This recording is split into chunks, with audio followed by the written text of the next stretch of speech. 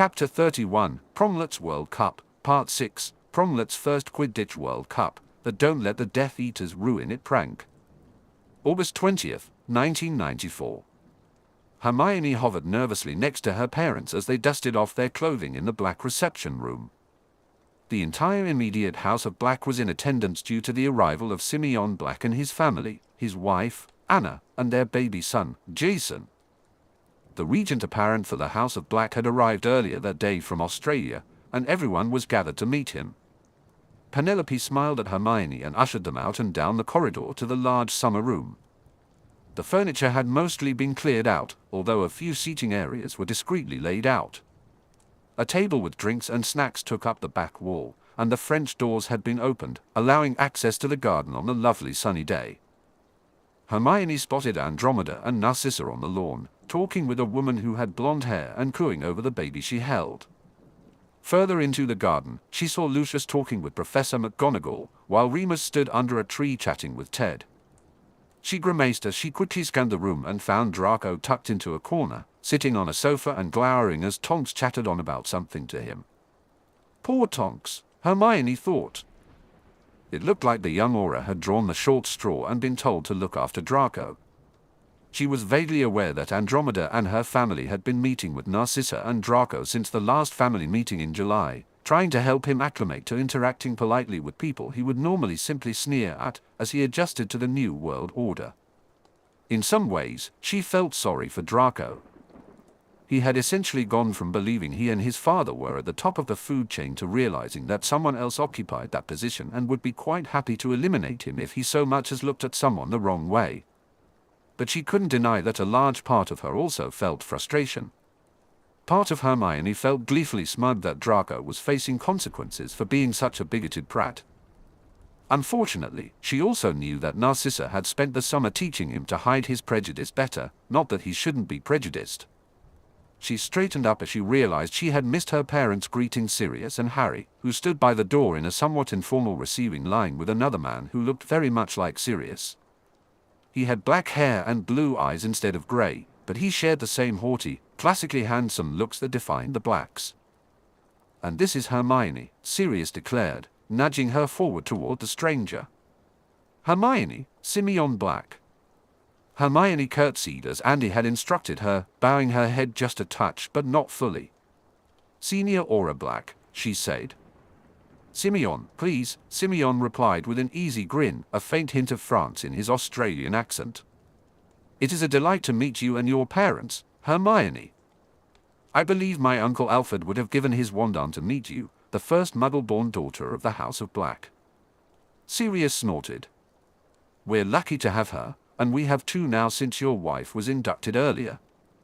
He winked at Hermione and nodded at Harry. "Why don't you kids catch up now that all the introductions are done?" Harry grinned at him, shot Simeon a shy smile, and Hermione marveled at the changes that had come over her friend during the summer. Harry looked better, healthier. His skin glowed, his dark hair shone, and his green eyes were bright.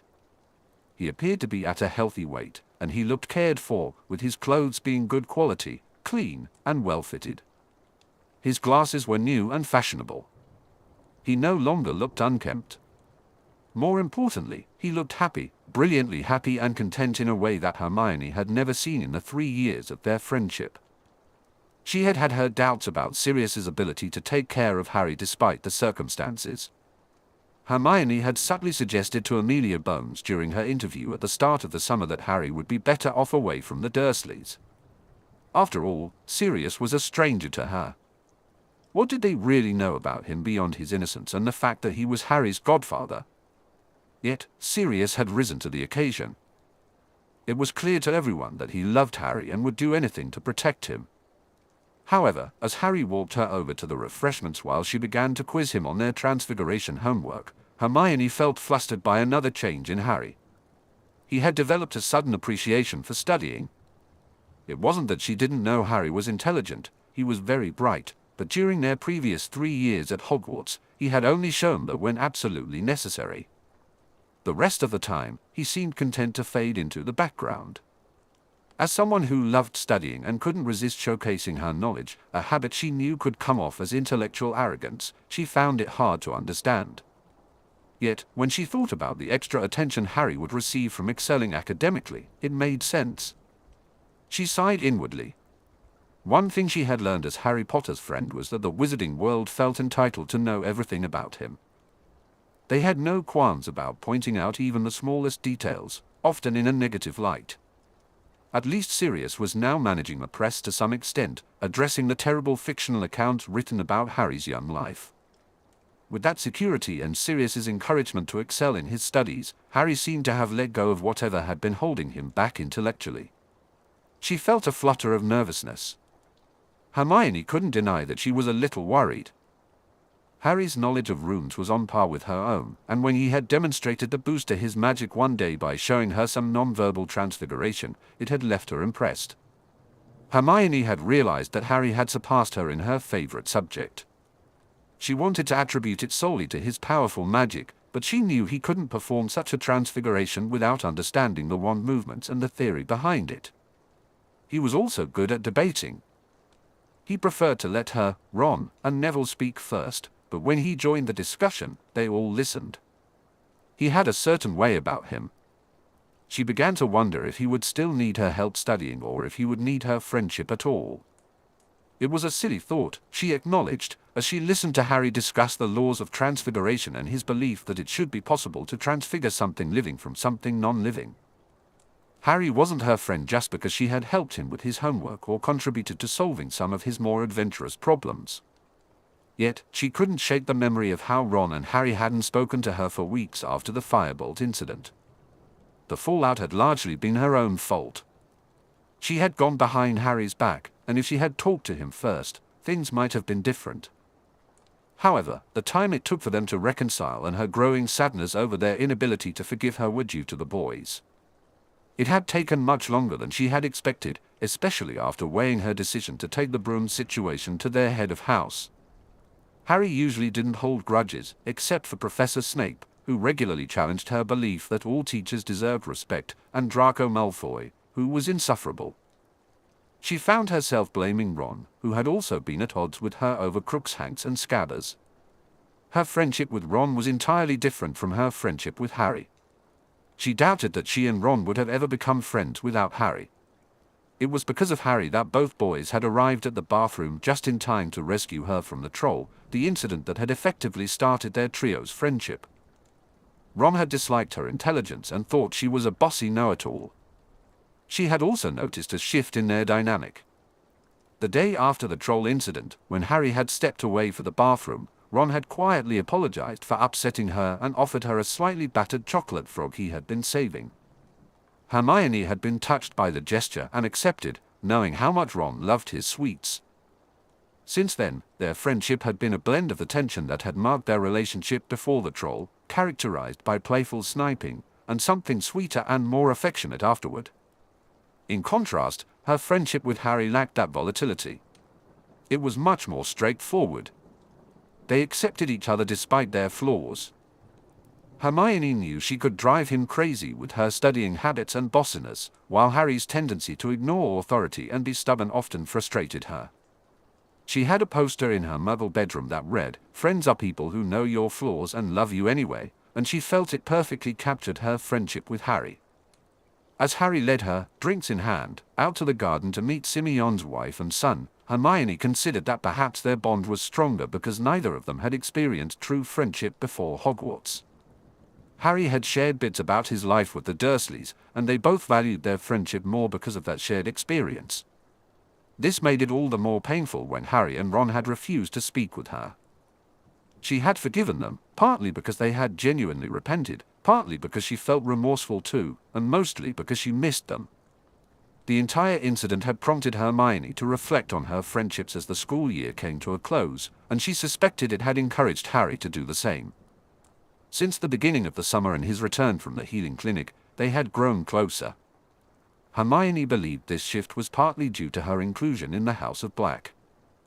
Most of it seemed to stem from Harry's decision to cultivate a closer relationship with her.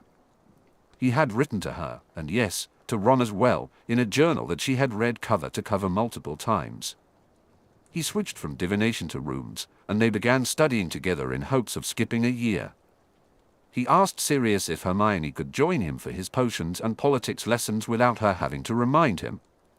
He even let her hold his hand and comfort him in the Chamber of Secrets. His actions warmed her heart. She understood that Ron held a special place in Harry's life as his first friend of the same age. However, she felt she occupied a unique position as well, beyond just being his first female friend. This made her feel more equal in their friendship, and it reassured her that Harry wouldn't always side with Ron in the future. She wasn't sure if that had been Harry's intent, but it was the outcome. Interestingly, Harry seemed to have made the same decision she had about making more friends. Losing Harry's and Ron's company had made Hermione realize just how isolated the trio was, and how isolated she was. Neville had been quite sweet to her. If he saw her in the Gryffindor common room, he would sit and chat with her when Ron and Harry weren't around. She also found some solace in her arithmancy study group, which included Padma Patil and Lisa Turpin. However, they only met twice a week, and truthfully, they focused more on studying than on getting to know each other. Early on in the summer, she had decided she needed to make additional friends outside of Harry and Ron. Luckily, Harry seemed to have come to the same conclusion. Their summer activities had helped build some decent friendships with Susan, Hannah, and Neville. She had also tried to develop a friendship with Ginny, prompted by a conversation at the end of the term. She sighed heavily, lowering her hairbrush and giving up on taming her hair.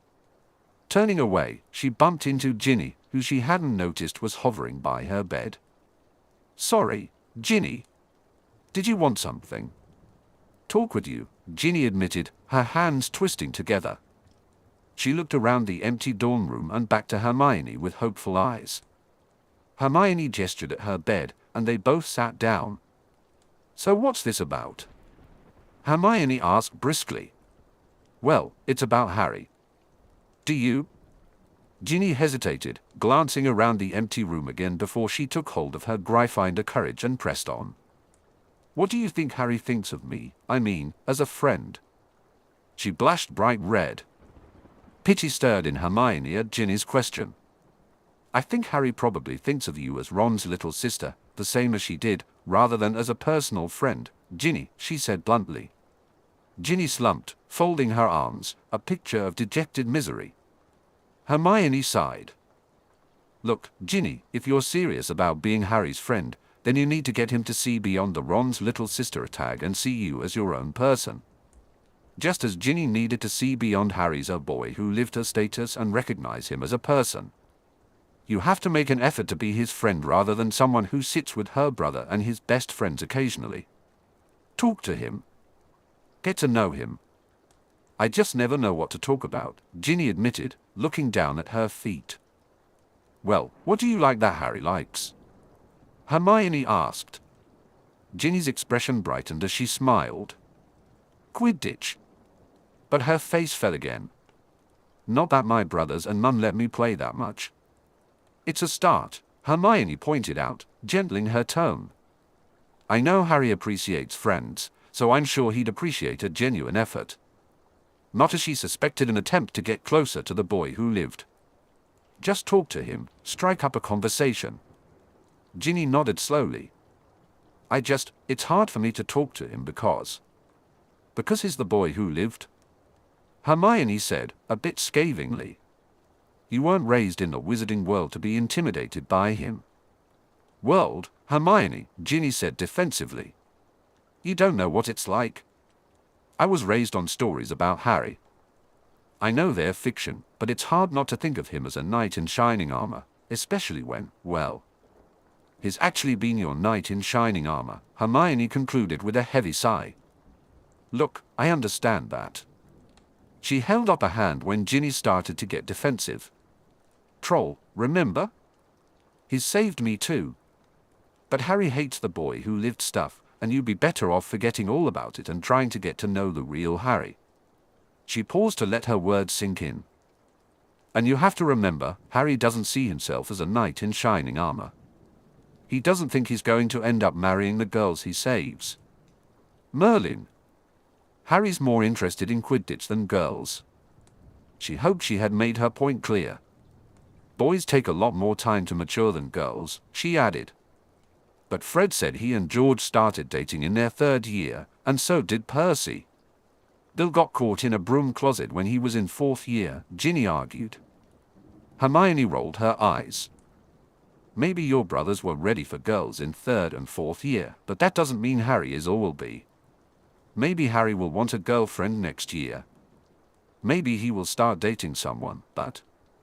She motioned absently with the brush she still held. I can guarantee that he won't look twice at someone who sees him as the boy who lived. Ginny's expression turned contemplative.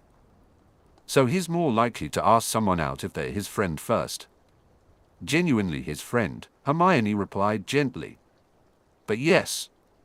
Will you help me? Ginny asked suddenly, shifting position to look at Hermione with a determined expression. The request took Hermione aback, but she caved at the sight of Ginny's hopeful eyes. I'll help you become friends, Ginny, she agreed.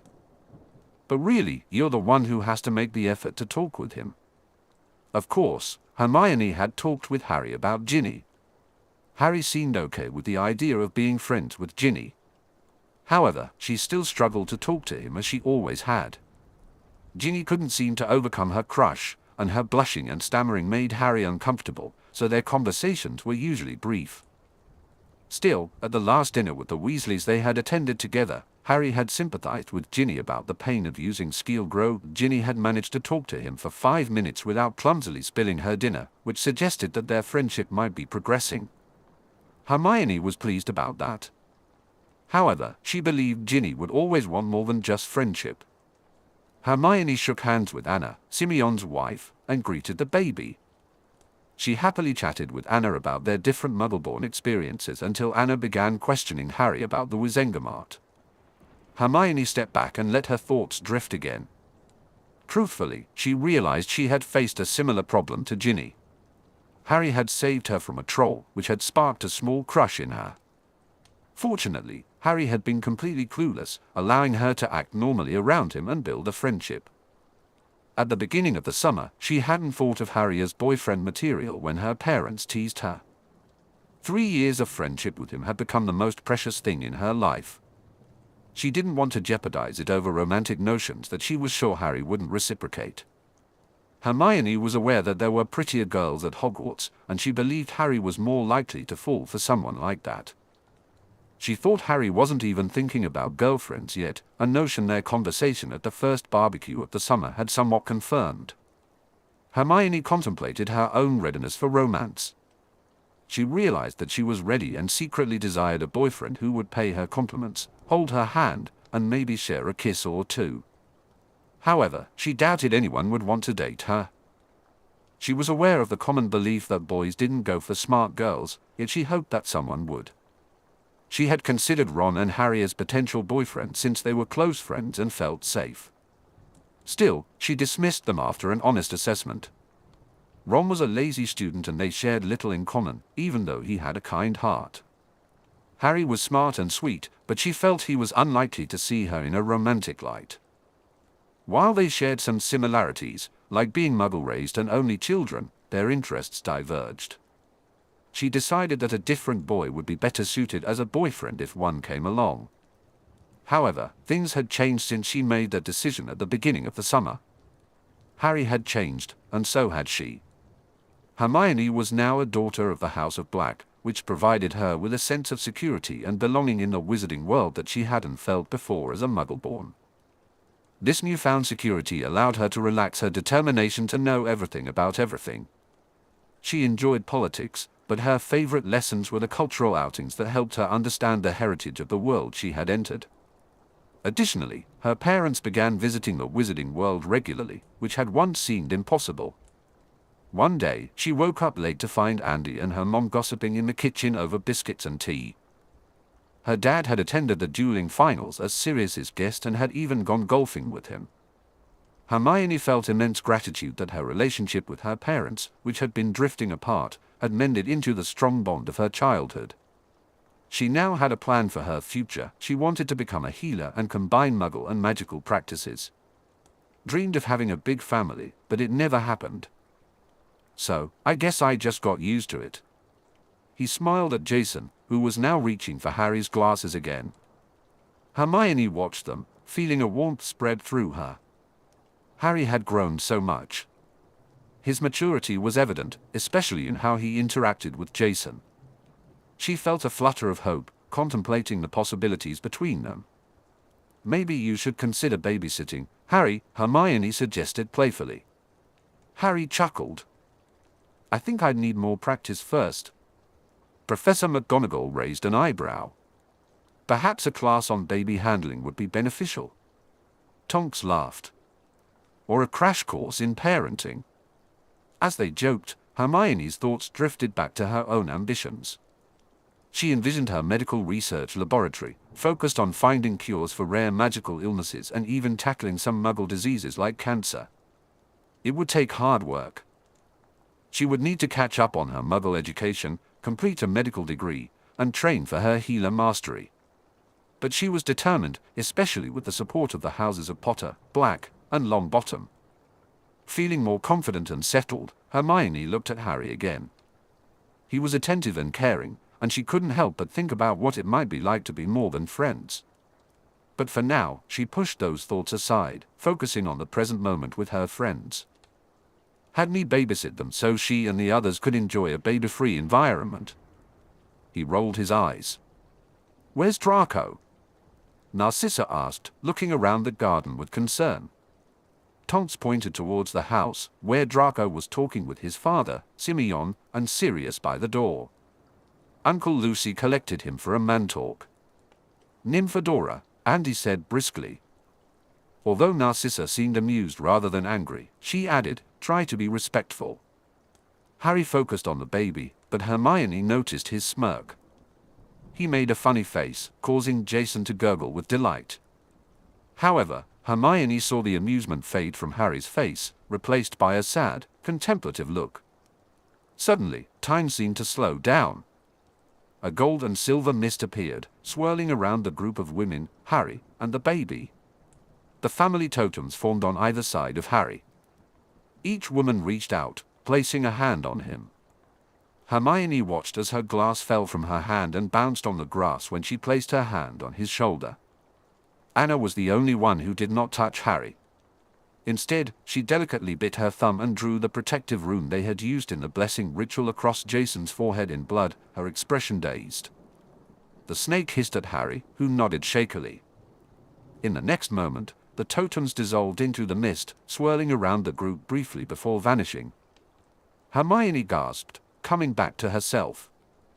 Anna shook her head, reaching anxiously for her child and giving Harry a suspicious look. "What just happened?" "Good question." Sirius panted as he rushed over. He placed a hand on Harry's shoulder as Harry handed the baby over. "Is everyone all right?" Hermione nodded quickly, along with everyone else. "Harry, what happened?" Sirius prompted, noticing Harry's silence. Harry sighed, glancing at Jason.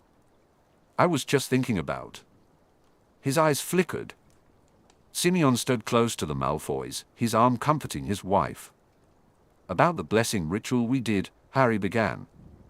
Hermione understood immediately, and she noticed Sirius recognized the reference to Lily's protection that had kept Harry safe. "I was thinking I wasn't much older than Jason when..." Harry's voice faltered, his expression pained. Hermione felt a tightness in her chest as he continued, "You know, I was thinking it was a shame that I couldn't extend a blessing to Jason, especially since he's in line for the Black Lordship if something happens to us both." "So the family magic jumped to do your bidding," Sirius remarked with a hint of amusement. Harry nodded, glancing apologetically at Anna. "I'm sorry if it scared you, but the blessing ritual we did for me now extends to Jason." The house totem confirmed it. Sirius raised a hand as Simeon opened his mouth to ask a question.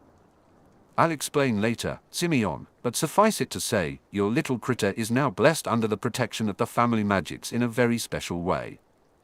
"This family magic stuff is very unnerving," Anna said, her accent sharp with distress. "It felt like I wasn't in control." "I'm really very sorry," Harry said again. It recognizes you as a daughter of the house after the oaths this morning, Anne. He gestured vaguely. Apparently, it can direct those under oath. He looked questioningly at Sirius, but it was Remus who responded. There are stories about family magics taking control of those under oath if there's a compelling reason to do so, usually for protective purposes. Remus pointed to Jason, who was grasping his mother's necklace and trying to suck on it. It seems the family magics deemed your desire to protect Jason as fitting that premise. No harm, no foul, Simeon interjected before Anna could respond. I look forward to hearing exactly what this blessing means. He glanced at Sirius before turning back to his wife. We should probably clean this up and settle it so we can enjoy dinner, Anna said. She nodded, and they walked back to the house.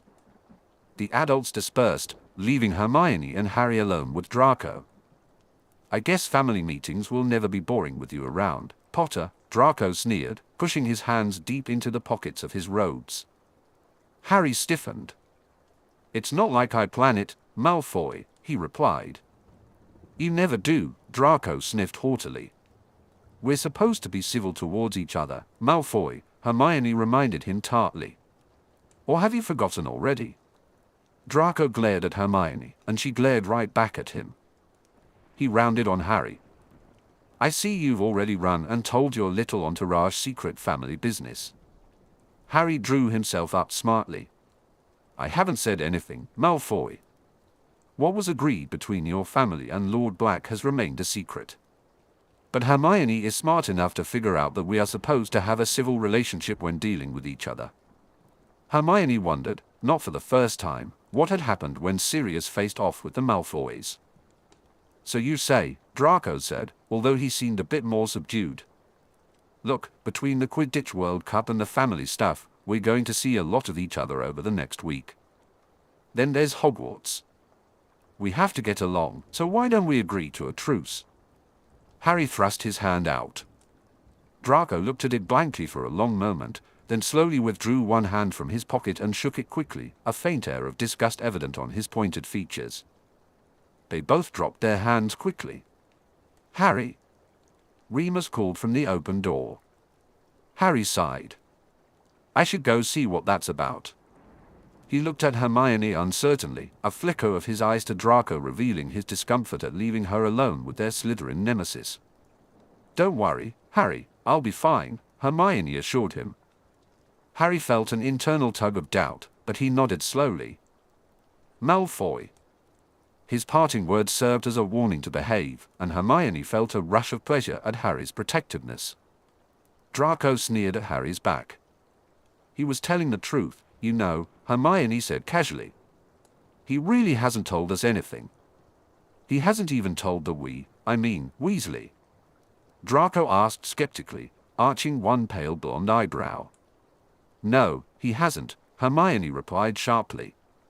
Harry takes the house business very seriously. Draco snorted. I'm sure, he snapped. But you'll forgive me if I don't believe Weasley won't take advantage of the situation. Hermione frowned, recalling how Ron had laughed at the idea of civility between Harry and Draco during their last etiquette lesson. He had assured her that even if Harry had to be civil, Ron didn't. But she also remembered Harry's response. Actually, Harry has already informed Ron that if Ron starts something with you, Harry will have to take your side as a matter of upholding the House of Black honor. So it would be better if he didn't. He's also assured Ron that if you start something with him, then he is honor-bound by the alliance between the houses of Potter and Weasley to stand with him. And since he is the heir to the House of Black, he can punish you for your behavior. She took a breath. Since the family magic really does love him, I would be careful not to upset him, Malfoy. Draco paled at her last statement. And I would rethink getting your friends to do your dirty work. Harry will see through that in an instant. You think you know everything, don't you, Granger? Draco replied snippily. For your information, I haven't been allowed to see my friends this summer and have been forced to spend time with Nott and Zabini. Hermione's eyebrows rose slightly at that admission. It made sense that Lucius Malfoy would want his son socializing with those who would have alliances with the House of Slytherin. Black was aware that Nott's relationship with Draco was one of mutual non-aggression. Zabini's situation was still being negotiated since Sirius had rejected the initial proposal of a marriage alliance with the widow Zabini. And I'm sure the only reason you disliked spending time with Nott and Zabini instead of Crabbe and Goyle is that Nott and Zabini can think for themselves and won't immediately do your bidding, Hermione said. Draco flushed red, and she knew she had made a point. Honestly, Malfoy, she continued, I would have thought a Slytherin would appreciate being encouraged to build alliances with strong and intelligent allies rather than simply putting up with minions. Like I said, Draco retorted, you don't know everything. He lifted his chin defiantly. Crabbe and Goyle are my friends. The unspoken words hung between them.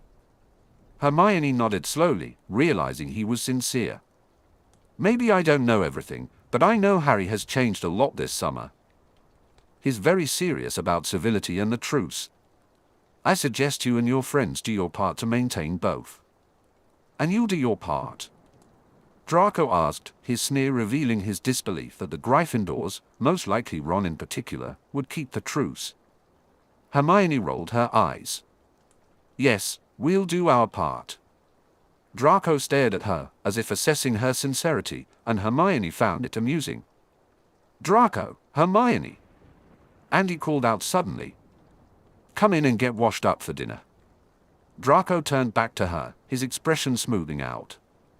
I might have shaken Potter's hand, but I refuse to shake yours, he warned. Hermione smirked, thinking Sirius would have been proud. If I ever offer you my hand, Malfoy, I don't expect you to shake it, she said, starting toward the house and leaving him behind. I expect you to follow etiquette and kiss it. Severus swirled the amber liquid in the crystal glass and stared at the parchment in front of him. He had neatly divided the parchment into quadrants. In the top left, he listed the initials of all the tagged Death Eaters who were alive. In the bottom left, he noted the initials of all the Death Eaters who were incarcerated in Azkaban. On the right side, the top section held the initials D.L and P.P, referring to the Dark Lord and Pettigrew, while the bottom section contained the initials of all the Death Eaters who were missing or dead. He frowned, unsure of what he was doing. Ever since he heard about the note Potter had received on his birthday, something had been nagging at the back of his mind. The meditation exercises he had done for occlumency hadn't helped bring anything to the surface, and he had hoped that the list would prompt whatever buried information was irritating him like a stone in his shoe. Unfortunately, it didn't seem to be working. What he really needed was a sounding board. He missed Lily in that regard. He had few friends to confide in and had become intensely self-sufficient. Perhaps a colleague could help, but given the sensitive nature of what he was considering, he couldn't simply approach one of them, even if he wanted to. He maintained a distant, professional relationship with the other staff and preferred it that way. There were two exceptions, but Albus was out, meeting with an old friend. Minerva might have been an acceptable substitute in a pinch, but she was once again at dinner with Potter and Black. Severus's lip curled in disgust. He set the glass down, the beverage untouched. Maybe a walk would clear his head and provide some order to his thoughts. He left his quarters and made his way to the entrance hall. The corridors were filled with house elves preparing the castle for the upcoming school year. It wouldn't be long before he would have to deal with the students again, and he longed for his peace and quiet. Severus felt disturbed. He hated teaching, loathed it. He had not become a potions master to teach children, though he might have accepted apprentices. His true desire was to research and invent, to create potions that could help the world. During his time with the Dark Lord, he had enjoyed some freedom in that respect, even though it meant brewing many potions at the Dark Lord's command. His position at Hogwarts had started as a requirement from the Dark Lord and continued after his defeat because he needed a safe place once news of his spying reached the other Death Eaters. He had become a target for their anger and resentment since Potter had been hidden away and Black was in Azkaban. However, Severus managed to resolve the situation by reaching out to Lucius, who eventually communicated that Severus was a double agent with the Dark Lord's knowledge. 5 years earlier, feeling secure enough that he wouldn't be killed if he tried to leave, Severus attempted to resign for the first time. Albus had carefully dismantled his argument over the course of the year.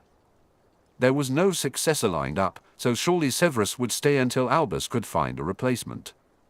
Severus had no other position to go to. The castle provided him with income, accommodation, and safety. When Severus insisted he must resign, Albus reminded him that it would be easier to keep Lily's son safe if he remained a teacher in the place where Harry would one day be educated.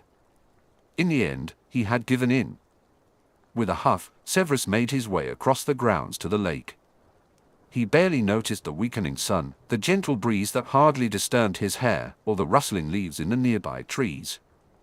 He gazed moodily across the expanse of silver water. It was probably unfair, but he blamed Potter for being stuck teaching. A part of him, the part that sounded remarkably like Lily, stirred within him. A voice whispered in his mind that it was completely unfair to blame Potter. The Dark Lord's order had brought Severus to Hogwarts in the first place. It had been his choice to serve the Dark Lord, and Albus's manipulations had trapped him into staying. Ultimately, it had been his decision to remain. Perhaps, he conceded, he viewed it as a fitting penance for his crimes. Hogwarts felt like a prison, a place that reminded him daily of Lily and the mistakes he had made. She was dead, and he didn't deserve a profession he enjoyed or a life free of irritating children who shouldn't be near a cauldron. He wasn't the only one confined to a hellish existence since Lily's death. His fists clenched as he recalled the ministry report he had read about Potter's home with the Dursleys. He snorted suddenly. What home? That house had been nothing but a place to live, and at worst, a prison. Potter had received minimal care, and upon reading about the lack of love and nurturing in the boy's upbringing, Severus felt an unwilling outrage that Petunia had dared to treat Lily's child that way. Albus had constantly assured him that Harry was well cared for, which was why he had assumed Potter was spoiled, just as his father had been when he attended Hogwarts. He should have known better. He should have known Petunia would never set aside her petty jealousy of Lily. He even felt some regret for continuing the pattern of verbal abuse at Hogwarts, belittling and berating the boy for the smallest infractions. He had been unfair to Potter simply because he was Potter, asking him questions that only someone who had studied months ahead could answer, marking his essays harshly, and grading his potions the same way, if he bothered to grade them at all, declaring perfectly acceptable potions a waste. Severus closed his eyes. Severus huffed in denial. His behavior was not comparable to the years of abuse the Muggles had inflicted on Harry. He had a role to play, and someone needed to keep the boy's ego in check. Yet, he found it increasingly difficult to justify why he had been so insistent on treating Harry with scorn. Lily would have been furious with him for treating any child that way, especially her son. She would have chosen Harry's side, Severus thought bitterly. After all, she had died to save her son. It stood to reason that she would have wanted to protect him from the smaller hurts of stern treatment from a teacher. If she had lived, she would have marched into the school and confronted him, and he wouldn't have blamed her. He wondered if the fact that he had tried his best to ensure Harry's safety would lessen the impact of his behavior. He feared it would not. Truthfully, he hadn't done much to help keep Harry safe beyond watching Quirrell. While he had managed to counter the hex on the broom enough to prevent Harry from falling, he had ultimately failed to keep Quirrell away from him. The enormous basilisk corpse served as another reminder of his failure. Not that Harry made it easy. The boy seemed to have no sense of self-preservation. Why would he? Severus reminded himself. The report had made it clear that the Dursleys had raised a child with little sense of self-worth. Add in Albus's manipulations and the wizarding world's expectations of their hero, and it was no wonder Harry constantly risked his life without regard for his own safety. He had no doubt that the need to instill some self-esteem in Harry would be central to the discussion when the staff met to talk about at-risk children at Hogwarts. Albus had ordered him to be civil to Harry, and he would be. However, he would not be civil to Black. He shook his head. How Albus thought it was a good idea to arrange a meeting between Severus and Black on the day of the basilisk recovery was beyond his understanding. Black was as hateful as ever, and Severus would not tolerate it. He might have to collaborate with the cretin to defeat the Dark Lord, but he refused to pretend that their relationship would ever be anything other than mutual hatred. Severus pushed thoughts of Black away as he remembered why he had walked out to the lake in the first place. He took a deep breath. The scent of gillyflowers filled his nostrils. The gillyweed would soon be ready for harvesting. He let his mind wander, allowing irritation and frustration to flow out of him until his body relaxed, focusing only on the scenic view before him. Suddenly, he heard the faint crunch of grass behind him and glanced over his shoulder. There was nothing visible. Still, his senses were on high alert.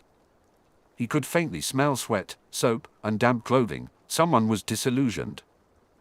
An intruder on Hogwarts grounds was unusual, especially since Alastor Moody had improved security since arriving at the school in mid-July. The holes in the wards had been identified and patched, the weaknesses of the surrounding secret passageways eliminated, and additional security added in key areas, including the infirmary and the potion stores. Severus drew his wand. "Show yourself." Moody appeared in a cascade of magic as the disillusionment spell ended. "Snape," he said. "Moody," Severus replied tersely. He and the former Auror had never gotten along well, but since Moody's arrival at Hogwarts, they had formed a sort of détente by simply ignoring each other. For a long, tense moment, they glared at each other, wands drawn and ready. Finally, Severus holstered his wand and bowed his head slightly in acknowledgement. "Your stealth skills need some work," he said. "You have very good ears and a good nose, Snape," Moody responded. Gruffly, his magical eye whirling, "Alastor," Moody said, "I still got close enough to you before you realized I was there that I could have decapitated you. You should be more vigilant." Severus sneered at him, but it was actually good advice with the Dark Lord on the path to regaining a form and his fellow Death Eaters back in business. He had become too comfortable within the grounds, too complacent. "You may have a point," he conceded grudgingly. Moody grunted. "Why are you out here anyway?" One eyebrow arched at the insinuation. "Am I to assume from that statement that the staff are subject to some kind of curfew now?" "Actually, that isn't a bad idea," Moody said before breaking into guffaws of laughter at Severus's horrified expression. Severus huffed out an exasperated snort. Moody sobered but gestured toward the lake. "The question was purely a casual one, Snape. Albus has lectured me on the necessity of maintaining positive and friendly working relationships with my colleagues." Severus could probably have recited the lecture that Moody had received. He received it yearly himself from Albus. "My advice is to ignore it." "I do." "So I can see," Moody said evenly. "Well, I should get back inside. Nobody on the grounds but us professors and Hagrid's menagerie. Give it another couple of weeks, and it'll be overrun with little monsters," Severus retorted, deciding to head back in himself. His plan had failed. He was no further along in finding out what it was that bothered him about the death threat. "I know," Moody grimaced, his scarred face twisting. "I have no idea what I was thinking when I agreed to this. In fact, I'm almost certain that Albus confounded me." "I have often felt that way myself after speaking with him," Severus agreed, almost flinching as he realized they had managed a civil exchange. They settled into a surprisingly comfortable silence as they walked back, and Severus found himself politely altering his stride. Severus kept pace with the limping ex-Auror instead of striding ahead. His mind drifted back to his earlier thoughts. He had wanted a sounding board. Moody, as a former Auror, knew the Death Eaters well because he had hunted them. Perhaps he could help. "The reason I was at the lake was because I was considering Potter's death threat," Severus said cautiously. "Oh." Moody looked at him suspiciously. "An alternate point of view may be appreciated in reviewing my thoughts on the matter," Severus replied smoothly, masking any hesitation in asking Moody for his help. Moody nodded slowly. "The staff room." It was a good suggestion, neutral ground for both of them. "I will need to recover something from my quarters," Severus said stiffly. "I will meet you there." Once Moody agreed, Severus turned sharply and headed to the dungeons. He quickly retrieved the parchment he had prepared earlier. When he arrived at the staff room, he found Moody already seated in a position that provided a good view of the room and the exits.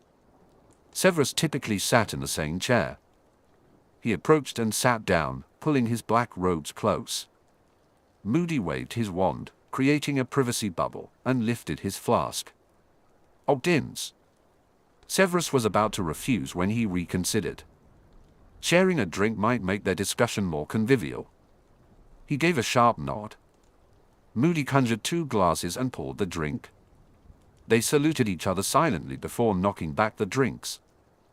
"So," Moody said, "what's this about?" "Since I spoke with Albus about the specifics of the death threat, I have been unable to shake the feeling that I should recall something useful. Despite my efforts, my memory refuses to yield the information," Severus confessed. "I prepared this list hoping it would prompt something." He handed it to Moody. The grizzled wizard scanned the list, his good eye taking on a calculating look as he processed the information. Severus frowned as he neared the end of the parchment. "Why do you have dead Death Eaters on the list?" "What I am trying to remember is something from my past." "I thought it prudent to have them all listed," Severus answered, his eyes widening before narrowing on Moody. He picked up his discarded glass and sniffed. "Veritaserum." "A variant," Moody replied after a long moment. Severus's eyes widened again. "You dosed us both." He realized Moody had poured their drinks from the same flask. Moody nodded. "Mild dose. Just enough to suggest you should tell the truth rather than compel you." He scowled at Severus. "I didn't think you'd fall for it, but you did. And what makes you think I won't just get up and leave?" Severus snarled angrily, stunned by the criticism, even though it was deserved. He had let his guard down, and the former aura had taken advantage of it. "Because the serum may help provoke your memory into recall," Moody pointed out briskly. Unfortunately, Moody was right. Severus rubbed his forehead tiredly. "Do you follow the Dark Lord?" Moody asked bluntly, obviously determined to take full advantage of Severus's vulnerability. "No," Severus said brusquely. "I intend to see him dead." "HMNPF," Moody said, surprised. "Well, I guess that's good enough for me." He gestured. "Tell me about when you found out about the death threat." Severus wrestled with whether he should just give Moody the finger and leave, but his need to know what was nagging at him overruled his desire to tell the other wizard to go away. "I found out about it in the Prophet," he replied tersely. "And, frankly, the only thing I thought at that time was that the article reeked of simpering mediocrity." Moody laughed. Skeeter does have a turn of phrase. He motioned at Severus. "So, tell me about when you—" "That sounds familiar," Severus said. "Albus called me into his office to update me on various matters, one of which was the death threat. He had obtained a copy from Director Bones. He handed it to me to read and informed me of the results of the magical forensic tests." "And that sounded familiar?" Moody asked. "Like now," Severus replied dryly. "What did it remind you of?" Moody pressed. Severus felt a tug of something, but it failed to reach his lips, and his mind remained blank. "I know I should remember, but I can't say why or what it is." He frowned in concentration but shook his head. "Interesting," Moody said, his magical eyes spinning. "The only time I've seen a truth serum fail to retrieve memories is when the individual has been a secret keeper or when they've been obviated or subjected to another form of memory spell." Severus stiffened. He definitely wasn't a secret keeper, which meant memory charms could be involved, but his occlumency should have caught someone tampering with his memory. "I'm a master occlumens," he began. "So?" Moody challenged. "You had to sort through memories during training, and you obviously sort through memories as a matter of routine." "Yes, but that only means your memory issues likely arose during the time when you were training and gave someone access to your mind." "Bellatrix!" Severus growled furiously. His hands clenched into fists as he struggled to control the surge of magic within him. Moody's eyebrows shot up. "You gave that lunatic access to your mind." "I didn't have a choice in the selection of my tutor." Severus snarled. He took a deep breath, trying to regain his composure. "I stayed for a month at the Lestranges." "Then whatever rings a bell about the death threat must have happened during that month," Moody said, pointing at him. "I'll wager a galleon that Lestrange placed a notice minute on the memories. Probably convinced you that you'd already sorted through them and put them away." Yes, Severus replied. Severus had already come to that conclusion himself. However, it was a significant step forward from his previous frustrated attempts to remember. Now that I am aware of the problem, I shall address it in my next occlumency session, he said. That also explains why you listed the dead Death Eaters, Moody mused. Your subconscious was trying to give you a clue. Severus nodded. It was not an entirely foolish conclusion. Does anything come to mind now that you know? Moody asked. No, Severus shook his head. I can vaguely recall staying in the mansion. He frowned. Rasbaston often had a male guest, but I cannot remember who. Probably Crouch Jr., Moody suggested. It might explain the notice me not. Crouch was obviously being kept under wraps, wasn't he? Severus nodded slowly. Barty Crouch Jr. had been a well-kept secret from both the outside world and within the Death Eater ranks. It had certainly surprised Severus when Crouch was arrested alongside the Lestrangers at the Long Bottoms. Moody was likely correct about the reason behind his memory issue. However, even if that was why Bellatrix had tampered with his memories, the information he needed was buried within them, and he doubted it was related to Crouch's romance with Rabaston. The staff door opened, and Albus walked in, dressed in vibrant lime green and bright lemon-striped robes. His face lit up at the sight of Moody and Severus together. Moody glanced at Severus, and they silently agreed that their discussion was over. Moody quickly removed the privacy charm. Albus, Severus greeted. Alastair. And Severus. Albus beamed at them. How delightful to see you both here. Together? Oh Merlin, Severus realized, Albus thought they had been bonding. His eyes met Moody's, and they exchanged identical looks of horror.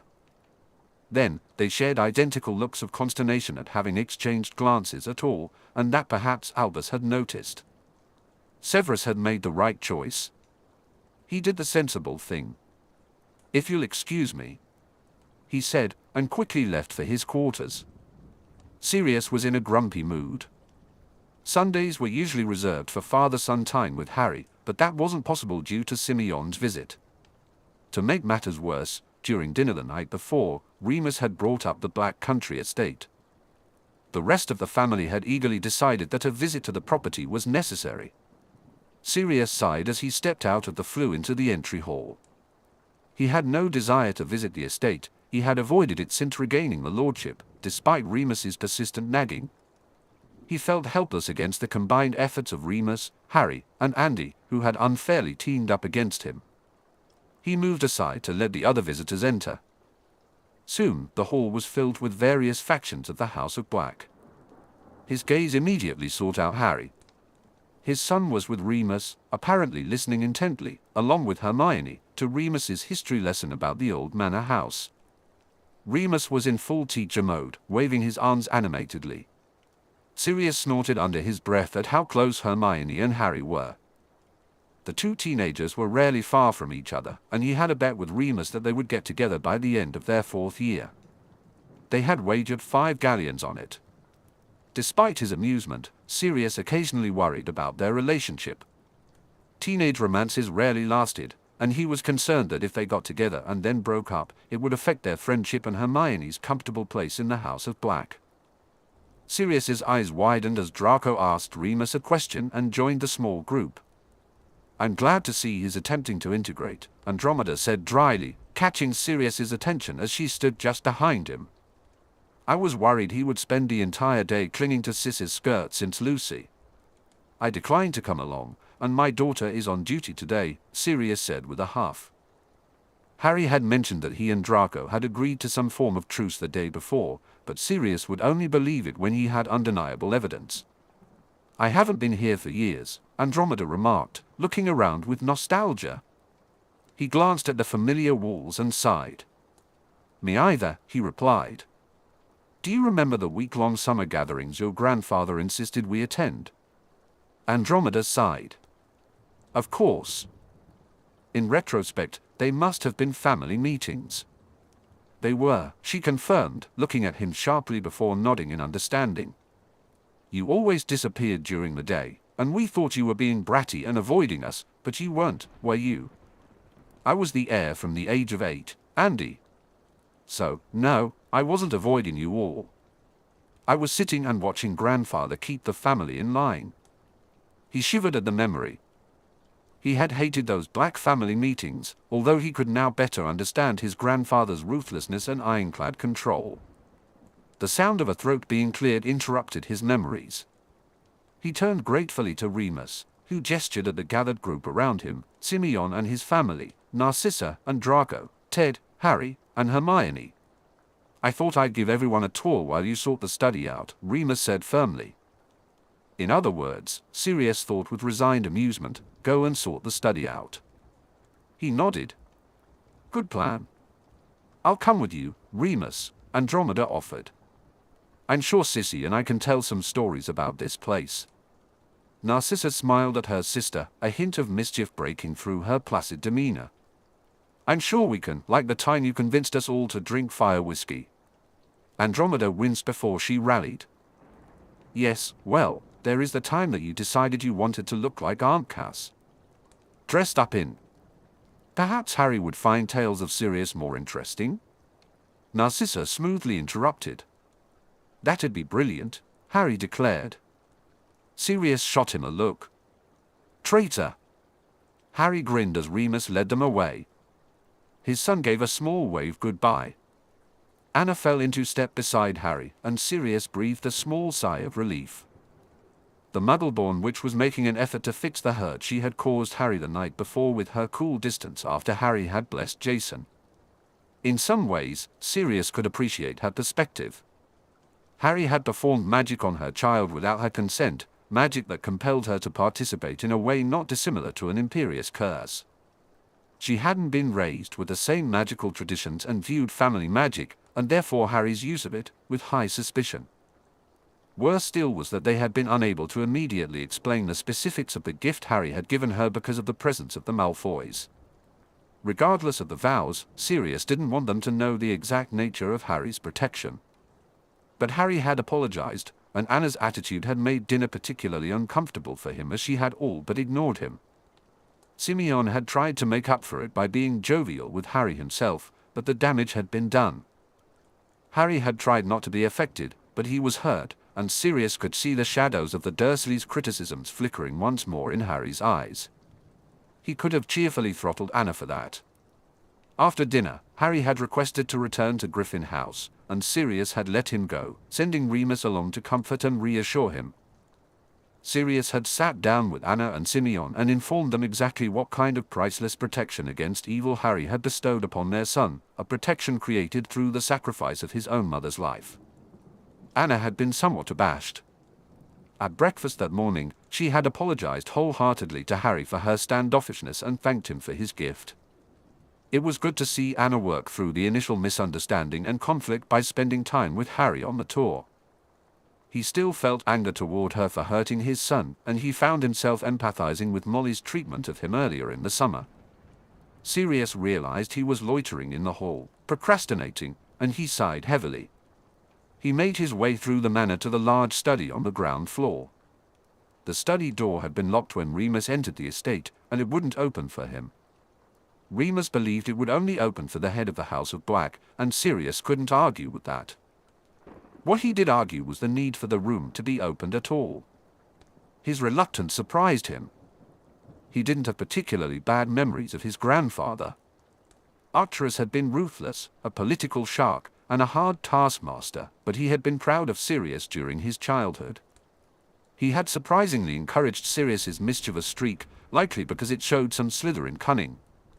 In hindsight, Arcturus had done a lot to lessen the cruelty of Sirius's mother. But unlocking the study that belonged to his grandfather was something Sirius didn't want to do. Perhaps, he mused as he stared at the dark wood, he was grieving for the old buzzard in an odd way. Maybe he didn't want to enter the study because doing so would mean acknowledging that his grandfather was actually dead. Sirius shook his head, trying to push the thoughts away.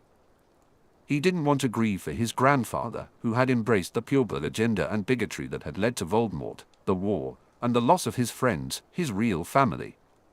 He took a deep breath and placed his hand on the handle. The ward recognized him, and the lock clicked open, allowing him entry. The door swung open. Chapter 32, Promlet's World Cup. His grandfather's study looked exactly as it had the last time Sirius entered it. A roaring fire blazed in the hearth to his right. A wide cherry desk filled the top right corner of the room. A matching table ran the length of the right wall, featuring an old pensive as the central ornament. To his left, a tall cherry cabinet occupied half the wall space, reaching from floor to ceiling. It was locked, but the secrets within might contain valuable blackmail material and intelligence on numerous individuals and families. Aside from the cabinet and two tall windows on the right wall, the rest of the walls were lined with floor-to-ceiling bookshelves, tightly stacked with books. Sirius thought fondly that Remus would be thrilled when he saw the collection. Finally, he stepped across the threshold and closed the door behind him. He walked over to the desk and was surprised to find it clean, devoid of dust and debris. An empty ink pot sat there, alongside a gleaming silver letter opener and a single envelope addressed to him. Sirius felt his heart leap in confusion and astonishment. His grandfather must have known about his imprisonment. There was no way he could have assumed that Sirius would be the next head of the house. With trepidation, he sat down in the warm leather chair. He picked up the letter and opened it. "My dear grandson, you will have many questions, and I ask that you bear with me through this, my last letter, for I am not long for this earth, and I know I will not see you again. On November 2nd, 1981, I visited the ministry, where Bagnall took great delight in telling me that you had been imprisoned in Azkaban on executive order for high treason, the murders of James and Lily Potter, the murders of some Muggles, and Peter Pettigrew. I left Bagnall determined that I would see justice done. The House of Black's reputation had taken a hit with the defeat of the Dark Lord and the triumph of the Light over the pureblood agenda, but I knew I could. I could probably persuade Albus Dumbledore to at least ensure you receive a proper trial, where I was certain the truth would come to light. I know you, Sirius. I never believed you were guilty. I also planned to lend my support, though in a very discreet manner, to the Longbottoms, who I knew would have custody of the last of the Potters. I refused to use the terrible name that our world has given him. I could guess why Albus decided to leave him with his blood relatives, but a child with his power has no place among Muggles. You may wonder why I left you both in such wretched conditions for so long. Why indeed, Sirius thought darkly. When I arrived home that day, I found an old friend of mine on the doorstep, a true seer named Una O'Neill. She and I had been in Slytherin together. Over tea, she explained that she had dreamed two possible futures the night before. In the first, I continued with my original plan and fought for your trial. Unfortunately, in that future, our world was doomed because of my actions. You refused your role in the House of Black and credited Albus with helping you achieve your freedom. While the Wizarding Order awarded you custody once you produced the will, the fate of the Longbottoms was unclear, only that they were unable to take Harry. Albus convinced you that Harry was safest with his Muggle relatives. Although you were eventually reunited, your relationship was irreparably damaged by your insistence that he remain with them. He didn't trust you, and ultimately, the war faltered because of this breach of trust, allowing the Dark Lord to win. The Dark Lord's indiscriminate killing eventually attracted the Muggles' attention, and the wizarding world was destroyed by one of their weapons. While I initially scoffed at this idea, my research since has confirmed that the Muggle world possesses weapons capable of such destruction. In the second possible future that Una dreamed, I discontinued my efforts and retreated. You remained locked away in Azkaban, kept Harry in the Muggle world until his Hogwarts education began. Then, you escaped from Azkaban. The rest was unclear to Una, with multiple paths possible. In one, you became Lord Black and rescued Harry, gaining custody of him and taking him away from the Muggles. Your relationship was built on trust, strengthening those who would oppose the Dark Lord. Una mentioned the possibility and hoped that the Dark Lord would not win. Dear Merlin's wrinkly ass. Sirius sank in his seat, turning his gaze away from the letter to stare blankly at a distant corner of the room. He struggled to comprehend his grandfather's words. He had met Una once at a gathering for his grandfather. She was a mature Irish lady with black hair and laughing blue eyes. She had told him he would become a dog with the heart of a lion. He hadn't understood then, he was 8 or 9, but in hindsight, her words had been prophetic, accurately predicting his schoolhouse allegiance and his animagus form. The two versions of the future laid out in front of him sent shivers down his spine. The first vision frightened him because he could easily see that if he had been freed shortly after being put in Azkaban, he would have angrily denied his grandfather any credit or gratitude. He had been naive and foolishly righteous in his faith in Albus during his youth. It would have been easy for Albus to convince him that the greater debt was owed to him, that Harry would be happy and safe in the Muggle world under blood protection. Albus would have had years to manipulate Sirius, and probably Remus too, if they had reconciled, into blindly following him. This would mean not acting in Harry's best interests, but rather furthering Albus's agenda for Harry. Just the thought of it made his skin crawl. The second version of the future also disturbed him. It offered only the possibility of hope and winning, not a guarantee. Sirius reflected that this was better than an apocalypse, but he wished for clearer signs of success instead of vague hints.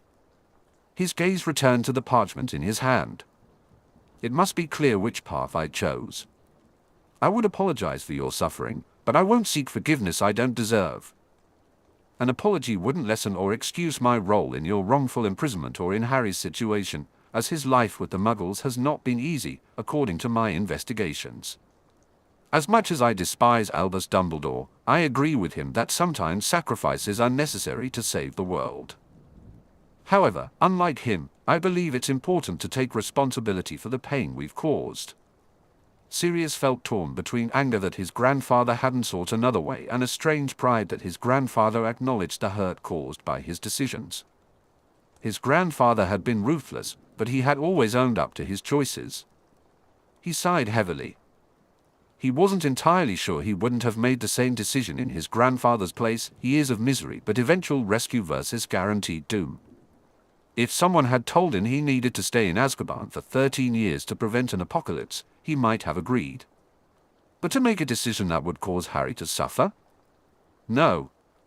There had to be a third option, Sirius told himself firmly, even if his grandfather had never tried to find it. I wish I could have explained this in person, but Una informed me that either path would unfold without me. I would live for less than 10 more years. After she left, I called my personal healer, who confirmed I had early symptoms of the degenerative wasting disease Una predicted. My body would waste away, I am bedridden these days, but my mind would remain sharp until the end. I was coming to terms with the news about my condition. My health declined when your cousin, her husband, and his foolish brother were arrested, leaving the House of Black's reputation in ruins. I would have made reparations to Augusta, but I believe she would be more inclined to accept them from you. If you haven't already offered her a formal apology, I encourage you to do so. She was the power behind her husband and will make a formidable ally. I faced a choice then. I could either remain in public for as long as possible, trying to rebuild the House of Black, or I could spend my remaining years in isolation, doing everything I could to ensure you and Harry had the resources needed to defeat the Dark Lord when you finally escaped. It should be obvious which path I chose. Sirius blinked heavily and reread the last part of the letter. Why would his grandfather have made such a choice? Nothing had been more important to him than his reputation and the House of Black, and it still was. Sirius answered his own question with cynical certainty. His grandfather must have known that rebuilding after the Lestranges and his own incarceration would take years he likely didn't have. No, option 2 would allow his grandfather to convince himself he was doing the right thing while hiding his disease from everyone. Self-serving old fool, Sirius muttered under his breath. There are many things to tell you, but where to start? Firstly, I want to discuss the House of Black. You will have realized I left you as heir, and I hope you have assumed your rightful place as the head of the house. I'm sure you have adopted Harry and made him your heir, but if you haven't, you should. Do as you wish with Bella and her husband. Lucius Malfoy has already wormed his way out of trouble, but he was marked and has delusions of grandeur. He has consolidated some power among the old Black Alliance by the time you read this. He will do anything to save his own skin. You may find some of the information gathered on him useful. Him in line. Narcissa wasn't marked and could be useful to you. She has a head for politics. Their child, according to my sources, is a spoiled brat. I leave his fate to you. I have ignored the rest of the minor lines to date because I believe their squid blood or undesirable matches weaken the overall strength of the House of Black. Sirius snorted. That was a major political difference between himself and his grandfather. He didn't care about those things. Family was family. However, my acquaintance with Lily Potter changed my mind about the latter, so I leave it up to you to determine their inclusion or exclusion. Speaking of which, my next topic is Harry. Wait. What? Sirius frowned heavily. When had his grandfather and Lily become acquainted? He suddenly remembered Bertie's memory of his grandfather seeing Lily when Sirius had been captured, promising Harry the family magic. Sirius, you should get Harry's health checked out as soon as you can. I had a wizard private investigator track down Harry in the Muggle world once he was of school age, and to say his report was alarming would be an understatement. The Muggles have badly neglected him.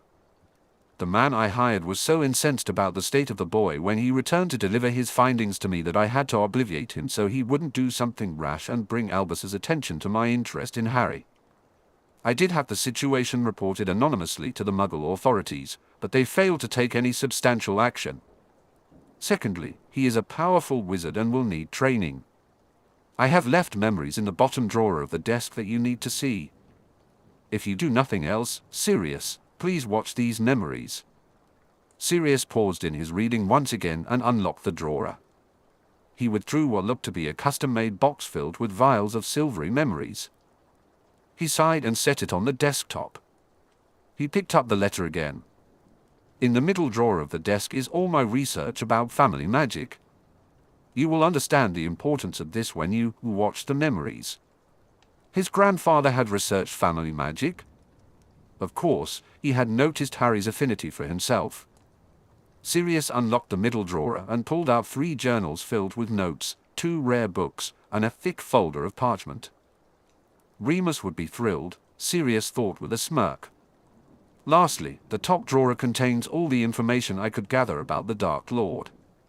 His real identity, likely hiding places, and his secrets. I fear he still exists due to making a Horcrux. Regulus asked me about them before he disappeared. I have included all my research on these vile things in his file.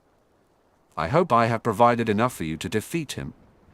Sirius quickly opened the top drawer and found a substantial stack of papers.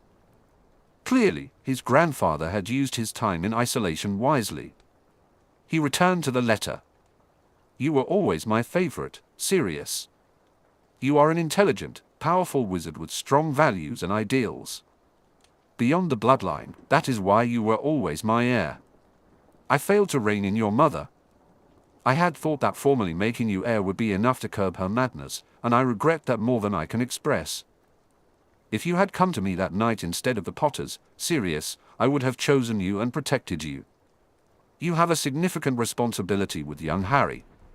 He will need you, and I know you will not falter in caring for and guiding him. Know that I have been and always will be very proud of you, my grandson. May Merlin and Morgana bless you both. Your grandfather, Arcturus Sirius Black. By the time he finished reading, Sirius's eyes stung with unshed tears. He placed the letter back on the desk, taking a moment to regain his composure. A knock on the door had him quickly swiping at his eyes before he called for his visitor to enter. It was Remus. His friend's eyes narrowed in concern. Are you okay? Fine, Sirius replied brightly. Remus said knowingly. I believe I've caught you at a vulnerable moment. I heard that fine before when you got ambushed by your brother and friends, and almost ended up in the infirmary for a month because you ignored the fact that one of your ribs was broken. None of my ribs are broken now, Sirius said irritably. He waved Remus over to the desk and pointed at the stack of information. My grandfather's research on family magic. As he predicted, Remus was happily distracted. Merlin, he exclaimed, picking up one of the books reverently. This is incredible. Minerva, Bertie, and I have been searching high and low for a copy of this book. He turned to Sirius. Why would your grandfather have it? Probably because one of these memories, Sirius tapped the box he'd unearthed, will be the one Bertie played for me in the pensive. Remus nodded slowly. I wouldn't mind seeing that memory. He frowned. There's more. Here. Sirius handed Remus his grandfather's letter and moved away, ostensibly to examine the books but really to hide. Eventually, he heard Remus clear his throat. We should probably see if this Irish seer of his is still alive. Yes. Sirius. Don't, Remus, Sirius ordered briskly. He shook himself and turned back, avoiding the sympathetic eyes of his old friend. Where are Harry and the others? They're out in the garden in the old summer pavilion, Remus said. The house elves brought 11s is. Do you want to join us? Sirius shook his head and retook the seat behind the desk. I should go through the memories. Remus nodded, understanding without Sirius saying anything that he wasn't in the mood to rejoin the family and act as though nothing was wrong. Right, well you set up the pensive and I'll go and tell Andy to take over the tour. I'll be right back. He started for the door. Remus, I can go through the memories myself and... Don't be stupid, Padfoot, Remus cut him off, catching his eyes. You're not going through them alone, Remus said firmly. Sirius didn't want to argue. The lump in his throat made it hard to think, so he settled for a sharp, brief nod. Remus hurried out, and Sirius began setting up the pensive. He focused on cleaning the bowl and ensuring the rooms were intact to distract himself from his grandfather's letter. If you had come to me that night rather than the Potters, Sirius, I would have chosen you, protected you. He hadn't even considered going to his grandfather when he fled Grimmauld Place. Instead, he had taken the night bus to the Potters' home, hiding his injuries as best he could. He walked up the long driveway with only the robes on his back and his wand. After ringing the doorbell, he collapsed. When he regained consciousness, he found himself sobbing on Charles Potter's shoulder. They ushered him into bed, where a healer treated his injuries, and Doria fussed over him before giving him a sleeping potion. The next day, he woke to find Jane sprawled on the bed next to him, snoring. 3 days later, Charles brought him his belongings from Grimmauld Place and told him that his grandfather had agreed he would stay with the Potters. Charles had sent them to the French chateau for the summer. Sirius took a shaky breath. He later learned from his brother that their mother had been confined to Grimmauld Place for her actions. At the time, he assumed his grandfather had punished her for going after the heir, not for going after him. Maybe he had been wrong about that. Ready? Remus asked gently, startling Sirius out of his thoughts. Yes, Sirius replied before sighing, no. We don't have to do this now, Remus pointed out in the same gentle tone. Yes, we do, Sirius countered. Sirius squared his shoulders and opened a box of memories. The vials were neatly arranged in holders and numbered. He picked up the one marked 1 and poured it into the pensive. Remus nodded at him, and they entered together. The memory was the same one Bertie had shown him on the day of Harry's adoption and blessing, but the viewpoint was different. Sirius watched, amused, as Remus clutched his arm when Harry took over Lily, seizing control of the family magic. As Sirius returned and his grandfather swooped in to tend to him, the memory faded, pushing them back into the study. Merlin! Remus exclaimed, awestruck. You told me, and I believed you, but to see it... I know. Sirius agreed. It was his second viewing, but he was still amazed.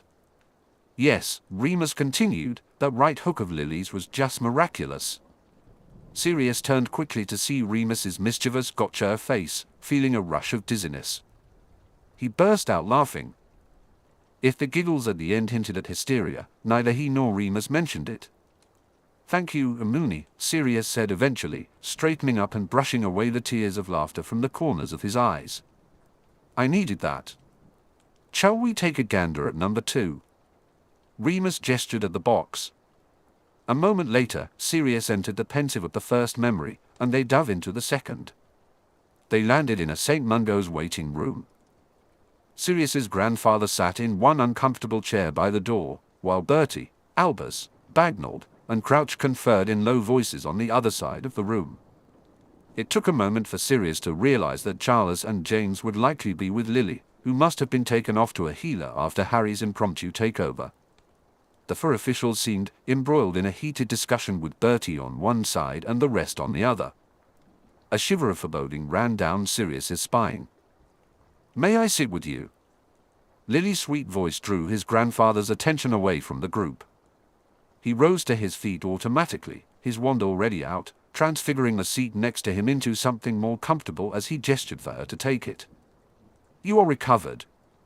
Arcturus asked politely as they sat down. Lily nodded, a faint blush on her cheeks. "Thank you for your understanding about my son borrowing your family magic." "It is his family magic too," Arcturus said mildly. Lily stumbled over her words and had to start again. "You've made him your heir." "Sirius is my heir, but he will be Sirius's," Arcturus informed her as if the matter were settled. "Even though he carries my blood?" Lily challenged, her tone reminiscent of past discussions Sirius remembered well. Arcturus waved a hand dismissively. "The only blood he carries that matters for the family magic is black." Lily rubbed her protruding abdomen. "Then why all the fuss about purity of blood? Those of us in magical families, with generations dating back years, who have created and maintained the traditions of our society wish to protect them," Arcturus explained with more patience and less vitriol than Sirius had expected. "Marrying someone who shares the same history and culture helps in that protection. New magical people tend to want to challenge the status quo. If the status quo isn't challenged occasionally, how will society move forward? Grow?" Lily argued passionately. "Traditions and culture are important, but a society will stagnate if it clings so fiercely to the past that it doesn't allow for a future. And there is the crux of the political argument at the heart of the wizarding world." Arcturus tapped his cane lightly on the floor. "So you agree with Voldemort's position that all Muggleborn should be?" "Who killed?" Lily asked pointedly. Arcturus tilted his head toward her. "The Dark Lord wishes to kill us all, Madam Potter, not simply the Muggleborn." "Call me Lily," she said absently, continuing to soothe the stirring baby in her arms. "If you know that, why do you support him?" "I neither support nor oppose him," Arcturus replied sternly. "Do not confuse the House of Black with the antics of those who have taken the mark." "Ouch," whispered Remus. "I'd forgotten just how sharp a tongue your grandfather has at times." Sirius nodded, while Lily's cheeks turned red with embarrassment. "My apologies, Lord Black." Lily inclined her head, her red hair cascading forward. Arcturus huffed but nodded. "Accepted." He sighed, sounding disgruntled. "I cannot blame you for your confusion when most of the younger generation have lined up under the Dark Lord's banner and embarrassed the house." He glanced toward the door and the rest of the hospital outside. "All except my heir, of course."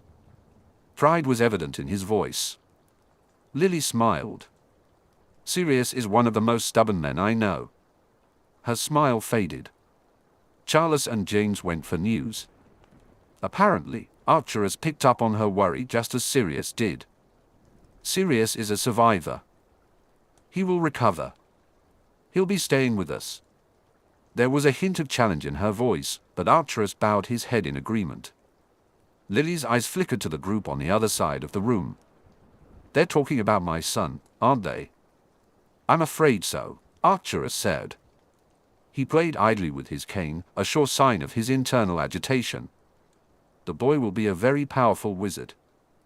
They will wish to use him for their own gain, even Albus Dumbledore, and they all refuse to acknowledge Bertie's authority to restrict their knowledge of the event." He cocked his head. "Bertie has been arguing that it is too dangerous for them to retain the knowledge, especially when the child is not yet born." Lily's face paled. "I wish I could obligate them, but I couldn't take on 3 by myself, and Albus is another 4 wizards all on his own." Arcturus glanced at her sharply. "You agree they shouldn't remember at all?" Her green eyes met his with determination. "Protecting my son is more important than their memory of the event." Sirius wondered if Lily knew about the prophecy at that moment. "You're a father," Lily continued. "Would you not do everything you could to protect your child?" Arcturus was about to respond when Charles and James entered. Their faces showed surprise at seeing Lily seated with Arcturus, and they quickly walked over. "Serious?" Arcturus asked immediately. "In a healing coma," Charles replied succinctly. "He was tortured badly and will need extensive therapy to walk again, but he'll be fine in the long term." "That's a relief." Lily leaned into James, who sat beside her and placed his arm around her shoulders. "A word, Charles." Arcturus motioned to an empty corner of the room. Charles nodded briefly, bemused. Arcturus erected a privacy ward. "Lily has expressed concerns that the ministry will seek to use her son and not comply with Bertie." Any hint of Charles's usual good humor disappeared, and his brown eyes hardened. "Your observation?" "It confirms her fears may be valid," Arcturus said without turning toward the group. "They had been huddled since we arrived, and Bertie is clearly the only one arguing that they should restrict the knowledge." "Bastards," muttered Charles. "So we're obliviating them." "We'll need to use the family magic," Arcturus said quietly. "Albus is too powerful." Charles nodded. In a move that surprised Sirius, as well as everyone in the waiting room, Charles and Arcturus. They turned as one, with his grandfather lowering the privacy ward while they both called forth their family magic. "Familius Magicus Protectus." The snake and griffin materialized, startling the other occupants in the room. "Dad, what are you?" "Leave 'em, James." Lily held James back as he tried to stand. Charles and Arcturus pointed their wands in unison. "Bind them." Sirius noticed the alarm flicker in Albus's eyes as he moved to draw his wand, but it was too late. The snake lunged forward to bind the three chosen individuals. "Obliviate them." "You will remember instead that Sirius was found by the family magic called by Arcturus and me," Charles commanded. The griffin swooped toward the three, dazzling them with a brilliant light. A moment later, it was over. Albus blinked. "I'm sorry, I can't seem to recall." "I was just saying Sirius will be fine, Albus," Charles replied soothingly. "Thank you for your concern, but if you need to get back to Hogwarts, we understand." "And I should return to the ministry," Bagnall said in a formal tone. "Crouch, we should get back to work instead of lingering here." Bertie stayed behind as the others left, remaining silent but casting a suspicious glance at them. "Am I to be obliviated too?" "Only if you intend to use the boy for your own purposes," Arcturus answered. "You have my word that I won't." Bertie sighed heavily. "The others will need watching once the boy's powers are known." "And we shall watch them," Charles assured him. "We'd like to count on your support." "You have it," Bertie replied simply. "I should head back before they start questioning why I stayed with you." Arcturus lifted his cane. "I shall walk with you." Charles cleared his throat. "You could stay, Arcturus. Sirius will wake by morning. And he will not want to." "See me," Arcturus said simply. "Lord Black." Lily rose awkwardly from her chair and offered her hand.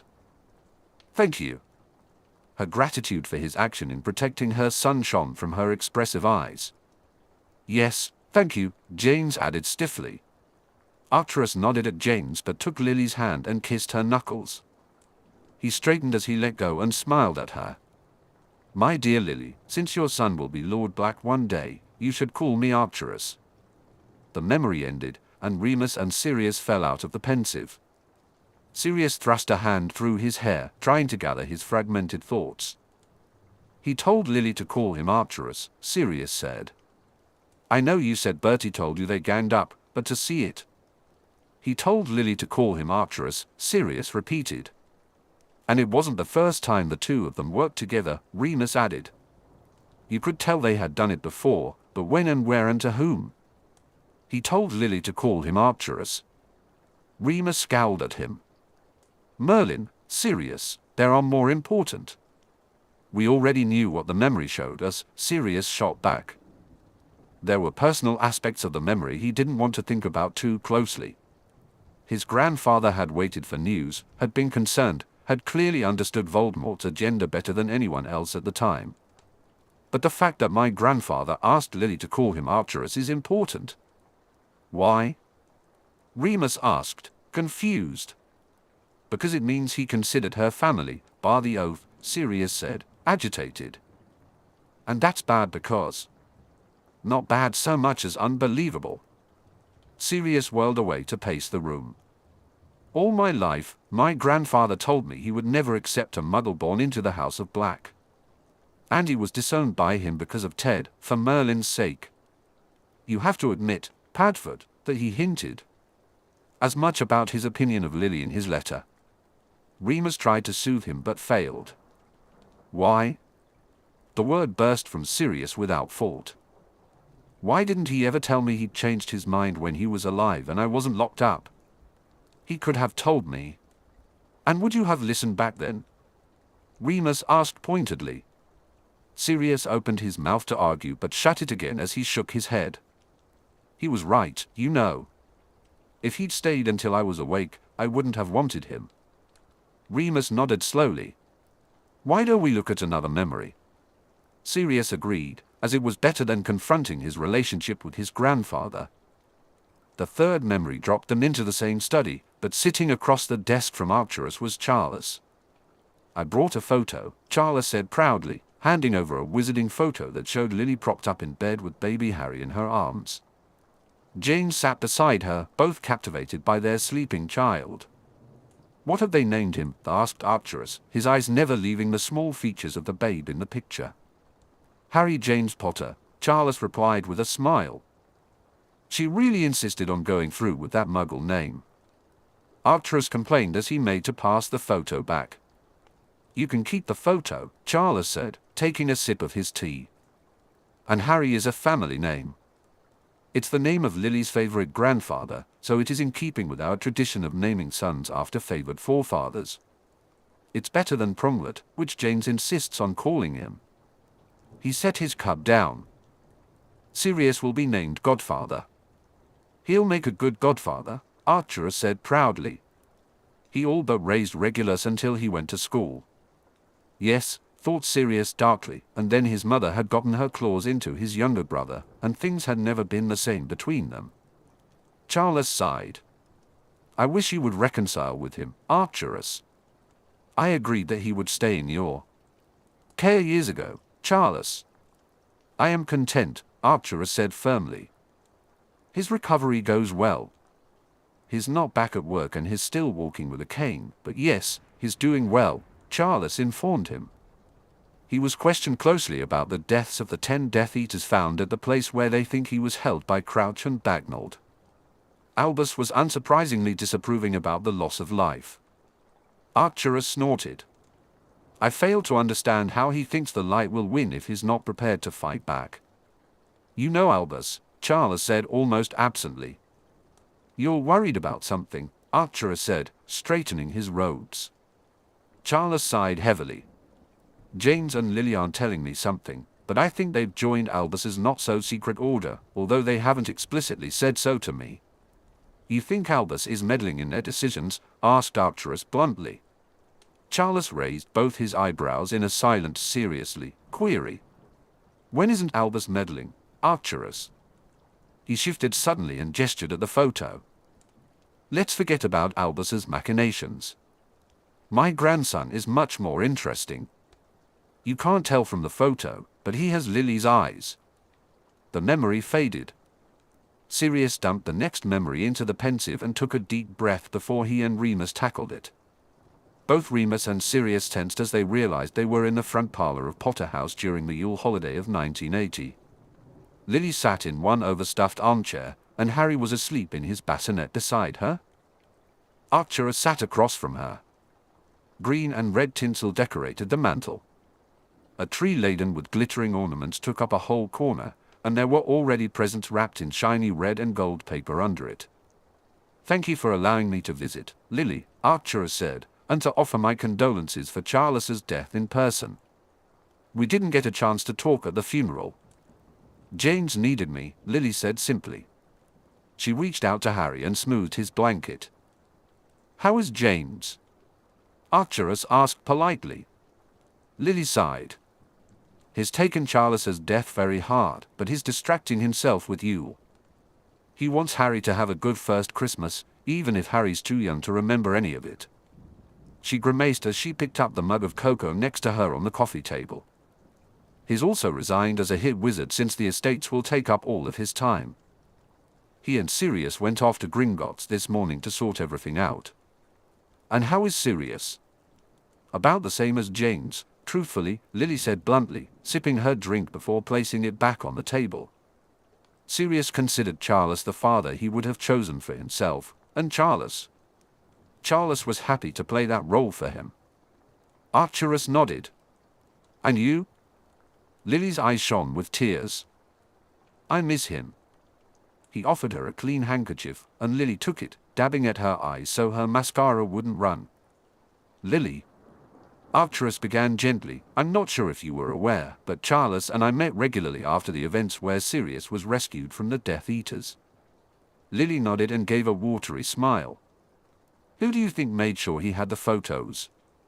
Thank you for those, Arcturus said softly. I had the one of Sirius and Harry framed. Harry loves him already, Lily's smile lit up her face. Did you know Sirius was the only one home when I went into labor? He ended up being the one in the labor room with me. Arcturus shuddered delicately.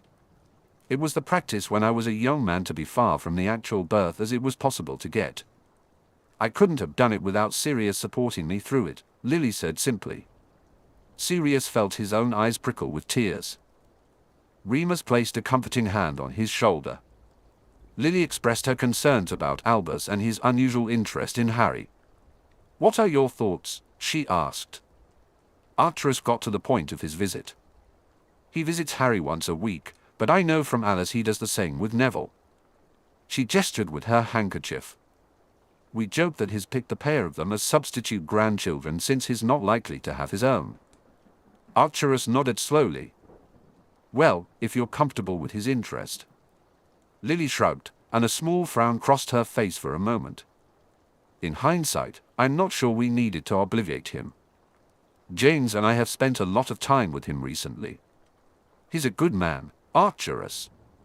Even good men have their own agendas, Lily, Arcturus advised, holding up a hand when she started to disagree. I will say no more except this, the House of Black will always recognize the House of Potter as extended family. If you ever need help, I hope you'll consider coming to me. Lily smiled. Thank you, Arcturus. Sirius exited the memory and found Remus looking as disconcerted as he felt. Sirius silently replaced the last memory with a new one. They were back in Arcturus's study, but now Lily, wearing a dark cloak, sat opposite Arcturus. She looked pale as Arcturus poured her a glass of fire whiskey and pushed it across his desk. Sirius realized with a start that a framed photo of a young Sirius holding a baby Harry was prominently displayed on the desk. Lily drank the liquor and pointed at the photo. I'm surprised you have it displayed so openly. To anyone who isn't me, you, or your husband, the photo appears to be that of my late wife, Arcturus corrected her gently. Oh, Lily said, looking lost. Sirius's heart clenched with fear for her. Why did she look so upset? And why had she gone to his grandfather instead of James? Did you know? My parents died 2 weeks ago. Lily asked, her eyes fixed on the empty glass in her hand. I had heard a rumor to that effect, Arcturus replied. My condolences on your loss. It was a house fire. It's been ruled accidental in the Muggle world, but a spy informed Albus that it was Death Eaters, Lily stated bluntly, slamming the glass down on the desk and wrapping her cloak more tightly around herself. Bastards! What do you need from me? Arcturus asked. I need a way to protect my sister and her family, Lily said, finally raising her head. Her green eyes burned with anger and determination. Albus says there is nothing that can be done because they're Muggles, but I want to place wards around her home, and I know the black wards are considered the best. Arcturus looked at her for a long moment. He got up and retrieved a book from a shelf on the far side of the room and handed it to her.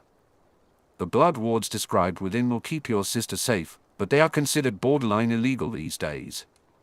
The House of Black is fortunate that most of ours were laid down before the ministry started to object to blood magic. You shouldn't be discovered in placing them, since the ministry only monitors wand magic in Muggle areas. Lily clutched the book to her chest. Thank you. She sighed heavily, clearly hesitating to say something else. Indecision was written across her delicate features. Finally, she took a deep breath. Arcturus, do you believe in prophecies? To some extent, Arcturus allowed. I have a friend who is a seer, and she is usually very accurate about her dreams. Other than that, he gave a half shrug, dismissing the idea. There is a prophecy that might concern my son, Lily said quietly. Albus saw fit to tell James and me about it the night he informed me of the truth concerning my parents' deaths. He believes our families are being eliminated to get to us, that we should go into hiding. I would be happy to offer my home to you, Lily, Arcturus said. Lily smiled, easing the pained expression on her face.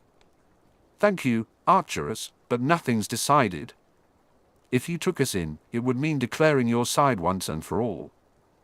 You would become a target for that creepy bastard. I can handle Albus, Arcturus replied dryly.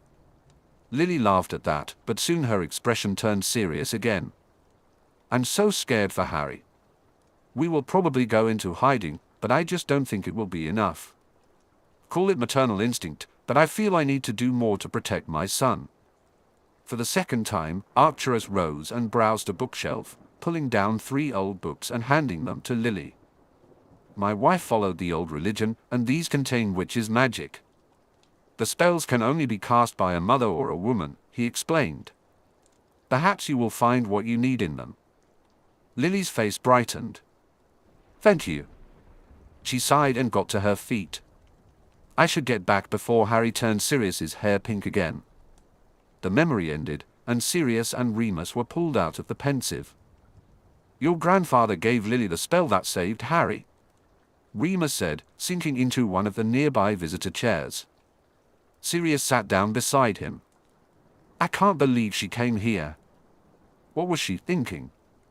They clearly had a very civil relationship, Sirius, Remus said absently. Do you think James knew? Sirius shook his head. He would have told me if he had, and he definitely would have warned Lily to stay away from my grandfather. So it's just as well he didn't know, isn't it? He added, the books my grandfather gave her helped her keep Harry safe. There was a mix of wonder and bitterness in his voice.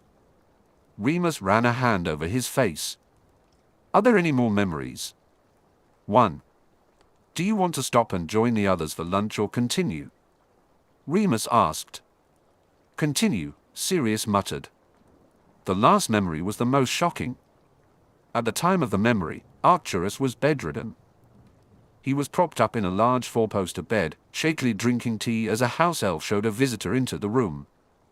Ollivander, the wand maker, greeted Arcturus happily and took the seat Arcturus pointed toward. He agreed to refreshment, and another elf arrived with a freshly brewed pot of tea. Thank you for coming, Master Ollivander, Arcturus said. You have been secluded for many years, and your letter asked for my knowledge, Lord Black, Ollivander replied, smiling at Arcturus, his silver eyes glittering. I admit to some curiosity. What do you know of the tale of 3 brothers? Arcturus asked. Ollivander's bushy white eyebrows lifted halfway up his forehead. The child's tale. His expression became slightly mischievous. I take it you wish to quiz me about the Elder Wand. He settled back in his chair. And if I tell you what I know, you will receive the copy of Alrac's wand-making law from my family library, Arcturus offered smoothly. And if I were to tell you that it will not aid you in recovering your health? Ollivander posed the question quite seriously. My research is to benefit the last of the Peverells, not myself, Arcturus replied. The Potter boy? Ollivander's eyes gleamed with curiosity. Interesting. But then it would explain the photo by your bedside. Sirius glanced to where Ollivander's gaze had darted and found the photo of himself with baby Harry on his grandfather's bedside table. Arcturus chose to stare the wand maker down rather than answer. Ollivander's lips twitched. I accept your terms, Ollivander said. Arcturus inclined his head. The Elder Wand is also known as the Death Stick. It is said to have been crafted by Ange Peveril, Ollivander began enthusiastically. It is purported to be a wand wrapped in a. The root of the elder tree was the inner core soaked in Peveril's blood and covered with runes of power. The bark of the elder tree wrapped around the core, adorned with additional runes that conveyed accuracy and balance. Finally, this was placed within the hollowed-out core of an elder branch and fashioned into a wand. Only one mark was made on the outer wood, the invention mark of the Peverils.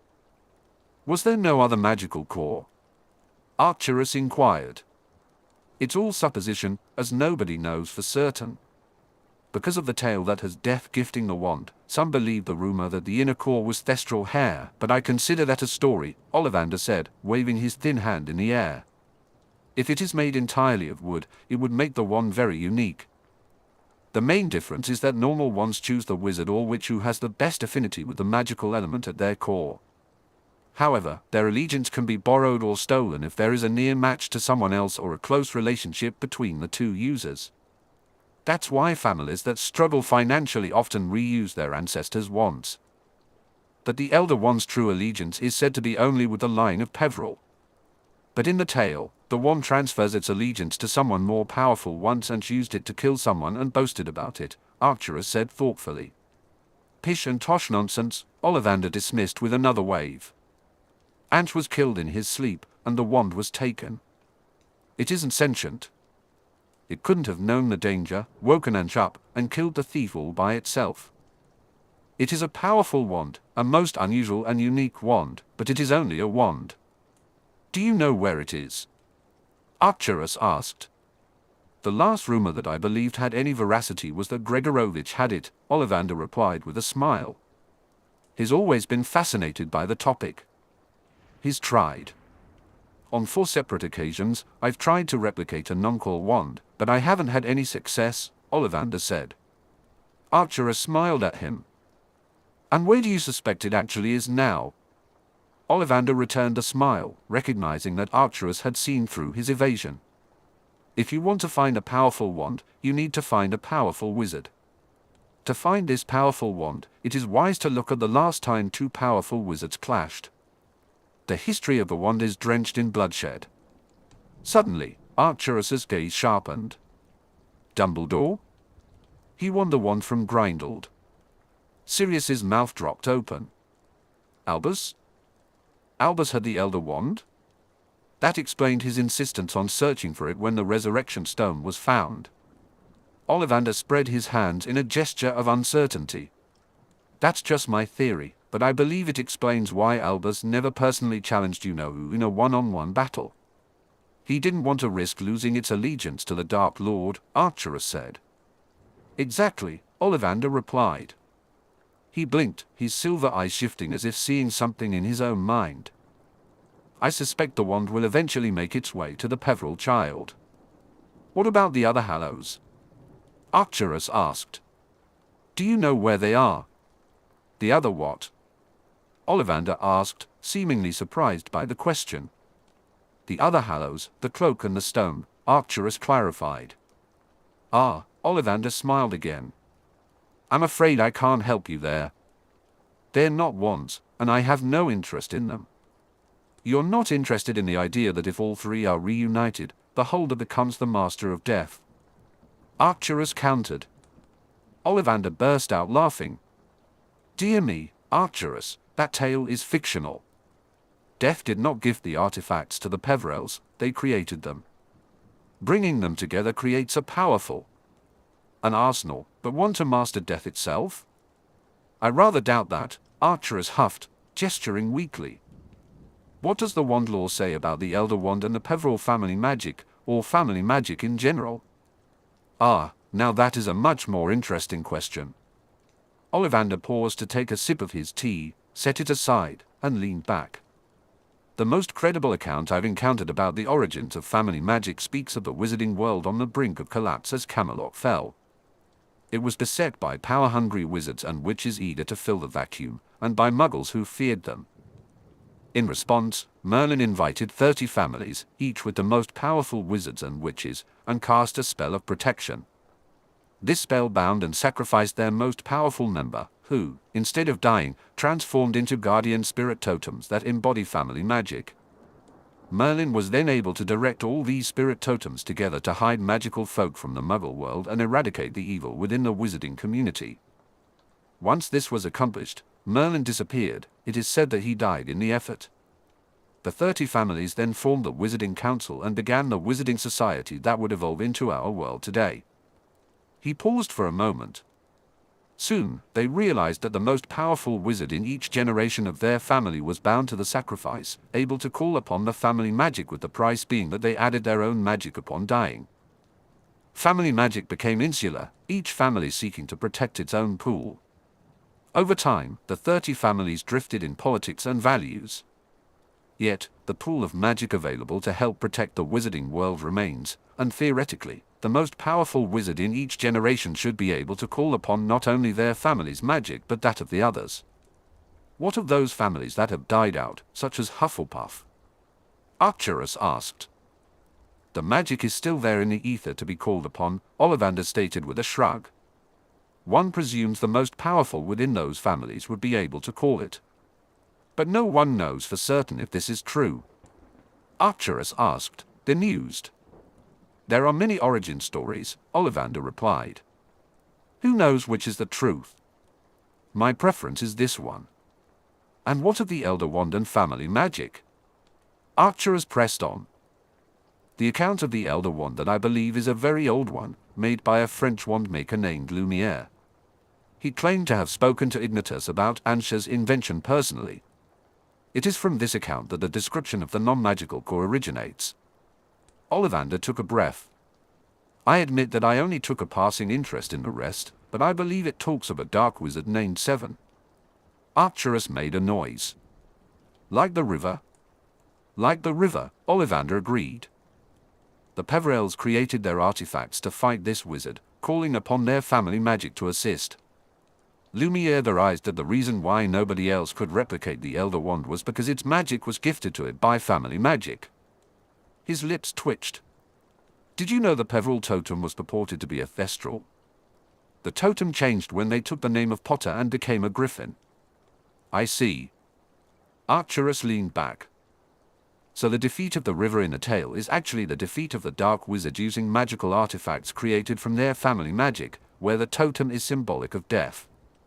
Thus, the tale emerges of the three brothers defeating a river and receiving gifts from death. Did the account say how the artifacts were used to defeat the dark wizard?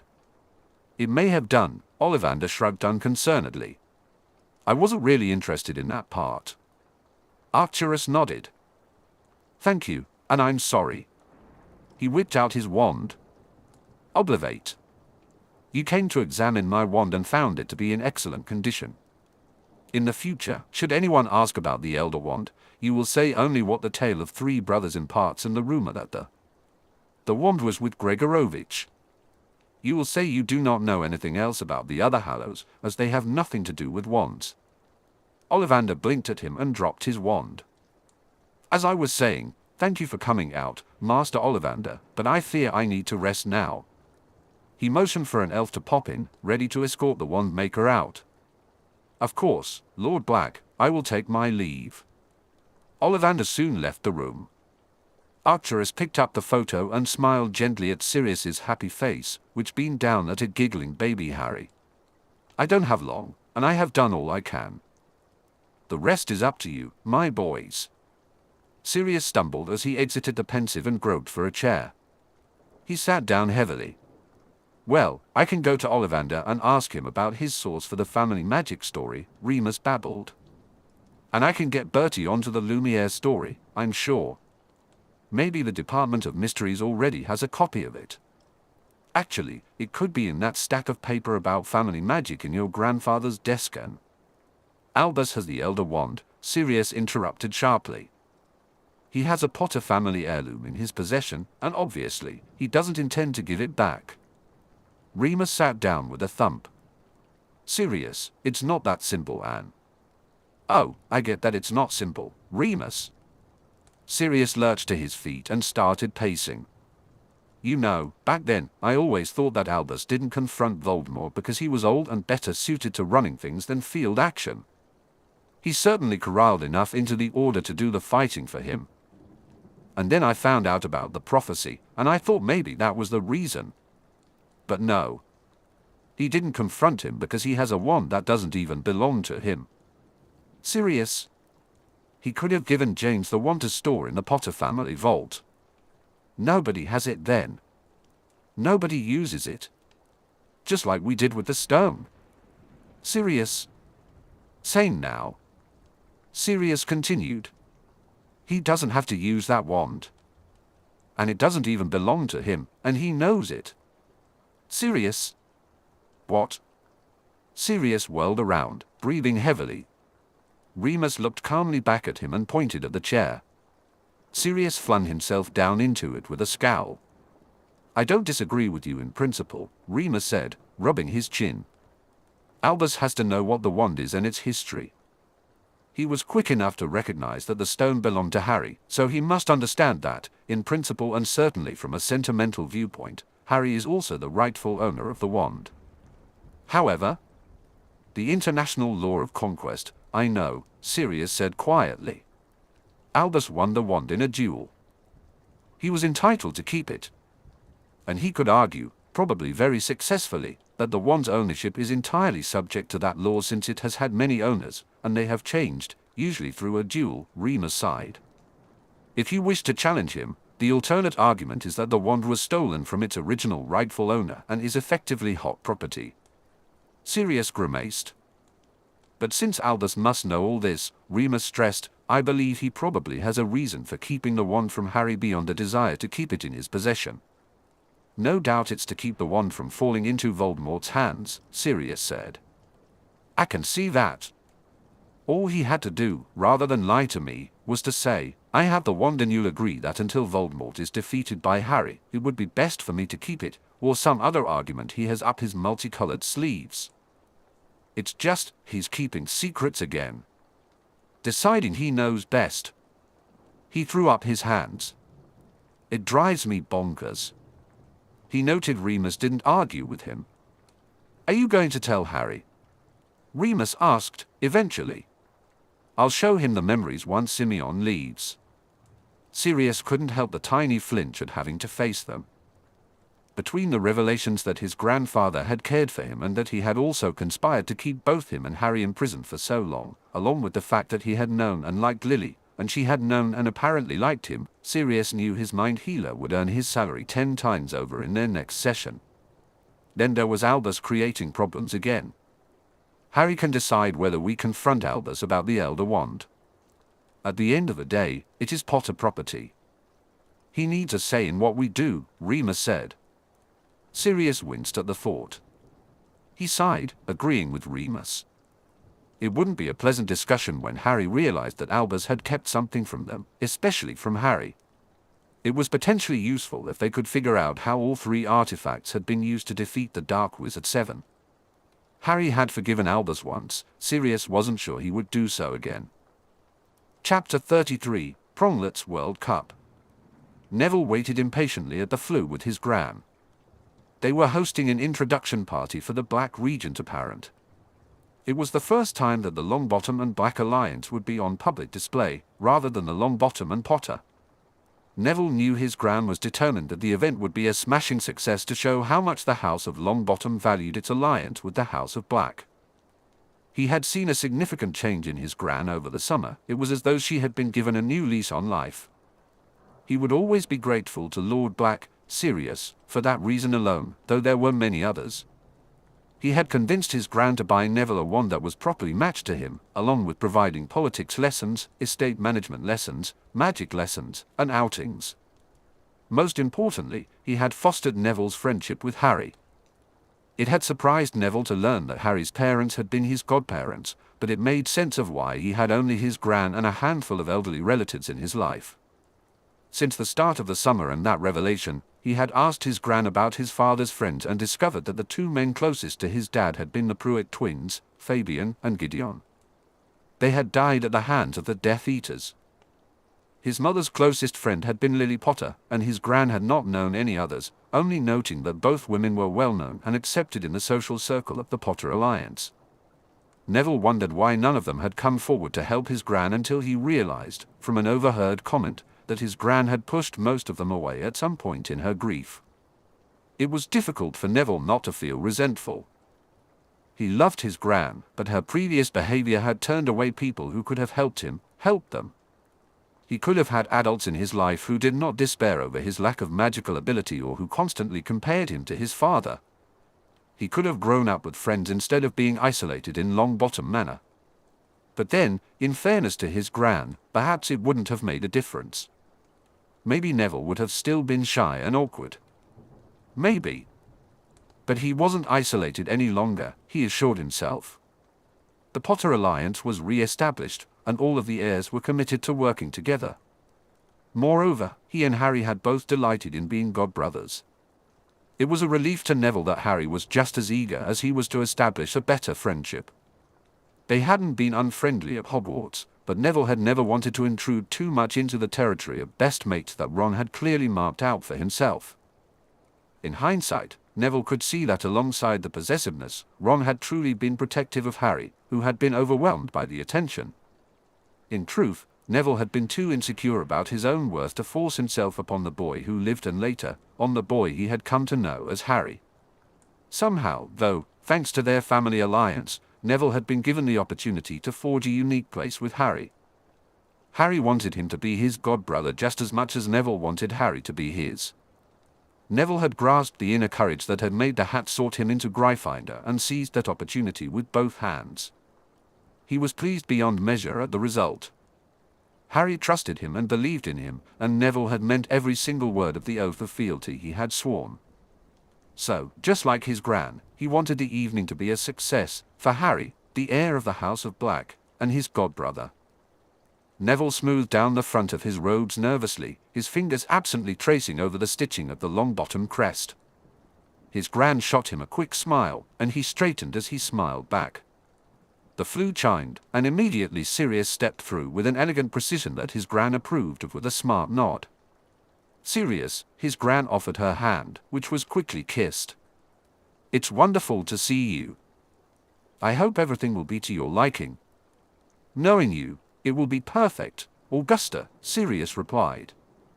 Sirius smiled warmly at her before clasping Neville's shoulder. "You look very smart, Neville." The flue flared again, and Harry stepped out, sighing with relief when he didn't stumble. He greeted Neville's gran first, then he and Neville shook hands formally, grinning as they both rolled their eyes at the absurdity of it all. Sirius took his place beside Neville's gran in the lineup, while Harry stood next to Neville, nudging his arm and continuing to grin at him. Next, the House of Black arrived in quick succession. The guests of honor, Simeon and his wife, were the first to arrive, followed by the Tonks with Hermione, and lastly, the Malfoys. Neville took a certain pleasure in seeing the Malfoys bow, or in Narcissa's case, curtsy to his gran. None of his amusement showed, though, as he shook Draco's hand and welcomed him. He was surprised that Draco managed to keep the sneer off his face.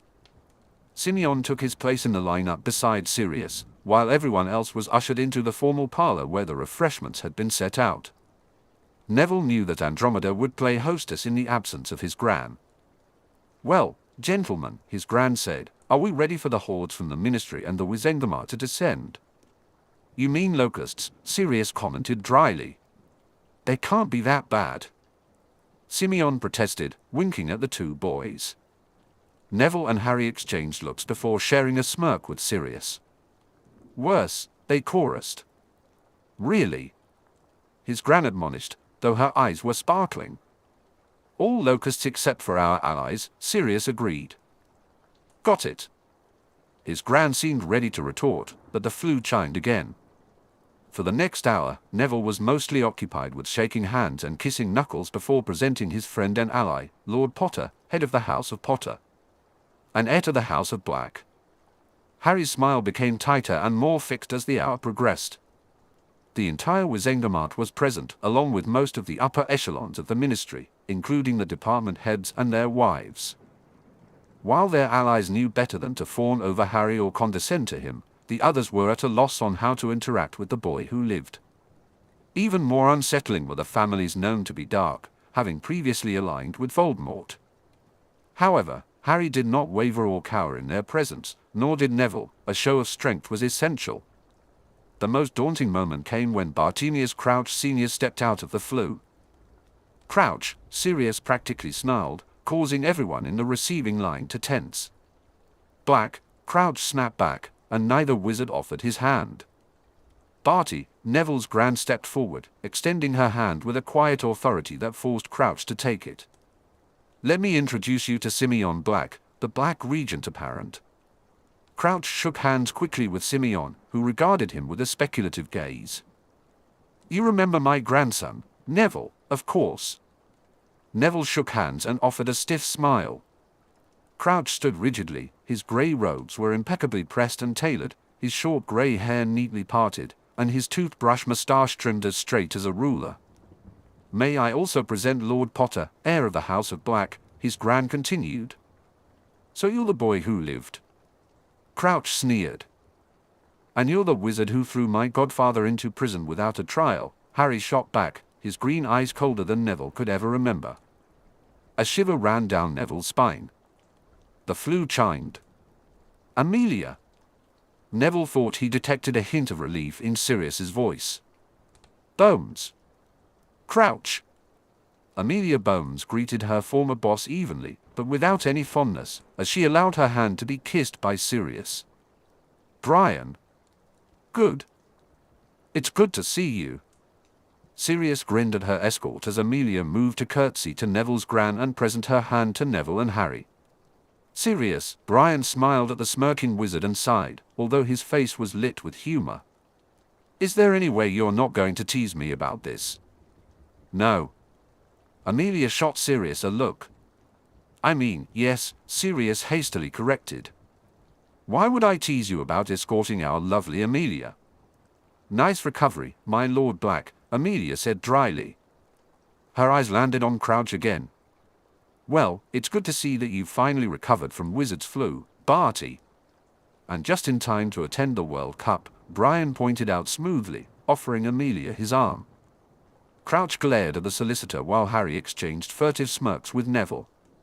"I'm still recovering," Crouch stated coldly. "Yes," Amelia said, adjusting the skirts of her dress robes. "I did hear talk today that you forgot the name of the Italian ambassador."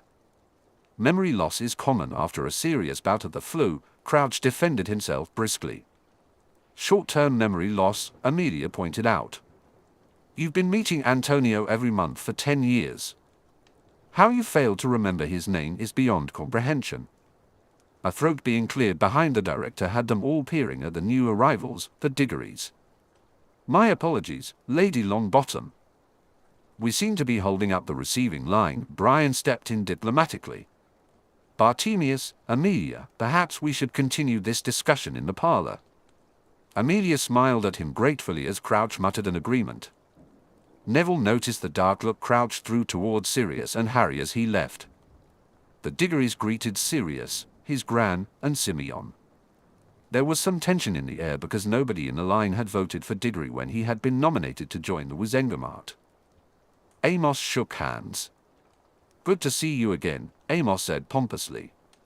"Looking forward to returning to school." Neville stiffened at the underlying insult. Amos was effectively pointing out Harry's youth and inexperience. "Yes, Mr. Diggory," Harry replied politely. "It'll be good to get back to Hogwarts." Cedric stepped in to smooth things over, thankfully changing the subject. "Are you going to the World Cup?" "We are," Harry said. "You?" "I can't wait to see Krum in action," Cedric said eagerly. "He's a brilliant seeker." Harry nodded, and Neville knew his friend was eager to see the match and pick up some of the seeker moves. "So are you, son," Amos interrupted. "You beat young Potter here, didn't you?" Cedric looked miserably embarrassed once more. "I've told you before, Dad, it wasn't a fair win." Since Harry had been busy falling off his broom because the field had been invaded by Dementors when Cedric had spotted and caught the snitch, Neville agreed with Cedric's view.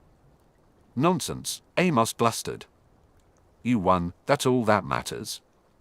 The flute chimed again. We should head inside before we make the same faux pas as Amelia and Barty. Peggy Diggory nudged her husband pointedly while shooting an apologetic look in Harry's direction. Of course, Amos inclined his head, offered his arm to his wife, and set off to the parlor. Cedric mouthed a sorry and trailed after his parents. It was a relief when the next group out of the flue were the Weasleys. It was only Arthur, Molly, Ron, and Ginny. Bill had arrived escorting Alicia Doge earlier. Harry's tension eased a little, and Neville relaxed a bit more himself. Oh, don't you boys look handsome? Molly exclaimed, reaching to hug Harry rather than following etiquette. Harry smiled at her. Hello, Molly. Mrs. Weasley, Neville said. Greeted her more formally, aware that his gran expected nothing less than proper behavior.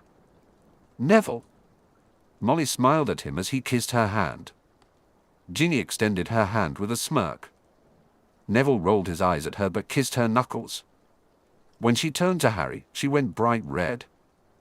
Neville felt a mix of amusement at her evident crush and a twinge of envy. He hadn't considered Ginny as a potential girlfriend until that summer. By the end of his third year, he noticed that his peers were starting to date, at least Dean and Seamus. Ron and Harry seemed just as hesitant as he was to ask a girl out. After Sirius and Remus had given him and Harry the talk, Neville thought it was cool that Harry's father had contributed much of it. He began to consider his own prospects and realized the only girl he felt comfortable asking out was Ginny. Over the past year, he had spent quite a bit of time with the youngest Weasley. They were friendly with everyone but hadn't formed close friendships themselves. However, Neville suspected that Harry would be more inclusive when they returned to Hogwarts in September. Ginny had missed out on being part of a group in her first year. Instead of confiding in the other girls in her dorm, she had isolated herself with a diary when she felt scared. Neville suspected there was more to her story, especially since she had ended up in the Chamber of Secrets and had been rescued by Harry at the end of her first year. Still, he wasn't about to press her for confidences she didn't want to share. He was happy to have someone to sit with in the common room and at meals when they were both without companions. He liked Ginny. She was compassionate, smart, and had a wicked sense of humor. She was also very pretty. Her only major flaw was that she was head over heels in love with Harry. The opportunity to enjoy some time away from all this? You could grab a drink or find a quiet spot to relax. Harry appreciated Sirius's suggestion. He felt overwhelmed by the festivities and the pressure of socializing. That sounds good, he replied, grateful for the chance to step back. As he moved away from the crowd, Harry caught sight of Ginny and Neville. Ginny seemed lost in thought, her gaze lingering on Harry, while Neville appeared deep in contemplation. Harry couldn't help but notice the way Neville looked at Ginny, a mix of admiration and longing. Feeling a pang of sympathy for Neville, Harry wondered if he should say something to ease the tension. But before he could decide, Ron approached him, excitement lighting up his face. Did you see how Ginny reacted when you kissed her hand? Harry shrugged, not sure how to respond. It was just a friendly gesture. Ron shook his head, grinning. Come on, mate. You know she likes you. It's obvious. Yeah, well, Harry replied, I don't want to make things complicated. Ron chuckled, nudging Harry playfully. Complicated? You mean like how Neville feels about her? Just go for it, Harry. Harry sighed, knowing Ron was right. But uncertainty lingered in his mind. I'll think about it, he said, trying to sound more confident than he felt. With that, they continued to mingle, the atmosphere buzzing with conversation and laughter, while Harry's thoughts drifted back to Ginny and the tangled web of emotion surrounding them all. A break? I'll come get you when we need you. Harry's smile could have lit up the manor. Neville poked him in the arm. Come on, let's grab a butterbeer and find Hermione. A quick glance around the room revealed that Hermione was happily settled in a corner by the refreshment table with Susan, Hannah, Daphne Greengrass, Michael Corner, and Anthony Goldstein. Ron and Ginny were with their parents, chatting with the Diggorys and the Inglebys. the Malfoys had set up nearby, with Draco flanked by Zabini and Nott. Harry and Neville made a quick stop to grab drinks and joined Hermione's group. "Harry!" Hermione greeted him happily. "We were just talking about the runes test. Daphne and Anthony are going to be sitting for the 5th-year class, just like us. Hermione was just explaining that you were the one responsible for them offering us the chance to skip a year." "We should probably thank you," Anthony said brightly. The dark-haired Ravenclaw smiled at Harry. Harry shrugged self-consciously. "Don't worry, Potter," Daphne advised dryly. "I'm not going to thank you since that would be to confirm that I owed you something." Neville was about to say something, but the hint of amusement in Daphne's blue eyes stopped him. He realized she was teasing. "Which you do," Anthony argued. "No, I don't," Daphne replied. "I was the one who achieved an outstanding and got the opportunity to sit the 4th-year exam early. All Potter did was fail to realize that he wasn't just sitting the 3rd-year exam." "Harsh, Daffers," Anthony chided her. Harry shrugged again. "I don't mind, and she's right, you earned the right to sit the exam yourselves." "I didn't," Michael complained. "Exceeds expectation." He sighed. "I'm going to be left behind." "There are plenty of people who didn't qualify to skip," Anthony assured him. "Padma, Ernie, and Sally are all still going to be in 4th-year runes. I'm stuck in divination," Neville said, regretting his choice of electives even more. He had chosen easier subjects over runes and arithmancy, going against his grand's advice, as a small act of rebellion. He pointed out that neither would help him in his chosen profession of herbology. "Me too," Hannah sighed. "You could do what Harry did and swap," Hermione suggested. "We'd help you. You could drop divination and study runes independently. Aim to take the 3rd-year exam this year and do your OWL in 6th. Neville shook his head. "Someone has to keep Ron company." "And someone has to keep Neville company," Hannah added. Neville felt his cheeks heat and inwardly cursed, but he appreciated the thought and smiled at her shyly. "Divination is such a waste of time," Michael said. "If you don't have the sight, it's useless." "You know who does have the sight?" Anthony asked, a hint of mischief in his voice. "Not Trelawney, that's for sure," Daphne stated firmly. "The only spirit that woman sees is called Harvey's Bristol Cream." Hermione choked on her drink and had to be rescued by Harry, who offered her a white cotton handkerchief to mop up her chin. "So you guys don't believe in prophesies then?" Harry asked. There was something in his tone that made Neville's Harry alert flare up. From the way Hermione started chewing her lip, he realized he wasn't the only one who sensed more behind the seemingly innocent question. "I don't believe in them," Michael said firmly. "There is absolutely no proof that one single prophecy has been correct." "That's not true," Hannah claimed. "There are plenty of examples, the Oracle at Delphi, Cassandra." "But everyone looks at the prophecies and bends them to fit," Michael argued. "Take the prophecy that a young boy who is important to the moon will die at daybreak. Well, somewhere in the world, there's probably a werewolf boy who dies at daybreak, or a boy who was born under a moon, or a boy called Moon. People see what they want to see." "I agree with Corner," Daphne said, raising her glass. "It's a load of dragon dung."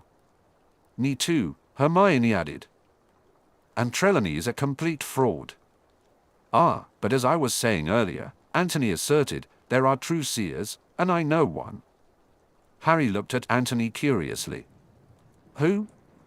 "A 2nd-year, well, soon-to-be 3rd-year Ravenclaw called Luna Lovegood," Anthony replied. "Her dad owns the Quibbler." "Loony." Michael gaped at him. Harry's face hardened. "What did you call her?" Hermione glared at Michael, silently backing up Harry. Neville shifted closer. "Not me." Michael hastened to defend himself. "The girls call her that." "She is odd," Daphne said brusquely. "Half the time she wanders around without shoes." Neville threw her a disgusted look. "Out of choice or because someone stole them?" Daphne's eyebrows rose slightly as she considered it. Good question. I really hate bullies, Harry said with a sigh. He rubbed his forehead. Is she here? The Lovegoods aren't here as they lost their seat ages ago, Neville commented to Harry. But he could see the determined look on Harry's face.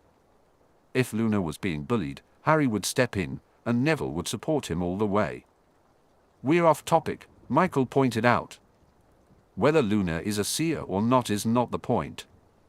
Well, it is in one way, Hermione countered. If there are true seers, then by definition there must be true prophesies.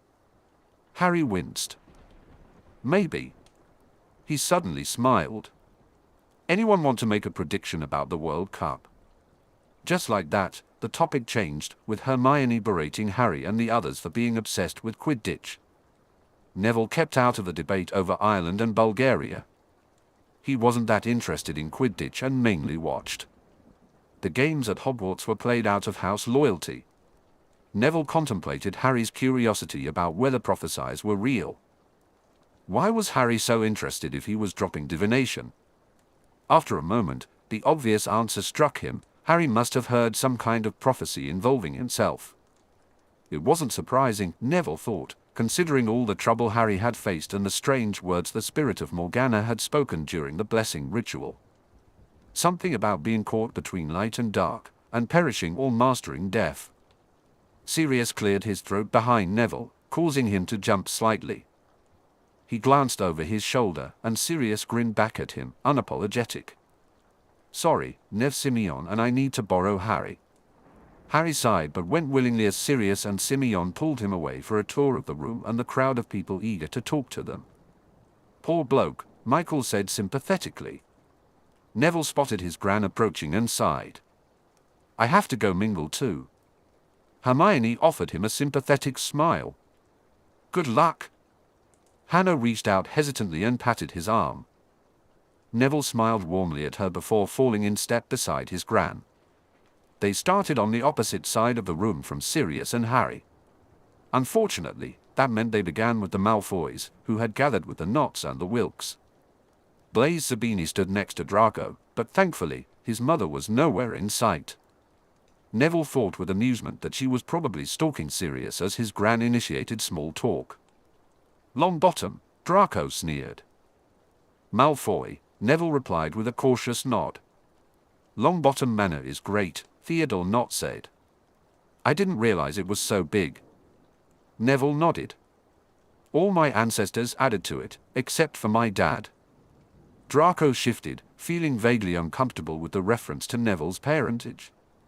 Neville understood why his aunt and uncle had confined his father to a long-term treatment ward. My father says the grounds here are very extensive, he said. We have a good spread, Neville replied. Most of it is farmland. We have a small forest and some deer. There's a freshwater stream and a lake with trout. My uncle Algy likes to fish. And then we have the formal gardens and the greenhouses. I had no idea you had so much land, Blaise commented. Neville shrugged. We also have a holiday cottage in Cornwall, an agricultural farm in the Peak District, and a hunting cabin in Scotland. And that's just the property in the UK. We have more abroad. Knott and Zabini looked suitably impressed. Well, they do say land rich and magic poor, Draco said snootily. Neville smiled benignly. Draco was just skirting the edges of acceptable commentary. It would be easy for Neville to take offense. I think you'll find that's not entirely accurate, Malfoy. I've been using my father's wand, but I've gotten my own now, and my magic is much easier. How did you get around the underage restriction? Blaise asked. Lord Black arranged an exemption with the ministry, Neville explained. My dad does the same every year on the grounds that I'm the last of the Knot line and need to be able to protect myself. Not commented easily, most purebloods can get exemptions, Zabini. Hasn't your mum applied for you? That would mean her acknowledging my existence, Blaise said dryly. Neville suppressed a frown. That didn't sound like Blaise had a good home life, and his compassion stirred. Are you going to the World Cup? He asked Blaise directly. He's attending with the House of Black, Draco snapped. Blaze rolled his eyes at Draco's behavior. Draco's father invited Not and me to keep Draco company so he wouldn't be surrounded by Gryffindors. Draco's comment, hinting at his inability to handle Gryffindors alone, and his remark about Neville being a Gryffindor, was cleverly masked by his moderate, breezy tone. Neville found this amusing, more so than he probably should have. "Well, I'll see you then, as my Gran and I will also be attending as guests of the houses of Black and Potter," Neville replied, aware that his Gran was about to move on to the next group. After 3 groupings, they encountered the Weasleys, the Inglebys, and the Diggories. "Oh, hi, Neville," Ginny said, barely looking at him as she scanned around, clearly searching for someone else. "Where's Harry?" Doing the other side of the room with Simeon and Sirius, Neville pointed out, wincing as he noticed they were surrounded by Lord Selwyn and Lord Gibbon. "Do you think he'll get here soon?" Lydia asked, flicking her hair. Her twin brother Matthew sighed and rolled his eyes at Neville in silent apology. "Probably not for a while," Neville replied, wondering if Ginny or Lydia realized how close their behavior was to being insulting from an etiquette perspective. Cedric seemed to pick up on this, as he cleared his throat to draw Neville's attention. "It's a shame you and Harry have to do the rounds." Neville shrugged. "Part of the job." He gestured over to where Hermione stood with Susan and Hannah, the others having been gathered back to their families. "At least we had a mini-break." "Sorry, Nev. We would have come over, but Mum wanted us to stay together as a family," Ron added, a pink hue on his cheeks highlighting his freckles. "Understandable," Neville said. "You didn't miss much. We were just talking predictions for the World Cup. Ireland has the best chasers, Bulgaria's got the best seeker," Ron commented with enthusiastic authority. "I'd say Ireland will win, but Crumb will get the snitch," Cedric said. "You're probably right," he agreed. "Crumb has a reputation for ending things if the game isn't going their way. I can't wait for Thursday. I really want to learn some new seeker moves for the Quidditch season." "Are you thinking of trying out professionally?" said Matthew asked, his face bright with genuine interest. Cedric grimaced a little. "I'd like to, but I know my dad wants me settled into a job at the ministry. My oldest brother Bill says you have to do a job you want to do for yourself rather than what someone else wants you to do," Ron said wisely. "I'm hoping to try out for keeper this year, get on the team, try out for a professional team, and hopefully go into management." Neville suppressed a smile at Ron's serious tone. "Wow," Cedric said with a grin. "You have it all worked out. I guess I should do some thinking. I have to admit I love Quidditch, but I'm not sure I'm good enough for a professional career." "I'm going to try out for Chaser," Ginny chimed in. "Maybe I won't get onto the team for a couple of years, but I still want to try out." "You could try out for Seeker," Cedric suggested. "You have the right build for it." Ginny blushed. "That's Harry's spot.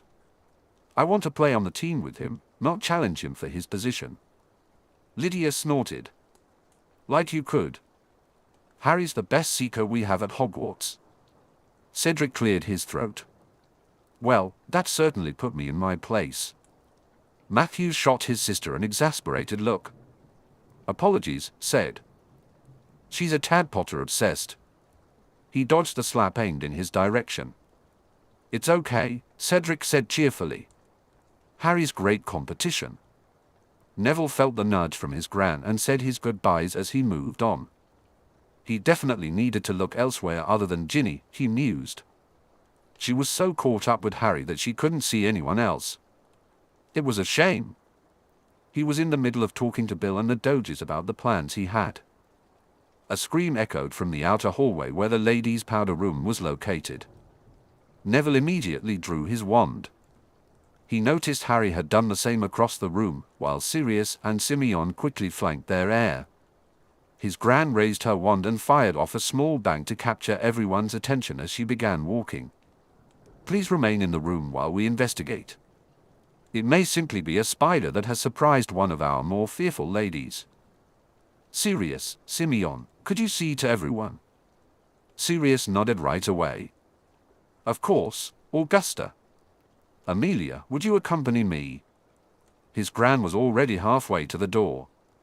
Amelia moved quickly to keep up, as did Rufus Scrimgeour, the head of the Aurors, and Albus Dumbledore. "I'm coming with you too, Gran," Neville said. He could see his Gran wanted to argue, but she nodded quickly. The corridor was crowded with men hovering outside the door, clearly torn between entering and staying back since it was a ladies' bathroom. "Men," his Gran muttered under her breath. "If everyone could take a step back, please. I think it's my Hillary," Douglas Vane exclaimed, spinning around in a panic. "We shall see what the matter is," Amelia said as she stepped in quickly. "Rufus, with me." She shot Dumbledore a look that instructed him to stay behind. "Reminds me of the old days, eh, Director?" Rufus flashed a rakish grin, which Amelia returned. They knocked on the bathroom door, and Amelia entered swiftly, wand drawn and ready. "We need a healer," Amelia shouted. "Someone get Ted Tonks," Augusta ordered smartly. Terry Stebbins nodded at Neville and dashed off to the reception room. Neville craned his neck to peek through the open door. Hilary Vane was lying flat on the floor, and Amelia was casting diagnostic spells over her. Rufus focused on the mirror. Neville glanced over and froze in shock at the blood-red writing. "Tick-tock, Harry Potter. Your time to die draws closer." Ted pushed past him, and Amelia stood up to allow him to reach his patient. "She's fainted," Amelia said briskly. "If you could revive her, Ted, we'll move her to another room." "The writing's singing with house elf magic," Rufus stated firmly. "I suggest we get a forensic team down here and see what else we can find." Amelia nodded. Lord Black should see this. Somehow, Dumbledore had maneuvered his way inside the bathroom. "Harry will need to leave immediately, Augusta." "Yes." "Neville, can you go and request Sirius comes immediately? You will escort Harry home." Neville noticed his Gran's mouth tighten in a way he knew well. She was furious. Someone had entered the manor, threatened one of her guests, and disrupted an important gathering for the House of Black that they were hosting. Hilary Vane stirred as Neville nodded and headed back to the reception room. He made a beeline for Sirius, who hovered protectively near Harry and Hermione, who had evidently joined them after the scream. "Lord Black, my apologies. My grandmother has requested your presence," Neville said authoritatively. "Professor Dumbledore has advised that Harry leaves immediately, and my grandmother concurs. I will accompany him to Black Manor." Sirius's grey eyes widened, but he nodded sharply. "I would appreciate that, Neville. Hermione and Andy, can you both go with them?" "Of course," Andromeda said smoothly. She curtsied, and Hermione followed her example while Harry and Neville bowed their heads. Neville led the way to the flue. Hermione went first, then Harry, followed by Neville, with Andromeda bringing up the rear. "Why don't you kids head for the kitchen and get Creature to make you some hot chocolate?" Andromeda said briskly. "I'll go." "Find Penny and the baby," Neville said. They all trooped obediently to the kitchen. Creature sniffed at them but provided the hot chocolate. "Okay, Neville, what's going on?" Harry asked as soon as they settled with mugs of Honeydukes best cocoa, liberally sprinkled with marshmallows. "Another death threat," Neville replied succinctly. He repeated the message and sighed. "They said it was house elf magic again. Mrs. Vane just walked in on it, panicked, and fainted." Harry slumped in his chair. "Perfect." "Sorry, Harry," Neville said softly. "But it looks like the same Pratt who sent you the message on your birthday." "The house elf magic would suggest that," Hermione agreed, a hint of her older know-it-all tone coloring her words. "But the fact that they got into the party means we can narrow the field down to the Wizengamot and Ministry officials who were there. Which doesn't eliminate a great deal of people, Hermione," Harry pointed out calmly, since most of the old Pureblood Alliance used to bow down to Tom. "It eliminates some," Hermione insisted. "And if you also eliminate those who don't have a house elf, it eliminates some more." "Maybe on the Ministry side," Neville said, "but most of the Wizengamot pureblood families have elves." "Of course they do," Hermione snapped. "They all have slaves." Why am I not surprised? Neville exchanged a quick, alarmed look with Harry before mutually and silently agreeing to change the subject. Hermione and the topic of house elves was a danger area complete with flashing lights and alarms. Harry gave a sudden groan. Bugger. I'm probably not going to be able to go to the World Cup now. Language, Harry. Hermione remonstrated furiously. And there are more important things than Quidditch, no matter what Ronald Weasley might say about it. Your life is more important. Didn't you learn anything from the firebolt incident? Oh, you are so infuriating. Don't you care that someone wants to kill you? She stood up, her chair scraping loudly against the floor as she rushed out, leaving two wide-eyed boys behind her. Neville and Harry exchanged glances and shrugged in unison. Girls. The man who could explain their thought processes would make a fortune, Neville thought wryly. Harry shifted in his seat and took a gulp of his chocolate. I don't think Sirius will stop you from going, Neville said hesitantly. He didn't cancel the Wizengamot session after the death threat on your birthday. But that was business, and this is fun. Harry perked up and smiled gratefully at Neville. Thanks for coming back with me. Your Gran is going to go nuts. She's furious, Neville replied. She really wanted this to be a success for the House of Black. Harry nodded in understanding. It was a success, Neville. The care and attention she gave to the guests and the details, Sirius knows she honored the House of Black tonight, and that couldn't have been easy after everything in the past. Neville nodded, feeling uncomfortable about the reference to his parents and what had happened with the Lestranges, even though he knew Harry understood. Suddenly, he had an epiphany and swore. Language, Neville. Harry said, almost perfectly mimicking Hermione. They both burst out laughing. What's got you swearing? Harry asked, gesturing with his mug. I was just thinking that Gran's going to be pretty disturbed about something so dreadful hitting so close to home again.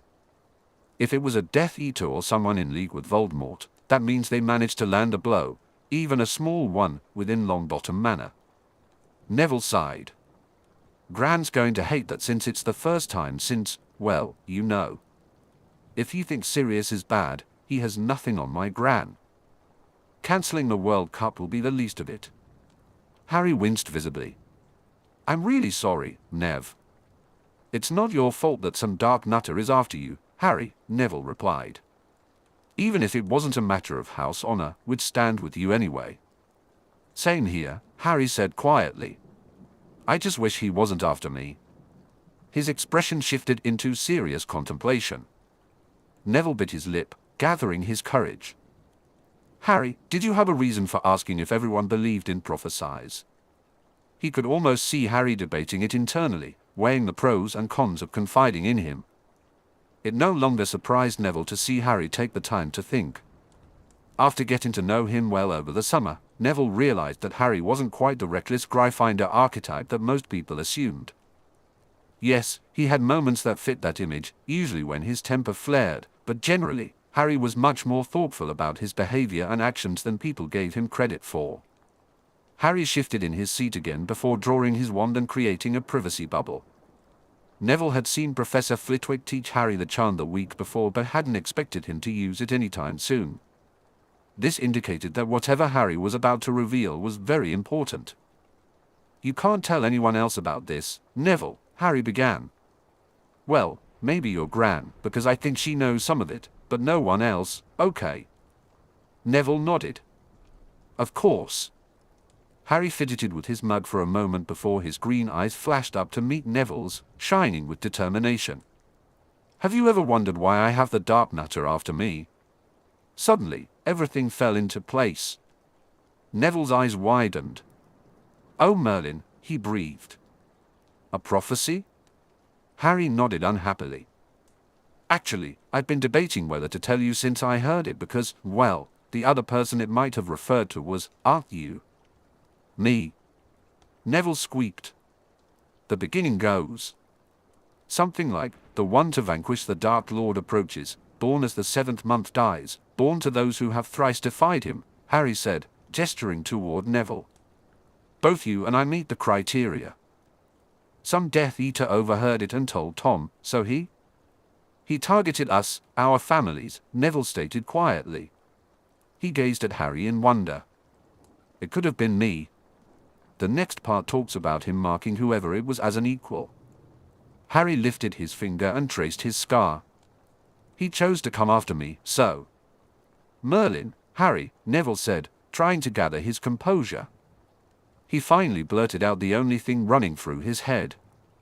Can I just say I'm really glad it's not me? Oh, bugger. That sounds terrible, but it's not. I don't want it to be you either, and. Harry started laughing, and after a moment of stunned shock, Neville joined him. It's okay, Harry waved at him. I understand. There's a part of me that kind of wishes it was you, even though I wouldn't actually wish having this target on your forehead on anyone. Neville nodded in understanding. Do you believe the prophecy? Sirius said, and I agree with him, that it doesn't matter if I do or not, Harry replied. We think Tom didn't believe it at first since he waited so long to come after me, but he obviously believes it now. I'm a target whether I like it or not. Merlin, Neville breathed out sharply. I know Sirius is trying to do everything he can so I don't have to fight him, but. Harry shrugged and wrapped his hands around his mug. It just feels inevitable. Like at some point, it's going to come down to him and me. Well, Neville began, not really knowing what to say, we'll be beside you until it does. That seemed to be the right thing to say. Harry brightened. At least I'm being trained now. If there is a prophecy, it kind of begs the question of why you weren't being trained before. Neville said thoughtfully, Dumbledore mumbled something about giving me a childhood when I asked him during one of our lessons. Harry replied, personally, I think that's a load of rubbish, but he is helping now, so. He paused, his eyes darting up from his mug to meet Neville's again. I don't trust him anymore since I found out he was the one who left me with the Dursleys. I mean, I've forgiven him, but. He sighed, I can't forget it. I don't blame you, Neville said firmly. He didn't know much about what had happened with Harry's previous guardians, but from what he had observed at Hogwarts, the awful muggle clothes, how scrawny Harry was, and how he disliked the attention that came with being the boy who lived, he could understand some of Harry's resentment toward the headmaster. In some ways, it mirrored his own feelings toward his Gran. He loved her and knew she loved him, but she had spent every year of his life before that summer comparing him to his father. She looked at him with a faint air of disappointment every time her eyes fell upon him. She allowed his uncle to put him through dangerous tests to see if he had any magic, never once telling him she was proud of him for what he excelled at. That summer had changed things for the better. She had finally started to see him as Neville, treating him with respect and open affection. Still, Neville could understand Harry's resentment for the past, even if things had changed. There was a noise outside the kitchen door, and Harry quickly put away the bubble. The door opened to reveal Remus. Sirius sent me a Patronus message, Remus explained succinctly. How are you boys doing? Neville mumbled a fine at the same time as Harry. What happened exactly? Asked Remus, sitting down beside Harry. Neville began to explain just as Creature popped in. Harry organized a mug of hot chocolate for Remus. Remus looked worried when he finished, and the older wizard reached over and gave Harry a one-armed hug. Whoever it is just narrowed the list of suspects, Remus said comfortingly. We'll be able to cross a few people off just because they weren't attending. Hermione said something similar, Harry admitted. Where is Hermione anyway? Asked Remus, glancing around the kitchen as though Hermione had gotten lost in a cupboard. She got cross with me when I complained that I might not be able to go to the World Cup anymore and stormed out, Harry said sheepishly. Remus's eyes widened. Sorry for ruining your evening, Harry rushed out. I was just at the Department of Mysteries doing some research on the papers Sirius found in his grandfather's study, Remus said.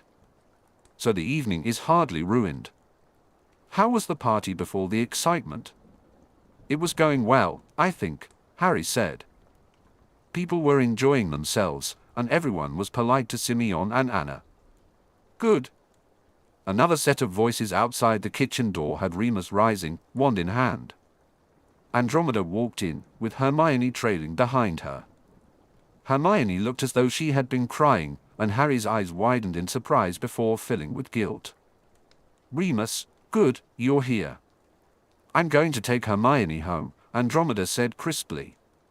Harry got up and approached his best friend warily. Hermione, before you go, I just want to say I'm sorry about before. Hermione waved him off. It's okay. It's just, I worry about you, Harry. She sprang forward before Harry could do anything and hugged him. I don't know what I'd do if anything happened to you, she mumbled low enough that Neville had to strain to hear her. She let him go as abruptly as she had hugged him and moved back to Andromeda's side. And he's going to take me home. It could be a while before Sirius and Simeon get back, and I don't think we're out. You know how she is about things like this, Neville said, taking a big bite of his sandwich. Andromeda had wrapped an arm around Hermione as they left. You're definitely not going back, she said firmly. It was clear that whoever had sent the house elf with the threat was still a danger, and Longbottom Manor wasn't safe. Harry sat heavily in his chair, his expression unhappy. I made her cry, he admitted, running a hand through his hair. Don't worry, Harry. It looks like she's already forgiven you, Remus reassured him. I think the stress of the situation made her cry, Harry replied, feeling guilty. I'm going to the library. I brought some books back with me. Why don't you boys get something to eat and then come join me? Remus said before leaving the room. Harry called for Creature, and a few minutes later, they were eating fried egg sandwiches. Neville's was drenched in brown sauce, while Harry's was plain. Remus is right, Neville said between mouthfuls of runny yolk and spicy sauce. Hermione overreacted to what you said. It wasn't you, just everything, I guess. Harry took a moment to set up a privacy bubble. How much does she know? He asked. I haven't told her about the prophecy, he said. You're the only person outside of Sirius, Remus, and Bertie Croker who knows I know all about it. Dumbledore knows I know there is a prophecy but not what it says. Neville was stunned. He was amazed to be the first one trusted with this information. Harry shifted in his seat and gestured with a piece of bacon. I figured if anyone deserved to know about the prophecy, it was you. After all, it could have been me, Neville concluded, picking up another sandwich. Are you going to tell Hermione and Ron? He asked. Harry shook his head. You saw how she was. This is me getting threats anyway. She'll go nuts when she finds out, Neville warned. You went out and you didn't tell her, Neville pointed out.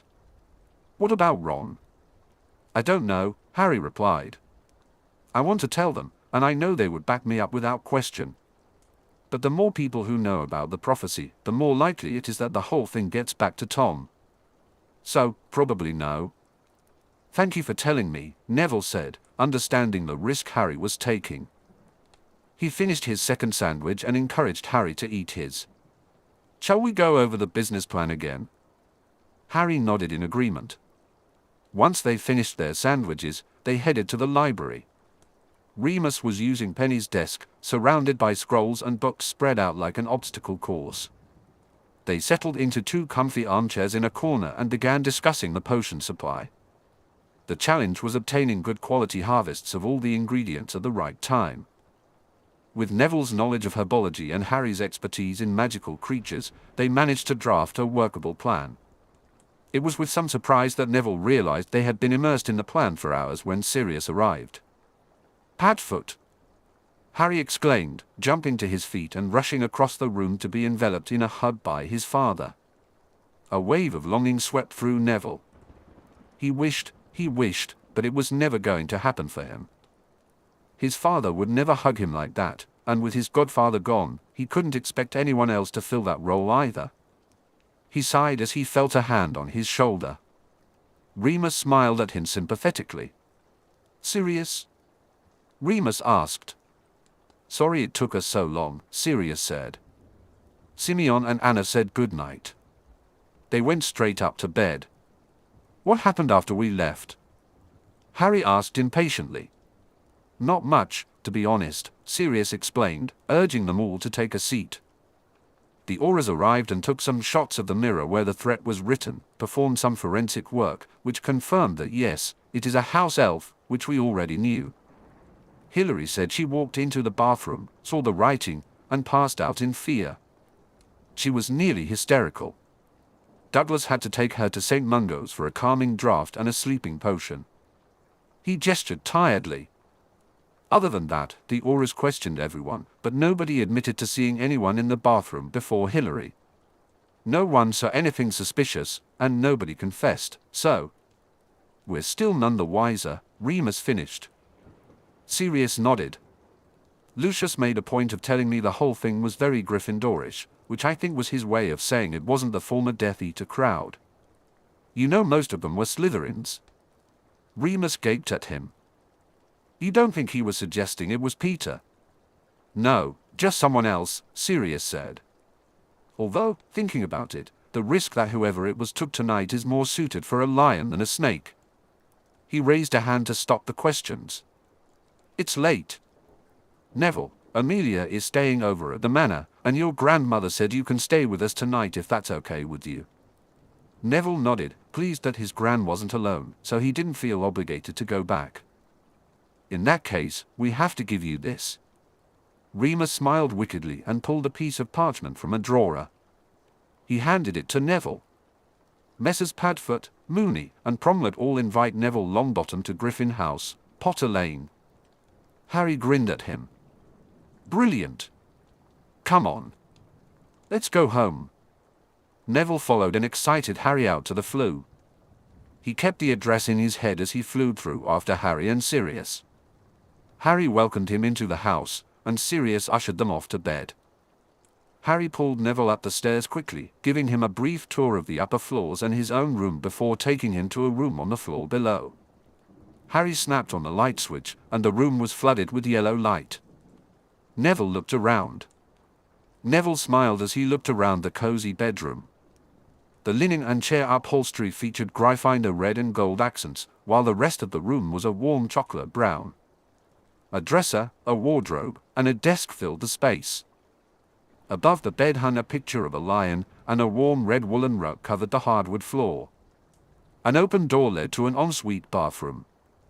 Under the window, a bookcase was stacked with books, including some Muggle fiction and many on herbology. Neville glanced at Harry, who returned his look with a tentative smile. I thought this could be your room when you come over, Harry said. Neville couldn't help but beam at him. Really? Thanks, Harry. Harry grinned back. Good night, Neville. Just call Dobby if you need anything. Neville wandered into the bathroom, finding toiletries and fresh towels laid out for him. After going through his nightly rituals, he returned to the bedroom to find a pair of pajamas waiting on the bed and a glass of water on the nightstand. He quickly changed into his nightwear, turned off the lights, and climbed into bed. For a moment, he stared up at the ceiling, the words of the prophecy swirling in his mind. It could have been him. And Merlin, poor Harry, that it was him. But in a way, it was good that it was Harry, Neville mused. Harry was a hero, a powerful wizard, and a leader, reluctant perhaps, but a leader nonetheless. He might not have been the boy who lived the wizarding world had expected when he arrived at Hogwarts, but he was a very acceptable version. He saved people, risked himself for others, and stood up against bullies. Yet, Neville knew that Harry would have preferred to slip into the shadows and live in obscurity. He hated the attention and the stares. Harry had his insecurities and quirks. He was naturally a little shy and quite reserved. Neville marveled at the similarities and differences he shared with Harry.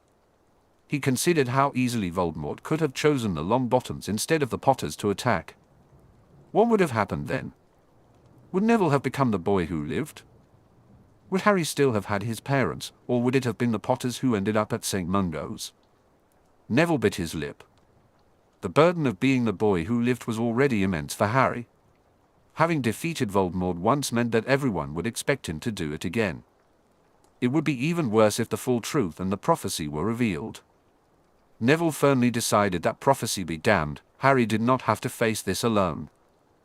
While he might not be the boy who lived, his magic was improving thanks to his new wand and the patient coaching he received over the summer. He had sworn his wand to Harry's service, and by Merlin, Harry would have it. He was Harry's friend and his godbrother. Harry would not stand alone. With that thought settled in his mind, Neville closed his eyes and went to sleep. Chapter 34, Promlet's World Cup. Draco was only mildly surprised when he walked into the dining room and saw not eating breakfast with his mother. Irritated, he thought, bugger.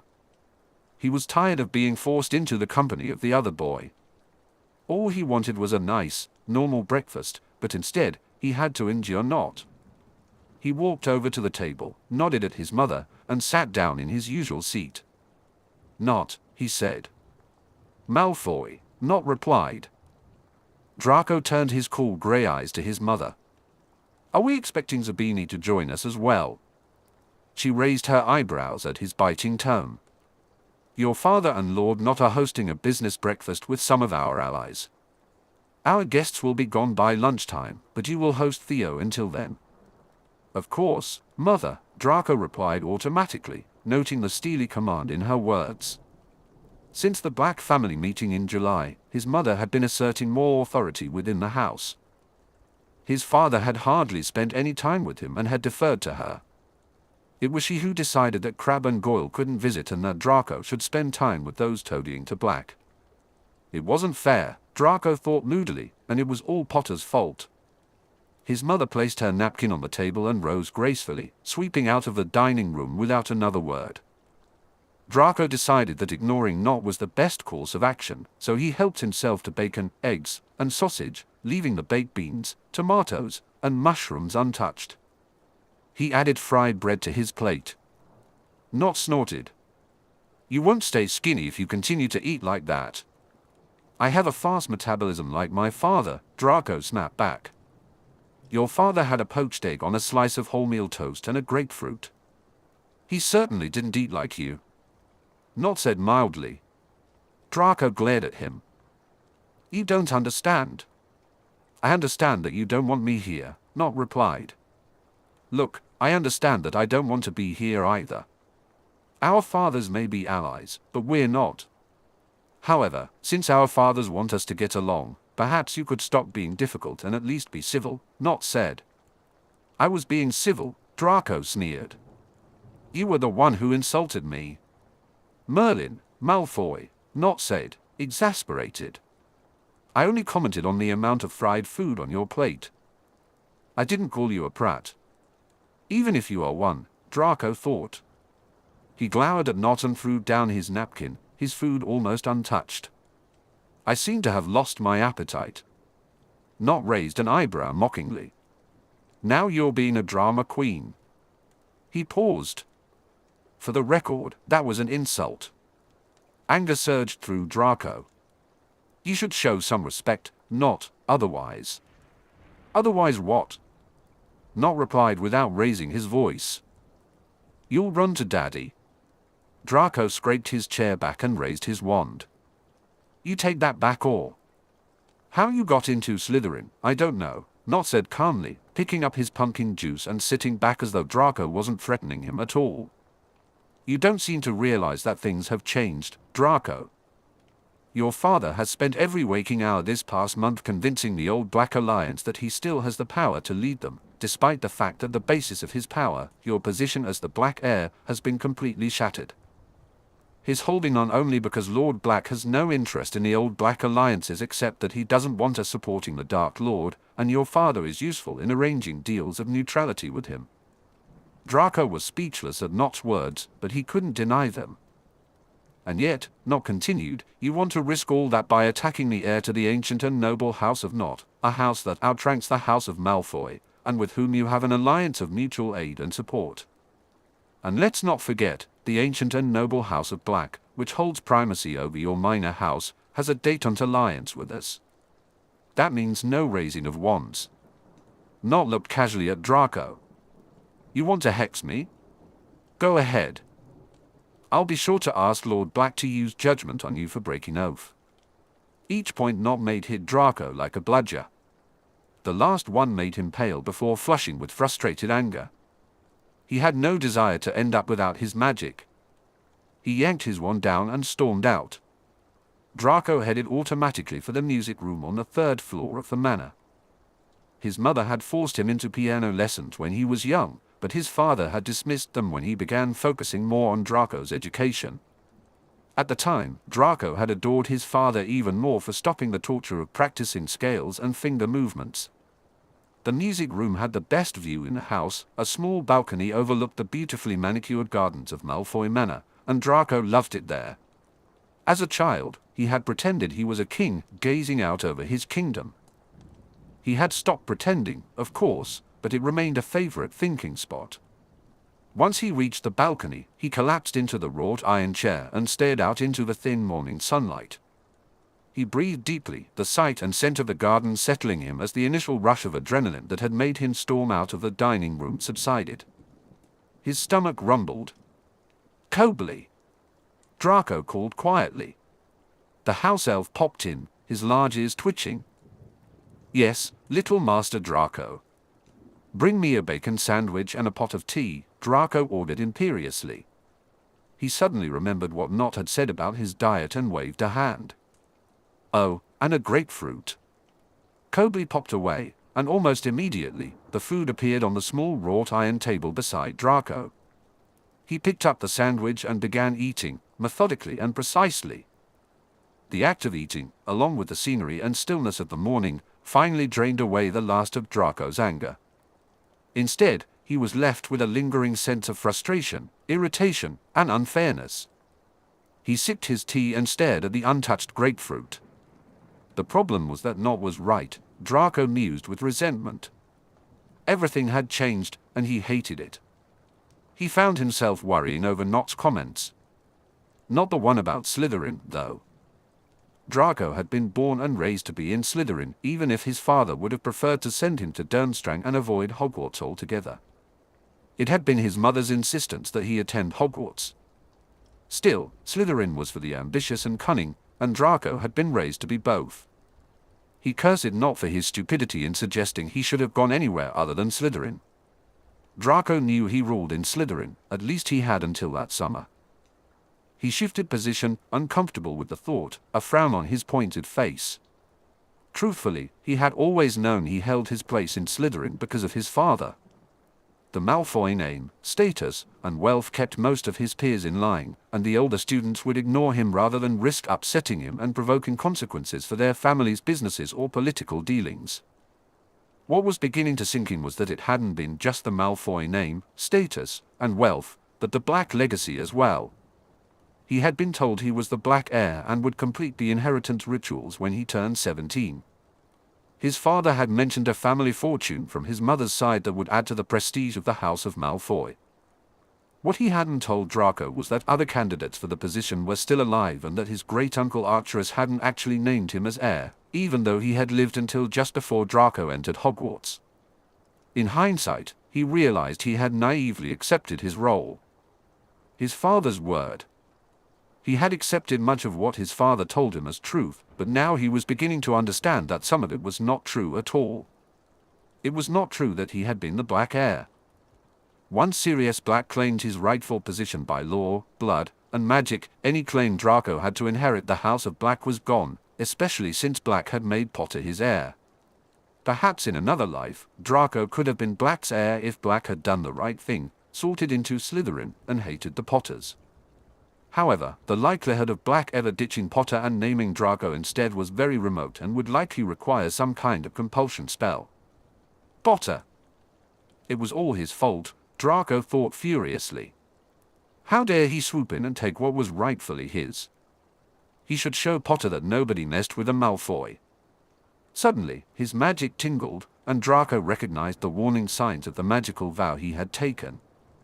Negative and angry thoughts about Potter triggered alarms in his magic, indicating he was close to breaking his vow. Draco thought morosely about how he couldn't even have a good mental rant about Potter. On the other hand, he appreciated the internal warning system that magic had devised whenever he strayed into thinking of Potter with harmful intent. He valued his magic too much to want it stripped away. If he were being completely honest, it wasn't Potter's fault. Potter was not responsible for leading Draco to believe he would be the Black Heir when the truth was far different. No, that had been his father, and to a lesser extent, his mother, leading Draco to believe one thing while the reality was something else entirely. Like the dark mark his father had branded into his forearm. From everything Black had said at the meeting and what his mother had taught him that summer, the mark was equivalent to a brand of slavery, a subjugation of will and freedom to the Dark Lord's whims. His father had once proudly displayed the faint outline and told Draco that he wore it as a badge of honor. A badge of pride. His father had been foolish enough to brand himself a slave and follow a Dark Lord who wasn't even a pureblood. His father had actually killed someone and tortured people. Draco shuddered. He poured himself another cup of tea to distract himself from the thought. He had known in the abstract that the followers of the Dark Lord had been intent on killing Muggles and Muggleborns, on eliminating the blood traitors who opposed the pureblood agenda. But despite knowing those facts, he had never connected the dots that his father had been one of those followers and had therefore killed, tortured, and eliminated. Personally, Draco didn't want to kill anyone. Well, maybe Potter, and there was that tingle again. He sighed. He wasn't foolish, he knew himself well. He recognized he had a cruel streak. He wasn't a kind person. His father had taught him that kindness was a weakness. If someone got hurt, he didn't necessarily care, and he might even revel a little in their pain. Draco had often kicked their old house elf in a fit of rage for no reason other than the house elf being there. But aside from those occasional violent temper tantrums, he had always believed that as a Malfoy, he was the brains while others were the brawn. Others might be the ones to get blood on their hands, while he directed it. He imagined himself in the Wizengamot, leading others. He wouldn't actually be killing people. In truth, he had never seen the need to kill. Why kill when Muggleborns could be shopkeepers and farmers? Why interact with Muggles at all? Why not legally restrict Muggleborns and half-bloods to ensure that the ruling elite would always be pureblood? No, Draco had never envisioned killing in his future. Immersing himself in politics, being Minister of Magic, walking the corridors of power, and using others to threaten violence and cajole, yes, that was what he saw for himself. Murder, torturing for the sake of pain, and killing someone in cold blood, even Potter, no. He didn't want that for his future. He certainly had no desire to bow down to or brand himself with the mark of a son of a Muggle, even if that son of a Muggle was a descendant of Slytherin. Draco sipped his tea. It was all his father's fault that Draco's world had turned out to be nothing but a lie, as his mother had been subtly telling him all summer. For years, Lucius Malfoy had been feeding Draco Dragon Dung, spoonful after spoonful, which he had swallowed because he believed his father hung the moon. Well, no more. Serving the Dark Lord wasn't an honor, it was slavery. The Dark Lord might be the heir of Slytherin, but he was sired by a Muggle. He wasn't a pureblood. The House of Malfoy might be superior in many ways and be a leader of sorts in the wizarding world, but it was outranked by the House of Black. It always had been and always would be. These were the truths of the matter. His father had lied to him, and Draco was thoroughly disillusioned. There was a pained ache in his chest that he rubbed absently. Still, there was no doubt that his father was a powerful wizard, respected and influential, that the Malfoys had money, even if it was currently controlled by Black and the stupid werewolf who had dared to restrict Draco's allowance and status. But none of that mattered when Lord Black was more powerful, respected, and influential, with more money and status. Others, like Nott, saw the difference and would take advantage of the gap. Nott was unfortunately right. Draco had to accept the new reality somehow. Resentment surged through him again. He shouldn't have to accept the new reality, damn it. He wanted everything back the way it was. He wanted something he couldn't have. Draco sighed heavily. He tapped his. Draco rested his fingers restlessly against the fine china mug he held. He had let his childhood lessons on negotiation and political analysis slip from his memory, believing that his Malfoy name was enough to get what he wanted. But that was no longer the case. He found himself searching his mind for the skills his father had taught him. The first question was, who had power? The answer was clear. The House of Black was the one everyone feared more than the Malfoys. Then there was the Dark Lord. And finally, perhaps, Dumbledore, though the old fool rarely used his power.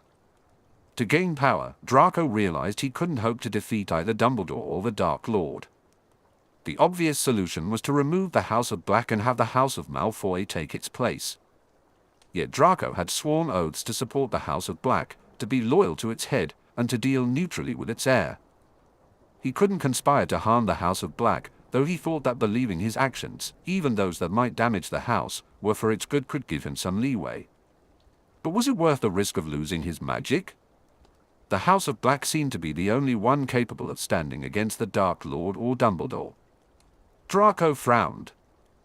If removing the House of Black was impossible, the other option was to work with them and become a key figure in their power dynamics, gaining power that way. Clearly, that was the decision his father had made. Lucius Malfoy was supporting the House of Black in the Wizengamot, arranging deals with the old Pureblood Alliance, and maintaining a public image of solidarity with the House of Black, despite his hatred for Sirius Black and Potter. In a rare moment with Draco, his father had admitted that now knowing the truth about the Dark Lord made following the madman impossible. Supporting the House of Black to eliminate that threat, as they had vowed, was the new plan. He was using the Malfoy connection to the House of Black. Draco Malfoy was determined to maintain his authority with their allies while consolidating a new political position. He was transforming what seemed like a setback into an opportunity for the House of Malfoy. His mother had spent the entire summer telling him to adjust his attitude and follow his father's example of making the best of their situation. She was right, Draco needed to emulate his father. Part of him resisted this idea because he had learned that his father had lied to him for most of his life, and he didn't want to become like him anymore. That familiar ache returned. He snorted and took a sip of his tea, wincing at how cold it had become during his musings. He set it aside. Perhaps it wouldn't be so problematic to align himself with the House of Black. His father had made it clear that while they had to publicly acknowledge the Black family's primacy, privately they could believe that the Malfoys were superior. The Malfoys upheld the purity of blood, while the current lord seemed intent on damaging the house with Muggleborns, half-bloods, and half-breeds. Draco could at least agree with his father on that point. So, he decided, he would need to maintain a facade of acceptance toward the Black family's primacy in front of them and others. That didn't seem too difficult. His father would understand the necessity, as would his mother, who had been quite insistent about ensuring his compliance all summer. Draco mused that being part of the House of Black wasn't such a bad thing after all. His mother had informed him of their family history, their power, and their ancestry. They were a formidable house, distinguished and, until Harry Potter's acceptance as heir, pure-blooded. But it appeared that Potter was a strong wizard. Draco still couldn't quite wrap his head around the blessing ritual he had witnessed, where Potter had called forth the spirit of Morgana Le Fay. It indicated that Potter was very powerful, regardless of what Draco had observed at Hogwarts. Undoubtedly that was why the family magic had accepted him. It would help make the House of Black a formidable magical opponent. While Draco still believed purebloods were superior to all other wizards, he had to admit that he quite liked his Muggleborn Uncle Ted. He had been forced into various interactions because of his mother's etiquette lessons. But there was something solid and reassuring about Theodore Tonks, a warmth that was missing from Draco's own father. Often, he found himself tempted to confide in Ted, although he was horrified by the impulse. He could see why his aunt Andromeda had married him.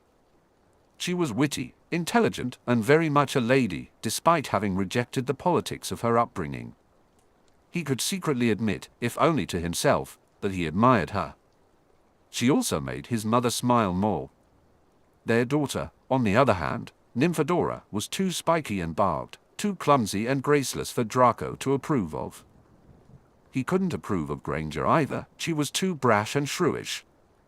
Although, Draco mused, if they had to sponsor a Muggleborn, sponsoring the most intelligent in their year was probably acceptable. From his last interactions with her, it seemed Granger had learned some manners from Andromeda. Simeon's wife Anna, like his uncle Ted, was decent enough for a Muggleborn, a little too Hufflepuffish, but she was attractive and well-mannered. Simeon's manners were perfect. Evidently, Marius Black had taught his son well, even if Marius had been a squib. Simeon moved with a contained power not unlike Sirius. A shiver ran down Draco's spine at the thought of the head of the House of Black. Sirius Black was every bit as menacing as the Daily Prophet had made him out to be. His power shimmered just beneath his skin. Draco remembered what his mother had said when he had questioned her about him. Sirius was the best and the worst of. His mother picked up the teacup and blew on it gently before taking a sip. Her blue eyes took on a faraway gaze, directed at the past and her memories. I remember the summer before Sirius started Hogwarts. We had a summer ball at the country estate, and Bella ruined my dress robes to get me into trouble with my mother. They never believed Bella was anything but innocent because she was their favorite. Sirius found me in tears, and he took the blame for it. My father hit him and would have beaten him further, but Lord Arcturus stepped in and said he would punish Sirius. Sirius protected us all that way. She took another sip of tea. That protection, though, when you crossed someone he loved, especially Regulus. His mother sighed. Bella was often bored. One day, she pushed Regulus down a few steps. He was 8 years old, and mostly he was bruised with a grazed elbow at the end of it. Andy patched him up, but he clung to Sirius afterwards. The next day, Sirius taunted Bella at the top of the main stairs, and when she sprang for him, he waited until the last moment and suddenly moved. She fell down the stairs badly. We all rushed down after her. She was lying there, blood around her head, both her arms twisted, her leg broken. I remember, instead of helping her like he had immediately done with Regulus, Sirius stooped and whispered in her ear that the next time she hurt Regulus, he would kill her.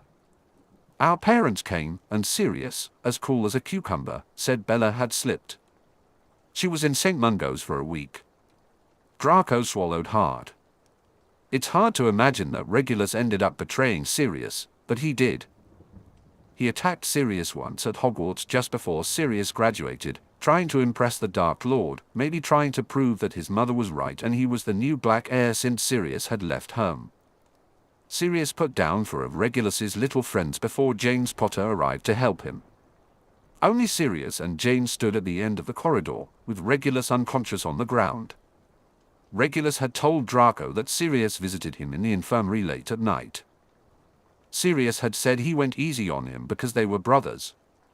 However, he warned that the next time Regulus tried to kill him, he wouldn't be so merciful. His mother finally looked at him and said, "So you see, it would be best not to anger Lord Black. If you hurt one hair on Potter's head, I doubt you'll have any hair left when he's finished with you. Do you understand?" Draco nodded. A loud peacock cry from the grounds pulled his attention back to the present. He didn't want to anger Lord Black or attract his attention. It had been bad enough during the family meeting.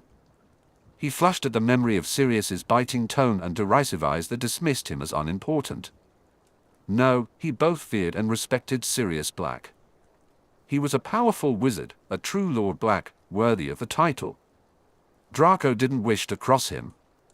There were material benefits to being in the House of Black, Draco thought. Sirius had promised him rewards for good behavior, and he had already managed to have the awful arrangement with Pansy dismissed. He and Pansy had been friendly since childhood, but he wasn't attracted to her and couldn't see himself marrying her. She was smarter than she was pretty, opinionated rather than compliant, and fawning instead of genuinely affectionate. No, Pansy wasn't the wife he envisioned. He wanted someone who truly liked him for who he was, not just because he was Draco Malfoy and they wanted to use him to climb the social ladder. Pansy could be a good practice girlfriend, but anything more? He didn't have to worry about that anymore because the House of Black would let him choose his own wife. The key was his relationship with Potter. His father had made himself indispensable to Black by acting as the liaison between the House of Black and the other pureblood houses. He could provide the same service. Building a relationship with someone he hated. He frowned heavily. Hate was a strong word, but it fit. He had hated Potter ever since Potter had rejected his hand on the Hogwarts Express because of a Weasley. Just the memory of it made his blood boil. He had never felt so humiliated or rejected. He was a Malfoy, and nobody refused him. Except Potter. Draco took a deep breath and forced himself to view his enmity with Potter logically, objectively, and dispassionately. There was the initial rejection. Potter had been defending his friend. Draco rolled his eyes. He could understand why, even if he didn't see that Weasley was worth defending.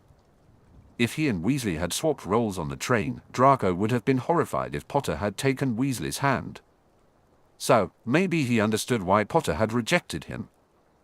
Then there had been an endless stream of confrontations, although in hindsight, Draco could acknowledge that he had provoked most of them, with Weasley causing the rest. Potter had mostly just been there. He glared out into the gardens. Why had he confronted Potter so much? He wanted to prove he was better than Potter. He wanted to get the other boy in trouble as revenge for not accepting him as a friend, for being a Gryffindor, for being the golden boy. He wanted Potter's attention. Draco stared moodily out into the gardens.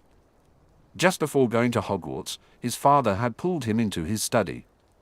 "I am reliably informed that the boy who lived will be on the train to Hogwarts," his father had said, eyeing him speculatively across the desk. "I trust that you will not fall into the adoring masses like so many of your school friends." "Of course not, father," Draco replied promptly. The thought of being a sycophantic fan horrified him. "There is, however, some benefit in cultivating a relationship," his father mused, leaning back in his chair. "This boy will wield a lot of power in the future. Our society in years to come will not only recognize the boy who lived nonsense, but also that he is the last Potter. He has been away from the wizarding world for many years, hidden by Dumbledore. He will need guidance. You may want to provide it." "I understand," Draco said eagerly. His father smiled coldly. "It is likely that he will be sorted into Gryffindor, Draco, but try not to let that alter your course." He paused, his expression turning contemplative. "He may also be warned against us due to my past association with the Dark Lord. If that is the case, I will not be disappointed should you fail to gain his regard." Draco knew he had failed spectacularly, and it was his own doing. He had used the excuse his father had given him when he wrote to say that Potter had refused his hand. He hadn't wanted to admit his failure or disappoint his father. But perhaps now there was an opportunity to correct the mistakes of his past. Potter had declared a truce based on upholding family honor. Granger had even told Draco that Potter took it seriously enough to warn the Weasel against provoking him. With his own vowed neutrality, Draco was prevented from the type of confrontations he had made in the past anyway. Potter and Granger had been surprisingly good company at the country estate, especially since they didn't have the Weasel hanging around them. It felt like a clean slate. Draco could talk with Potter at Simeon's farewell meal on Friday and discuss how he could help him with the Slytherin students. He nodded slowly, acceptance finally creeping in. In a way, it was a good thing he was part of the House of Black. Maybe he wasn't the heir, but he had black blood, and that counted even if his name was Malfoy. It would certainly help him fend off any pretenders like not trying to usurp his place. But it was clear he was going to have to work with Not. The House of Black was allied, and Not. Draco clearly had intentions of making himself useful to Potter. He bit his lip and thought hard about how he could sway Not, how he could keep him under control. Well, that was a bloody waste of time. The booming voice of Lord Wilkes came from the open window below the balcony, startling Draco and causing his heartbeat to accelerate. He had forgotten that his father's study was directly beneath the music room. He sat still and silent, keenly listening. "I hate to agree with Norman, but he's right," Lucius, Not Senior, said quietly. "That was a waste of time." "Not a complete waste of time," Lucius argued calmly. "We did discover from Yaxley that whoever is making these death threats owns a house elf." "We already knew that," Wilkes barked. "We knew that from the first death threat." "Death threats?" Draco's eyes widened as he realized what they were discussing. No, we knew they had used one to send a letter the first time, Lucius clarified. This means it could have been any guest staying with someone who had a house elf. This tells us that whoever it was had the ability to call a house elf themselves, although I'm surprised Augusta doesn't have wards preventing any but her own elves from entry. Everyone who owns a house elf in our group has denied doing the deed. Wilkes snapped back. And nobody in our group would stoop to lying? Lucius questioned mildly. Draco almost snorted but stopped himself, knowing that if he revealed his position, his father would be furious, more so for being caught than for eavesdropping. I don't think anyone is lying, Not said with quiet authority. Everyone knows not to draw unwanted attention to us, especially now. Travers is fuming because someone is stealing his limelight, Lucius commented dryly. You should read the letter I received. Do you think this idiot, whoever it is, will disrupt the plan for the World Cup? Wilkes asked brusquely. There was a pause before. Lucius replied, I am uncertain. Draco could hear the chagrin in his father's voice. But whoever it is seems to be working against us rather than with us. Bloody idiot. Wilkes snarled. I'd like to get my hands on them and hex them into next week. Do you know how close I am to securing a date on with Black? Selwyn too. I shouldn't worry about that, Norman, Lucius soothed. I have already hinted to Black that it wasn't any of us, and I will assure him again when we go to the match tomorrow. He's still intending to go to the World Cup. Not asked, surprise coloring his tone. Lucius laughed, low and dark. Of course. You didn't think a Gryffindor would be deterred by a death threat. He sent the boy home last night, not pointed out. He could hardly keep him there knowing whoever sent the death threat had gained entry and was likely in the same room as Potter. Wilkes growled, but he has balls of brass going to the match in the face of 2 threats. I'm sure he will arrange for some additional security, Lucius said. A silence fell, and Draco's heart raced as he assimilated the information. Do you think it's him? Wilkes asked suddenly. Or Pettigrew? The Dark Lord had no serving house elves, and neither did Pettigrew, Lucius replied immediately. I'm not certain these threats originate with the Dark Lord. Then who? Another party, obviously, not surmised.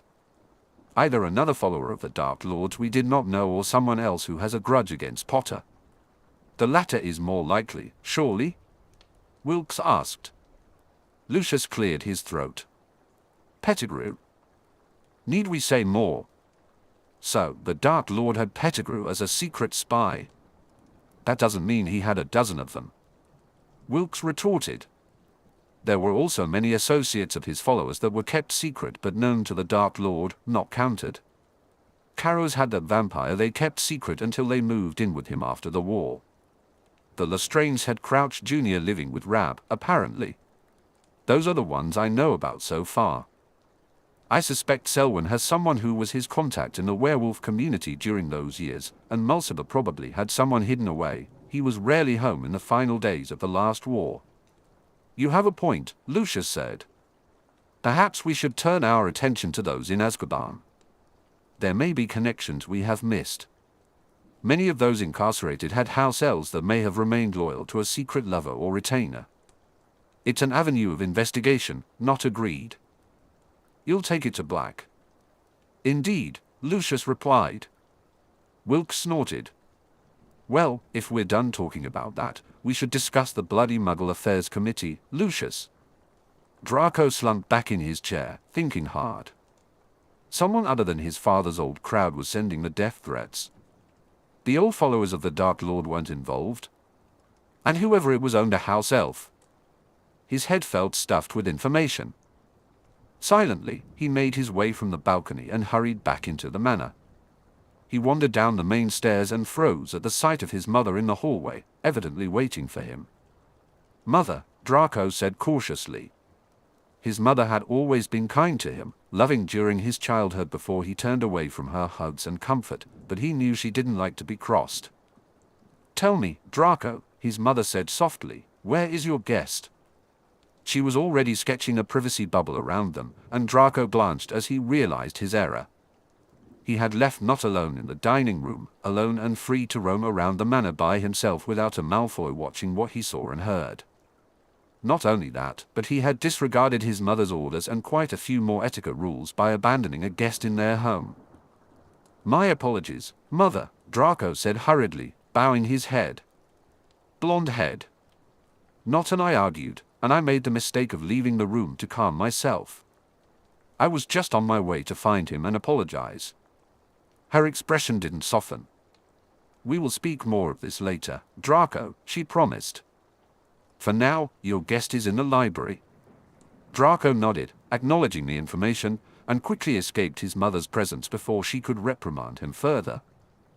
The manor's library had been one of Draco's favorite places as a child. He remembered curling up with his mother in one of the large leather chairs while she taught him how to read.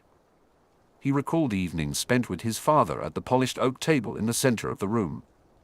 He rarely entered it anymore. Not had taken up residence at that very table. Draco grimaced at how at home the other boy looked, but hurried over and sat down opposite him. Not shot him a wary look from his guarded dark eyes. "You found me then," Not said. "You're always in some kind of library," Draco replied, not admitting that his mother had directed him there. He smiled sharply. "How you didn't sort into Ravenclaw, I don't know." Not actually laughed. "I asked for Ravenclaw, and the hat said it wouldn't suit me at all."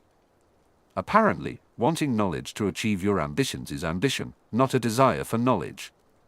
Draco frowned. Sometimes he regretted that his own sorting had taken seconds, not minutes. He hadn't even attempted a conversation with the hat or any kind of interaction. He had been chanting Slytherin, Slytherin, Slytherin from the moment his name had been called until the moment the grotty hat had made the slightest contact with his head. He cleared his throat and swallowed down the snide retort he wanted to make. "I wish to offer you a proposal."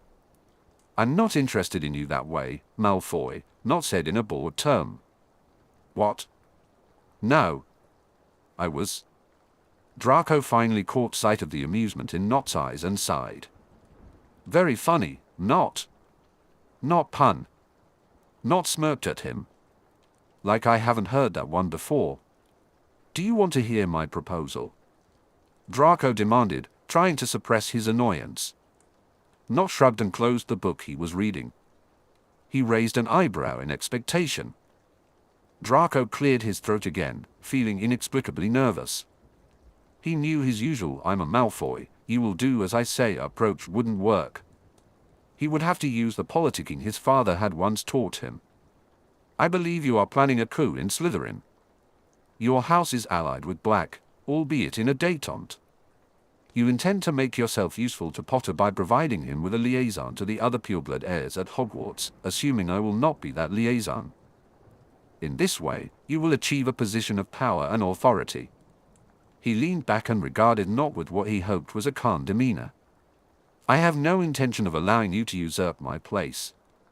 Perhaps I have been slow to adjust to the new dynamic since the House of Black has been revived, but..." He pinned Not with a frank look of superiority. "You fail to understand that as much as I am a Malfoy, I am also a Black. Potter and I share blood and family. He takes that seriously. We've already declared a truce. In a wrangling match, who do you honestly think he would choose, a family liaison who has taken an oath of loyalty or a Slytherin liaison who has simply sworn not to raise a wand against him?" Not's dark eyes simmered with heat before his expression smoothed. Well, well, well. Finally unearthed your Slytherin, Malfoy." He motioned at him. "My turn. You may have Black blood and you may have agreed to a truce, but your relationship with Potter has a bad history. He won't trust you very far.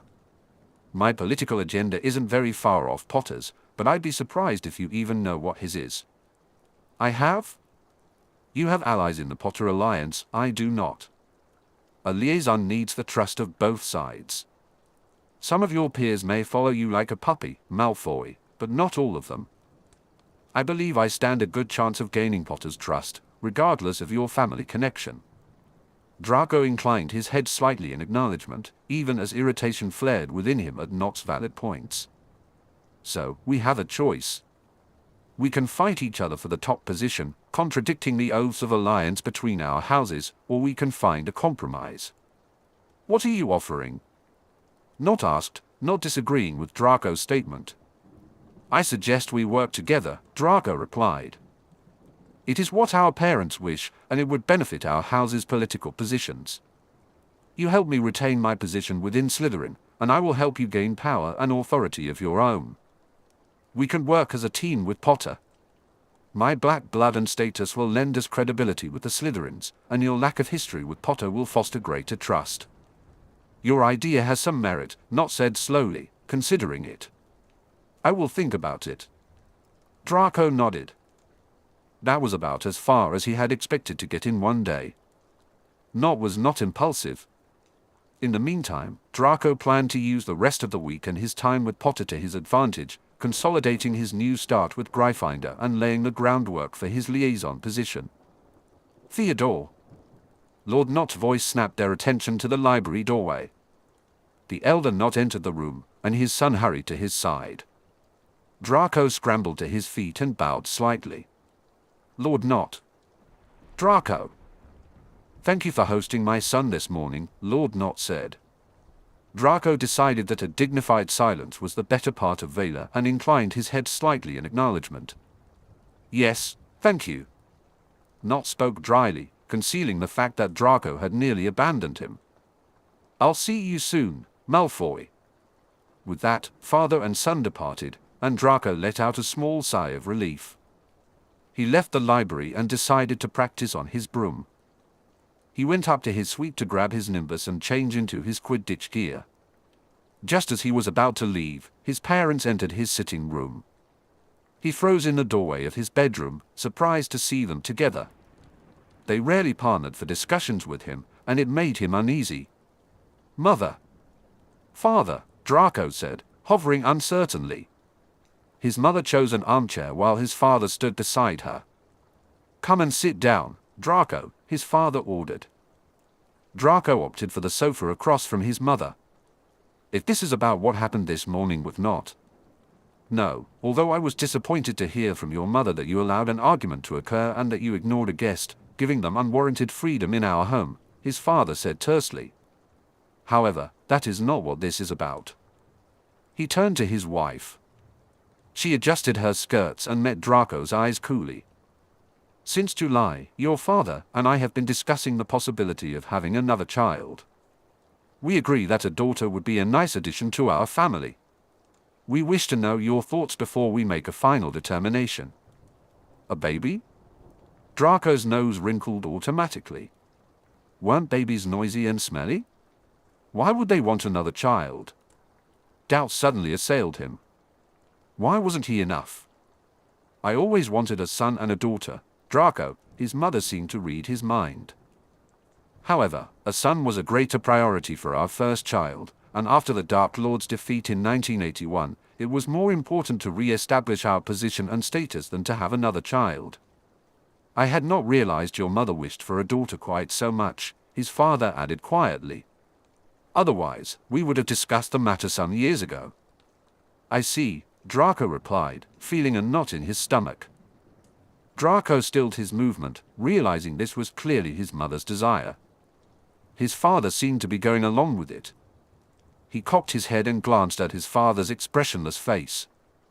It was evident his father was trying to placate his mother, who held the primacy in their marriage. Understanding flooded through Draco, and he restrained the urge to smirk at his father. He realized he had missed a lot during his sulking period. He had not considered how the changed circumstances would affect his parents' marriage. So, his mother held the balance of power. His father was aware of his mother's wish for more children, and now he was yielding to her demand, possibly to keep her on his side with Lord Black. It also meant that pleasing his mother would take precedence over pleasing his father going forward. Draco thought a baby sister might not be so bad. The age gap would be significant enough that he would not be expected to interact with her meaningfully or share anything with her, except for their parents and their home. That could be irritating, but she would likely have her own suite of rooms, and the manor was large enough for them to avoid each other most of the time.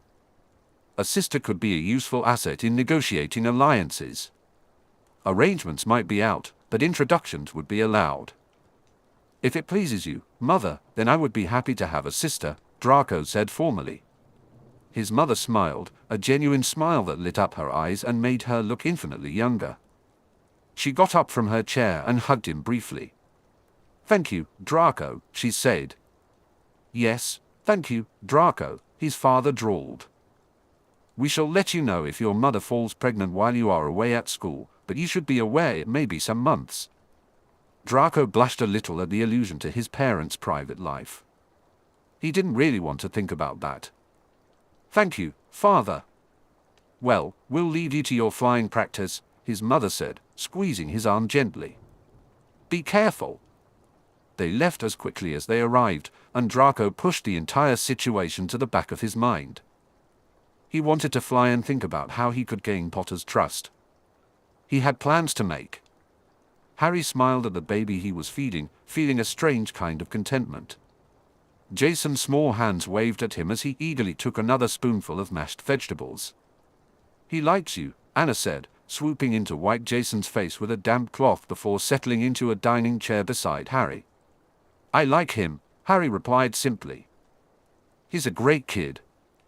And you're going to make a great dad someday, Anna said, smiling warmly at him. Harry felt himself blush, his cheeks heating under her gaze. He was grateful she had forgiven him for the whole blessing thing on the day she and Simeon had arrived.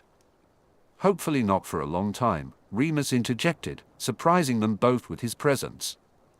He leaned against the door jamb with his arms and legs crossed, a smirk on his face. I think Sirius would have kittens if Harry made him a grandfather anytime soon. Anna laughed. Don't you mean puppies? She adored Sirius's animagus form and joked that she would freeze him as Padfoot and take him back to Australia as a pet. Well, since I don't intend to become a dad just yet, we can all stop worrying about Sirius having any kind of infant animal, Harry retorted, his cheeks still bright red. He didn't want to think about the talk again, even if it had been amazing to see his dad in the memory Sirius had provided. Remus pointed over his shoulder. Sirius is currently laying down the law to the reporters in his study. You're going to be needed soon. Harry nodded reluctantly, making a disgusted face as he got up from the table and handed Anna the spoon. He didn't want to do an interview, but he and Sirius had responsibilities. They discussed and arranged the interview following the press coverage of the Wizengamot session. The idea was that by giving the press a full interview before Hogwarts started, it would lessen the focus on Harry during the Triwizard Tournament. That was the plan. They considered cancelling the interview after the latest death threat, but Harry didn't want to give the person threatening him the satisfaction of knowing they had disrupted any plans. Sirius also agreed to proceed with their plans for the World Cup under the same premise. However, he informed Harry that he must stay with Sirius, Remus, or another approved adult, most likely Bill, the entire time. Remus looked Harry over, nodding at his open smart forest green robes, which were adorned with the crests of Black and Potter over smart black trousers and a silk shirt in a contrasting shade of green. Harry's hair had been tamed with Sirius's Potter hair-calming charm, and his gold-framed glasses sparkled. The Potter Lord ring and the black air ring were prominently displayed on his right hand. I take it Sirius picked out the outfit. Remus said, amused. He wanted me to wear dragonhide trousers, Harry complained as he followed him down the corridor to the library. The silk shirt had been a compromise because he didn't mind the robes. They both entered the library and paused at the sight of a wisp of a girl standing in front of one of the bookshelves, apparently talking to nothing. Her long blonde hair gleamed under the lights, and she wore a plain pale blue robe. A wand was tucked behind one ear, and she appeared to be wearing a necklace made of butterbeer caps. Remus cleared his throat. Luna, isn't it? The young girl turned around, her large silver eyes widening with surprise. Professor Lupin, she exclaimed, smiling happily. It's wonderful to see you again. And you, Luna, Remus replied kindly. This is Harry. Harry, this is Luna Lovegood. I take it you're here with your father, Luna. You're very right, Professor, Luna replied. I'm not a professor anymore, Luna, Remus gently corrected her. You may call me Remus. You will always be a professor, Professor, Luna responded in the same gentle tone. Nothing changes what you are, and you will always be a professor no matter what job you may perform. She smiled brightly. Remus looked astonished, and Harry suppressed a chuckle. As if she had heard his thought, Luna's silvery gaze shifted to him. I see the lumpy glump eyes have left you, Harry. You look much better. Thank you, Harry said politely, wondering what she meant. It was an accurate description of Vernon and Dudley if that was who she was referring to, but how would she know? He recalled the rumor of Luna being a true seer and shook himself slightly. You're a Ravenclaw, right? Sometimes, Luna answered vaguely, and sometimes I'm not. Don't you find being one thing all the time can get a little boring? Harry smiled at her. I guess. I've never really thought about it. Luna leaned closer, as though to confide something important. I think being a raven suits you. A raven? Harry asked, taken aback. Did she mean he was being more of a Ravenclaw? Well, he was studying more. Of course, a raven is both a trickster and a warrior, the one that defends fiercely and brings death, without whom the world would fall. Harry shivered as her eyes met his with strange intensity. They fly free, but they'll play tag with wolves and dogs. His eyes widened. Luna suddenly smiled and broke the tension. And are also easily distracted by something shiny. She tilted her head to one side. Like a snitch. Harry couldn't help the small smile that escaped him. I like snitches. Me too, Luna replied breezily. But they are not as much fun as blithering humdingers. Humdingers? I haven't heard of those before, Harry said. He was beginning to understand why her housemates found her odd and disconcerting. Yet, he liked her. After all, who wasn't a bit odd at the end of the day? Luna hummed. I could tell you about them, she said, sounding hesitant. I'd like that, Harry replied immediately. But right now, he has an interview to do, Sirius's voice interrupted, rich with amusement. Harry almost jumped and shot a glare at Sirius, who stood just outside the study with a grin on his face and his eyes sparkling with mirth. Harry blushed, knowing that Sirius intended to tease him later about talking with Luna. Don't worry, Harry, Luna advised in a loud whisper. The fleas will distract him. Sirius raised an eyebrow at her words, and she smiled serenely back at him. He shook his head and gestured toward the study. Ready, Harry? Harry grimaced. I guess. Remus reached over and patted his shoulder. Rather you than me, Harry. Harry scowled. Aren't you supposed to say something cheering, like good luck or break a leg? That's Padfoot's job, Remus declared cheerfully. Why would he want you to break a leg? Luna asked. Sirius snorted and motioned for Harry to enter the study. Harry straightened his shoulders and made his way over, muttering goodbye to Luna.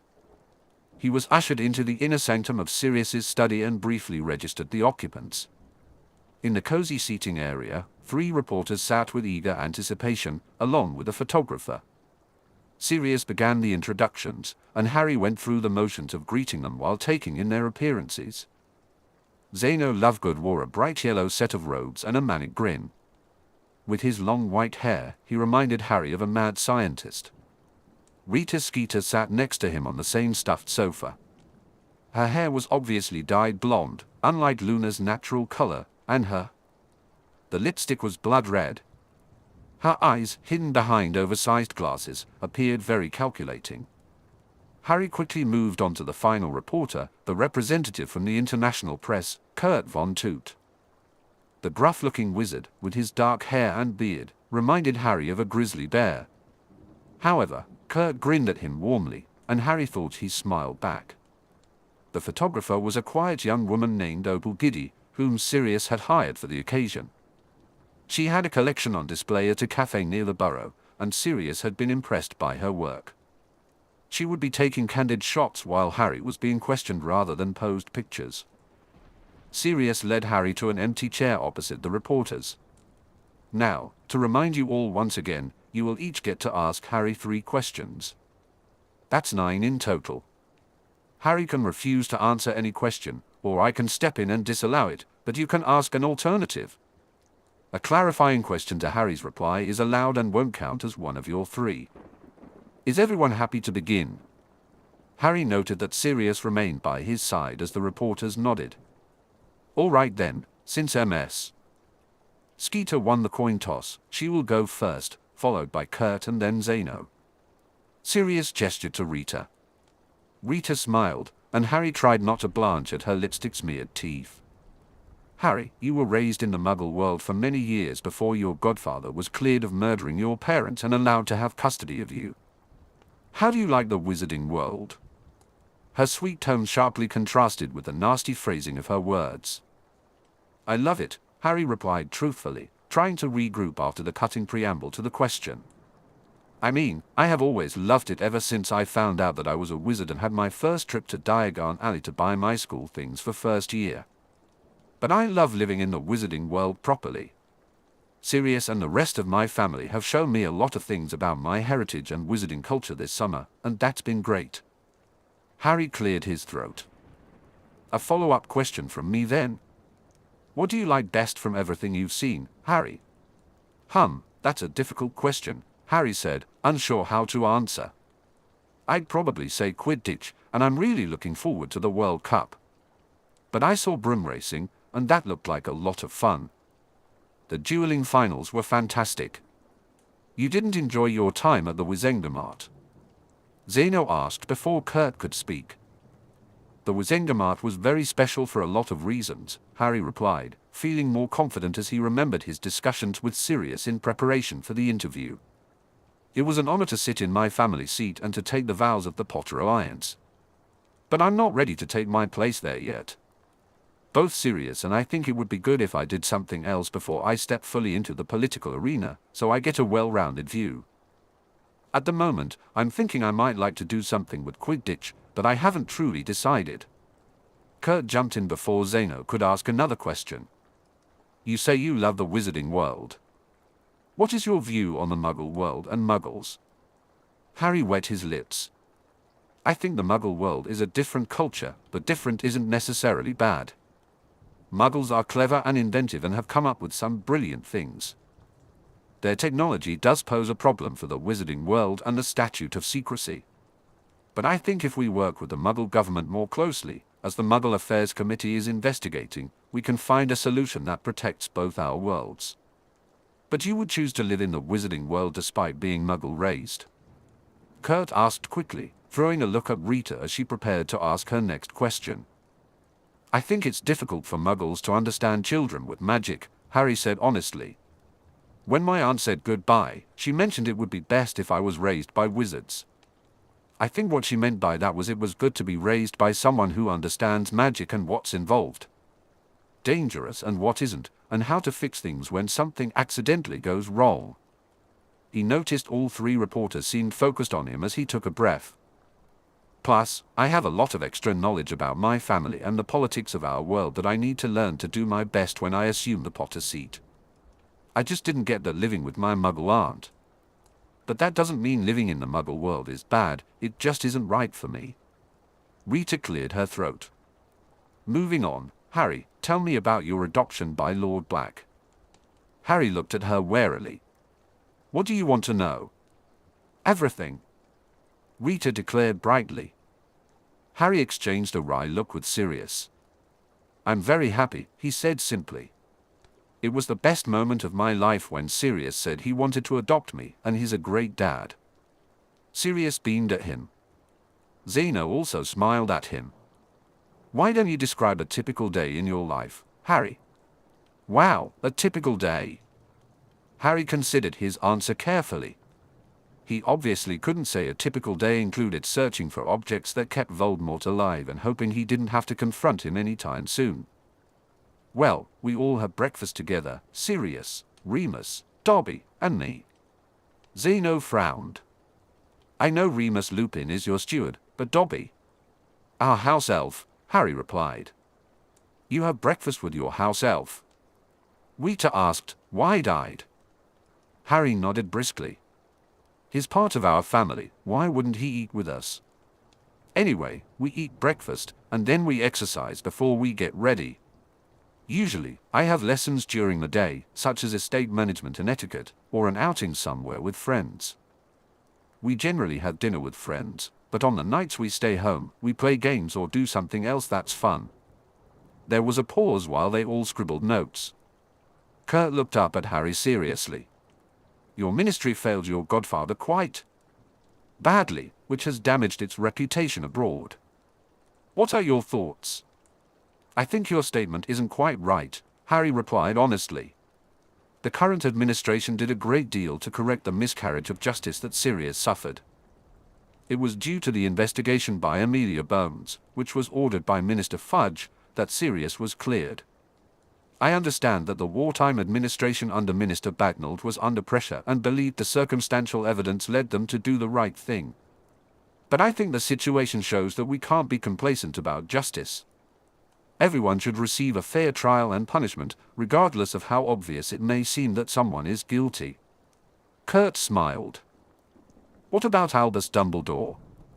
He was Chief Warlock charged with ensuring due process. He continues to hold that position and currently has a significant role internationally. Is that your third question, Kurt? Sirius interjected before Harry could respond. Because that seems more like a follow-up than a clarifying question. Guilty, Kurt admitted. But you must understand the international interest. Albus has apologized for his part in what occurred, Sirius replied evenly.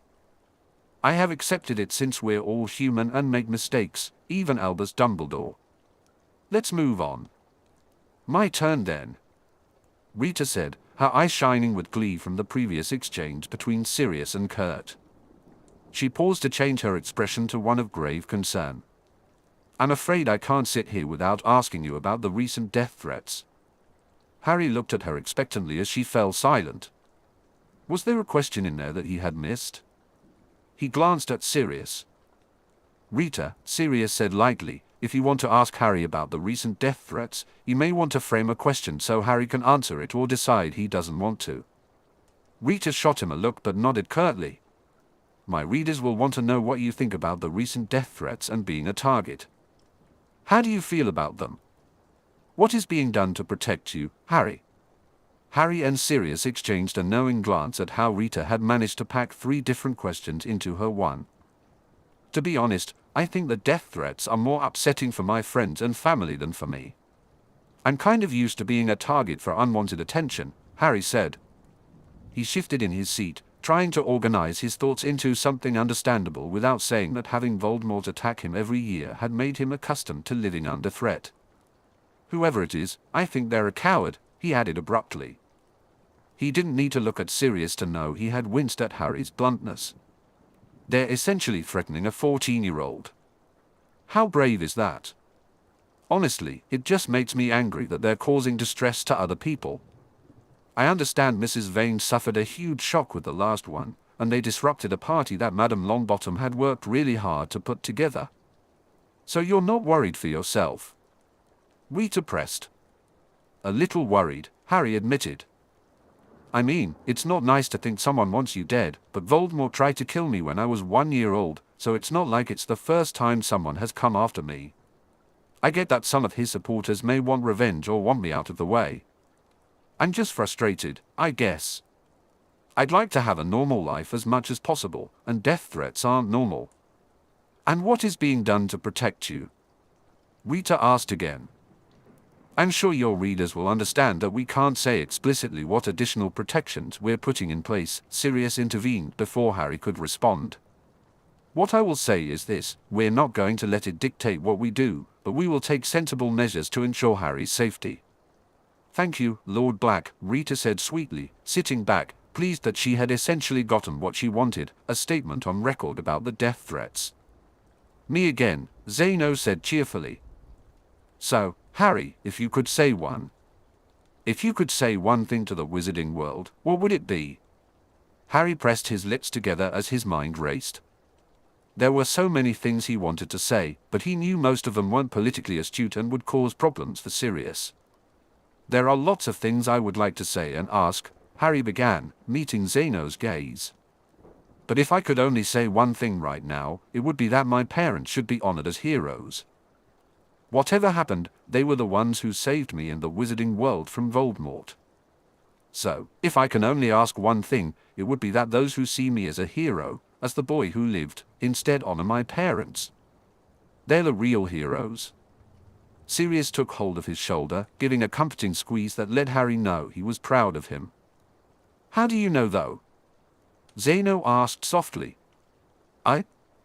Harry took a deep breath. Last year, when the Dementors were around Hogwarts, they made me remember. Rita had a quick intake of breath. I hear my dad telling my mum to take me and run. He gave his life fighting to save us, to try and stop Voldemort from getting to us, Harry continued, aware that emotion was choking his voice. Sirius's hand tightened on his shoulder. And I hear my mum begging Voldemort to leave me alone. She stood in front of me, willing to give her own life to save mine. They're my heroes. There was a poignant silence for a long moment. Kurt cleared his throat. Well, I'm afraid I have my final question to ask, and it is one of grave international importance. He paused dramatically as they all turned to look at him. His dark eyes met Harry's, and Harry saw a hint of a twinkle in them. Who do you believe will win the Quidditch World Cup? The tension broke successfully, and they all burst into laughter. Harry surreptitiously dabbed the corner of his eye where a tear had leaked out. Reporter said with a grateful smile. My friend Ron Weasley is the Quidditch expert, and he believes Ireland will win. However, Victor Crumb will catch the snitch and end the game on his own terms. His smile widened. I've learned not to argue with Ron about Quidditch or chess, so that's my answer. Sirius clapped his hands. And that's the end of the interview, folks. He ushered the reporters and photographers out, thanking them and reminding them that all articles needed his approval before publishing. This left Harry alone in the study. Remus poked his head in and grinned. All okay? Harry shrugged. Who knows? He would wait to see the finished articles. He got up and stretched. I don't think I said anything too stupid. Excellent. That's the spirit, Remus replied brightly. Come on. Creature has dinner ready, and then it's an early night. Dinner was a friendly and warm affair. It was one of the few nights that only Simeon, Anna, Sirius, Remus, and Harry were present. Jason had been bathed and put to bed after his meal while Harry did his interview. It was nice to have the chance to speak with Simeon one-on-one and get to know him better. Harry could see that Simeon was a lot like Sirius, and he briefly wondered if Sirius might have become more laid back if he had avoided Azkaban. Every so often, the effects of the prison showed in Sirius's eyes. It was less frequent than during the months they had spent in the time bubble, but occasionally something would remind Sirius. It made Harry's heart ache and anger clench in his gut every time he spotted Sirius remembering. He wished he could take away Sirius's hurt, but he knew he couldn't, just as Sirius couldn't take away the pain Harry carried from the Dursleys' treatment of him. But they were both healing and recovering, Harry thought positively as he wished Simeon and Anna good night before following Sirius to the flue. It felt strange to think that there was just over 1 week before he would return to Hogwarts felt like an eternity. It had been over 4 months since he left for the summer, including his healing time, and for the first time, he didn't want to go back. He enjoyed the routine of living with Sirius and Remus. He loved Sundays spent with Sirius, the quiet talks with Remus, breakfasts with Dobby, and movie nights when they gathered around the television with buttered popcorn and hot chocolate. He appreciated the lessons where he was encouraged to showcase his intelligence. Harry cherished the quiet affection Remus showed him, like ruffling his hair and patting his shoulder. He valued the paternal care from Padfoot, who always checked on him before bed and was there if Harry had a bad dream. The hugs made him feel safe, wanted, and loved. He didn't want to leave. He absently said goodnight to Sirius and made his way to his bedroom, heading into the bathroom to strip and shower. As he stood under the water, his thoughts drifted back to his earlier reflections.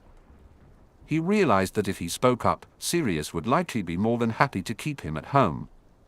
Sirius had only agreed to send Harry back to Hogwarts because Harry had expressed a desire to return. That had been at the beginning of the summer, when he had never considered the possibility of not wanting to go back. In many ways, he did want to return. He loved Hogwarts, even if the past 3 years had shaken his belief in the school's safety. It remained a retreat and an escape from the Dursleys. It was the first place he had ever considered home. His friends were going back, and that was probably the main reason he hadn't voiced his feelings to Sirius. He would miss his friends if he stayed behind, especially since he wouldn't have their presence in his lessons. He half suspected that if he opted out of Hogwarts for homeschooling, Augusta would pull Neville at the same time. Knew it wouldn't be fair to Neville, who was eager to return to Hogwarts. Over the summer, Neville's confidence had grown significantly, and Harry believed he deserved the opportunity to showcase his new skills and attitude at Hogwarts, a place where he had often felt like a squib and an outcast. Harry had also noticed that since the talk they never mentioned, Neville had been spending more time with Susan and Hannah, especially Hannah, who seemed to really like him. Harry had to admit that after the talk, he began to think he might want to date someone, maybe. However, he felt hindered by the discussions he and Hermione had at the start of the summer. He wanted to be with someone who liked him for who he was, not just as the boy who lived all the fantasy Harry Potter they had created in their minds. Ginny still fell into that category, although she had started talking to him normally during dinners at the Weasleys. They had bonded over Skeelgrow and discussed her potential tryout for the Gryffindor Quidditch team. Lydia Ingleby also seemed to have fantasy Harry syndrome. The other girls in the Potter Alliance were mostly acquaintances, with the exception of Susan Bones. Susan was wonderful. She was kind and compassionate, shared Harry's disdain for potions, and had a sharp mind and tongue that reminded him of her aunt. They had gotten along well during lessons, outings, and events they attended together. However, despite liking her as a person and thinking she might like him as Harry, he didn't feel attracted to Susan. She was nice, but he couldn't imagine wanting to kiss her anytime soon. Since she often spoke of Cedric Diggory in dreamy tones, Harry figured she wasn't interested in kissing him either. This brought him to the one other girl he knew well, Hermione. He felt a blush rise to his cheeks as he ducked his head, turned off the water, and stepped out of the shower. Harry concentrated on drying off, but his thoughts quickly returned to his best friend, Hermione. It wasn't that he hadn't thought of her as a potential girlfriend earlier in the summer. She was his friend, and it was important to him that their friendship remained strong. He had never had friends like Ron and Hermione before, and nearly losing Hermione over the firebolt incident had shown him how much he valued her friendship. That was one of the reasons he had worked hard to strengthen their bond over the summer. He took more interest in the things Hermione liked and made sure to give her as much attention as he did to Ron. This effort had paid off, especially with Hermione joining him in his lessons and being supported by the House of Black. However, spending all that extra time with her made him realize that she was a girl. A girl he might even like, one he could imagine kissing. The bonus was that she knew him, the real him. Harry tossed his towel into the laundry and hurried to his bedroom to put on his pajamas and get into bed. He switched off the lamp and snuggled under the duvet. The problem was, while he realized he might like Hermione enough to consider her as a girlfriend, he had no idea how she felt about him. He didn't think she saw him as a potential boyfriend. Why would she? He thought sadly. Maybe knowing the real him meant knowing he wasn't anything special. Intellectually, he didn't think he was her equal, although he hoped she approved of his new studying habits. Physically, he was small, one of the smallest boys in his year. Even though his exercise routine had given him some muscle, he had a runner's build instead of a boxer's. His appearance had improved with new clothes and glasses, but he still wore glasses and had the disfiguring scar. His hair was always a mess. He sighed and turned over, pressing his face into the pillow. Even if Hermione did like him or would consider going out with him, he wondered if he could afford to hope for that. To have a girlfriend? Merlin, he was receiving death threats. Then there was the treasure hunt, and overshadowing everything was the prophecy and an eventual showdown with Voldemort. If he and Hermione dated, he would be putting her at risk. The thought of her being in danger because of him made his whole body tense. It was already dangerous enough being Harry Potter's friend. He turned over again, feeling restless, and sat up abruptly, reaching for the light. For a long moment, he stared at the wall opposite him before shaking himself and deciding to practice his animagus meditation. He had read everything about how to achieve the meditative state required to see his potential forms, but he hadn't tried it before. Aunt Minerva had said it could take weeks or months before it happened. He rearranged his position, shifting into a cross-legged but comfortable pose, using the breathing techniques he had learned in his occlumency training to relax and sink into a meditative state. Slowly, his awareness of the room around him faded, and he found himself floating in a white cloud of endless space. His body felt weightless as his mind drifted. There was something flying up ahead. A dark speck on the horizon, and Harry willed himself to follow it, flying freely, the wind blowing through his hair and across his skin. The speck transformed into a bird, a raven, Harry realized. They played for a while, dipping and diving, before the raven flew downwards toward a clearing. It landed on a rock, and Harry suddenly found himself on the ground. "Hello, Raven," Harry said nervously. Was he supposed to talk to his animagus form? Was this his only one? Was it actually one of his forms or just something stuck in his head because of Luna? The raven cocked its head to one side and peered at him. A movement beside the rock surprised him as a green mottled snake uncurled, rising with its hood flaring. "Hi," Harry said to the snake, not wanting to appear rude since he had already. Harry greeted the raven. "Hello, speaker," he said. The snake hissed in response. "The seer guided you to Raven, and now you have found your way. The others will appear soon." "Others?" A lion emerged from the tall grass behind a rock and settled at Harry's feet. A black puppy, resembling Sirius's form, padded in from the forest, accompanied by a black wolf cub. Finally, a black stallion walked out of the trees, a white lightning bolt on its forehead. "We all represent who you are, Harry James Potter," the snake informed him. Harry nodded, surprised by the number of pack animals around him. Lions typically belong to prides, the stallion would have a herd, and the wolf and dog would form a pack. The presence of the lion and stallion likely indicated his leadership potential. He wondered whether the wolf or dog would be the alpha. Was the dog a grim like Sirius? Did grims have packs and alphas? Taking a deep breath, he moved toward the puppy. It perked up immediately and trotted over, rubbing its head against Harry's hand as he tickled it.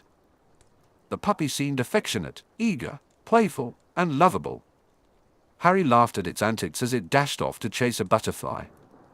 He recalled how his Aunt Minerva had once mentioned that he had turned into a puppy as a baby.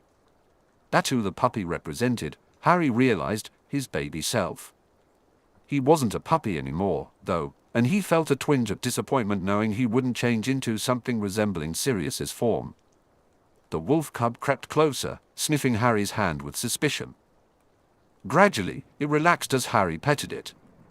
He remembered their discussions about the forms that might be available to him. Aunt Minerva had suggested a wolf was a possibility because of his relationship with Remus. He was part of Remus's pack. But it wasn't just that, Harry thought, noticing the thin, wiry body of the wolf beneath its short black fur. The wolf represented. It was the part of him that longed for family and connection, a desire to belong. It represented the wounded animal he had been at the Dursleys, starved for both food and affection. Harry hugged the wolf closer but understood he would never become it. He was part of a pack now, part of a family. He was no longer the lone wolf. Next, the stallion approached.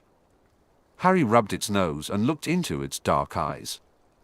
The stallion would protect and defend its herd, yet it retained a wild spirit that embraced freedom, a spirit that could not be broken.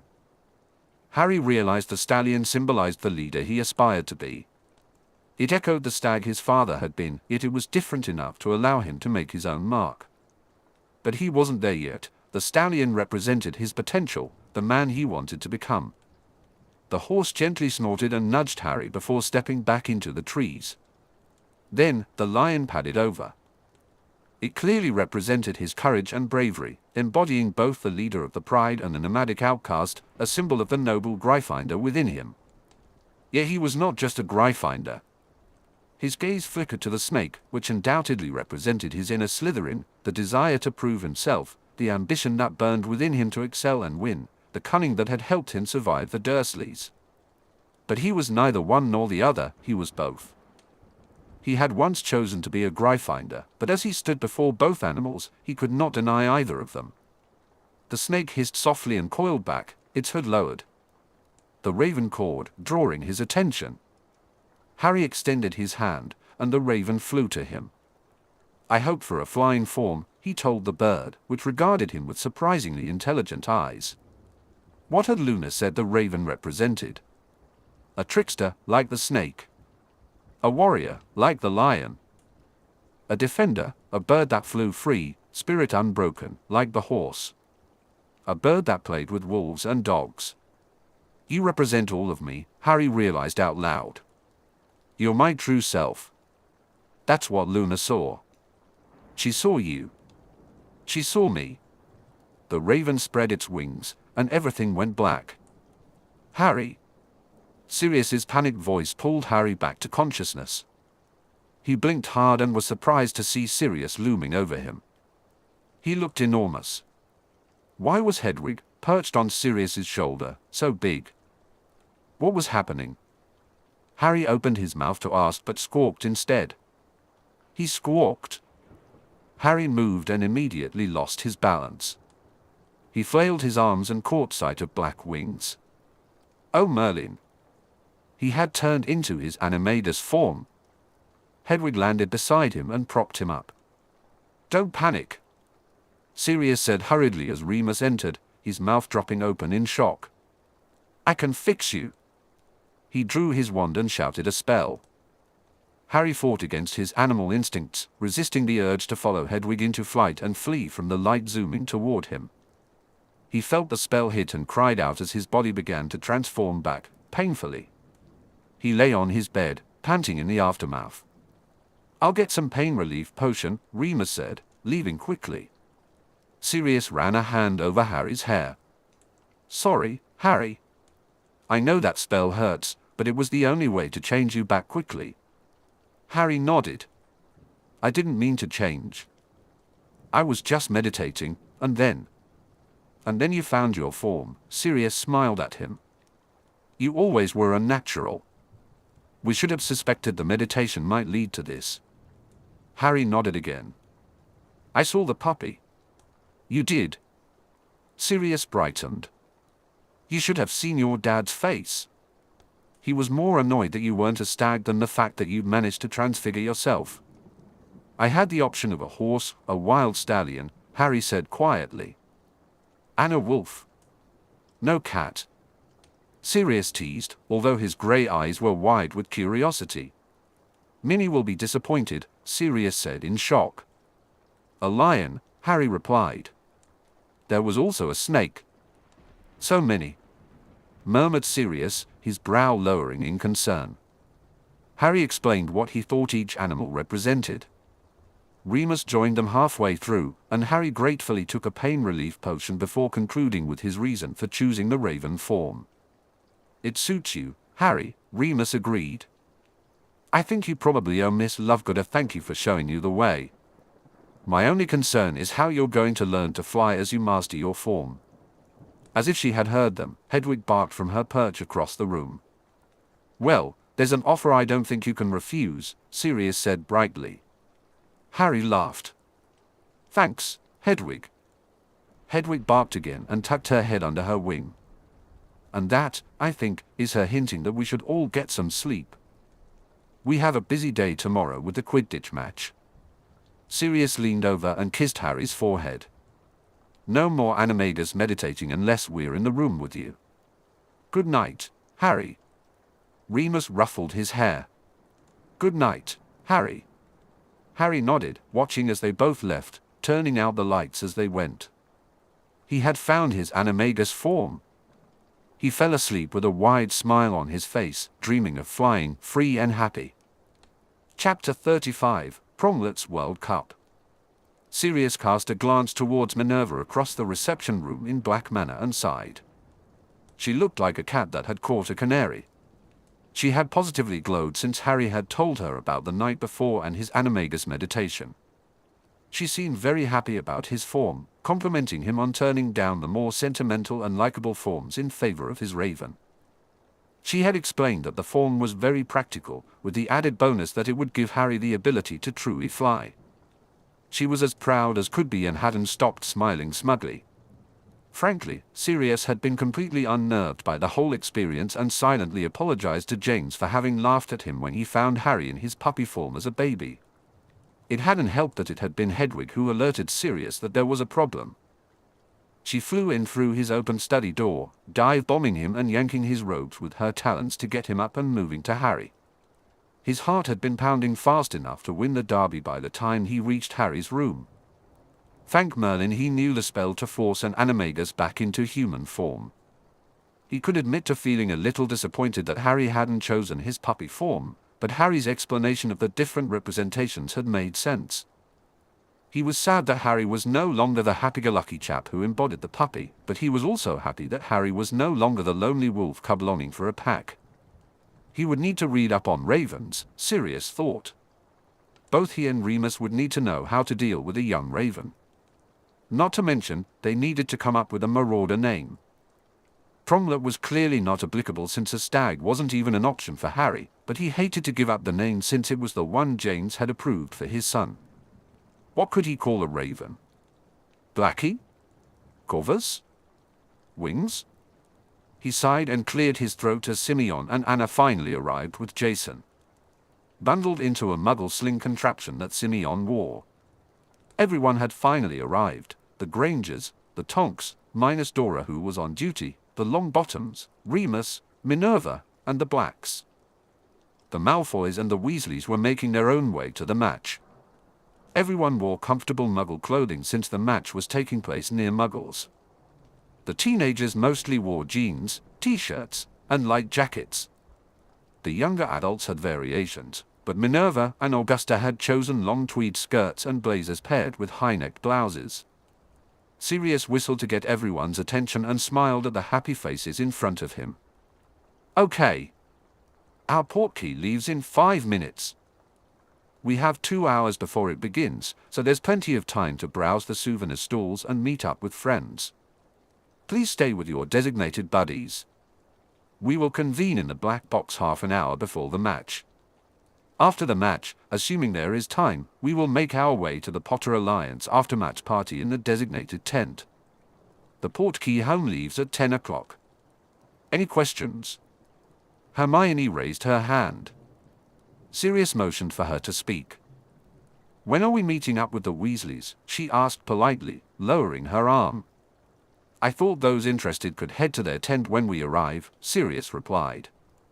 Despite sharing the intelligence that a Death Eater attack was expected at midnight, Arthur had decided to stay overnight as planned. He understood Sirius's decision not to allow Harry to stay, especially after the death threat at the Longbottoms. Sirius handed out the robe portkey and carefully checked that everyone had a hand on it. Harry grinned at him from his position next to Sirius, sandwiched between him and Remus. He had been ecstatic that they would still attend after the second death threat, and Sirius hoped he had made the right decision. It would be fine, Sirius thought determinedly. The trouble wasn't due to start until midnight, and Harry would be safely tucked up in bed at Griffin House by then. However, a nagging voice in his head warned him to be careful. Lucius had suggested that it was someone outside the old Death Eater circle, someone they couldn't control, who might not wait for the midnight hour. He had arranged for Bill to meet them and guard their arrival at the portkey site, just in case. Sirius kept one hand on Harry's shoulder, and Remus moved to do the same as the portkey activated. Harry had gotten used to flu travel, mostly because Andy had made him flew back and forth between Black Manor and Griffin House for over an hour, but he struggled with portkeys. As they landed at the portkey site within the World Cup Stadium, Harry's feet weren't beneath him, and only Remus and Sirius held him up.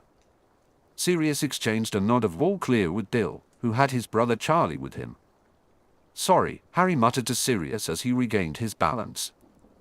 Not a problem, Pronglet, Sirius replied, frowning as the issue of the name came back to him. Harry's face creased in concern. What's wrong? He murmured. keeping his voice low so it wouldn't travel to the others. Your animagus form doesn't exactly match up with Pronglet, Sirius whispered. Oh, Harry said, his expression clearing, but a hint of worry remained in his green eyes. I guess not. Sirius patted his arm. Don't worry, Moony and I will come up with something. Yeah, Harry drawled with a mischievous quirk to his lips, I think that's kind of a guarantee for me to worry. Hey! Sirius sniffed. We came up with prongs, Harry supplied, which I know my dad hated because it said so in his journal. And while we don't mention the rat, Sirius grimaced because Harry was right. Prongs had hated the name mainly because Sirius had made up a limerick that included prongs, pongs, and thongs, which had been funny at the time. Prongs had changed his mind during their 7th year when everything had been wonderful because he had finally gotten Lily, and she loved the name. Wormtail had argued for days about the name Wormtail. Remus cleared his throat, and they both looked up to see their companions watching them with expressions ranging from amusement on Remus's face to exasperation from Minerva and impatience from Hermione. Lord Potter, Lord Black, could you please vacate the portkey area? A polite voice advised. They turned in unison to see a brightly smiling woman with a clipboard. The minister is waiting to greet you in the antechamber. Sirius nodded and draped an arm around Harry's shoulders as he led them forward. Sirius? Harry?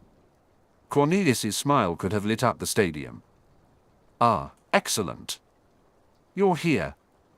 May I introduce you to the Irish Minister of Magic, Madame Derry, and the Bulgarian Minister of Magic, Mr. Abansk. He stumbled over the pronunciation and threw his counterpart an apologetic smile. This is Lord Sirius Black and Lord Harry Potter. A statuesque brunette in smart muggle clothing, wearing a green suit with a crisp white shirt and an orange silk scarf, extended her hand. Her expression suggested that kissing her knuckles would result in him receiving them back as a fist. Sirius shook her hand solemnly instead of turning on the charm. Madam. He was pleased when Harry followed his example after a quick glance at Andromeda. The petite man beside Derry, dressed in black robes with gold trim and the crest of Bulgaria on his right breast, extended his hand, which Sirius and Harry shook in turn. Honor to meet you, Ablansk said politely. Cornelius's eyebrows shot up. You know English? Little, Ablansk replied gruffly. Sirius quickly stepped in to offer introductions for the rest of the black party. Thankfully, Remus. Sirius greeted the Bulgarian minister in flawless Bulgarian and translated for the rest of the introductions.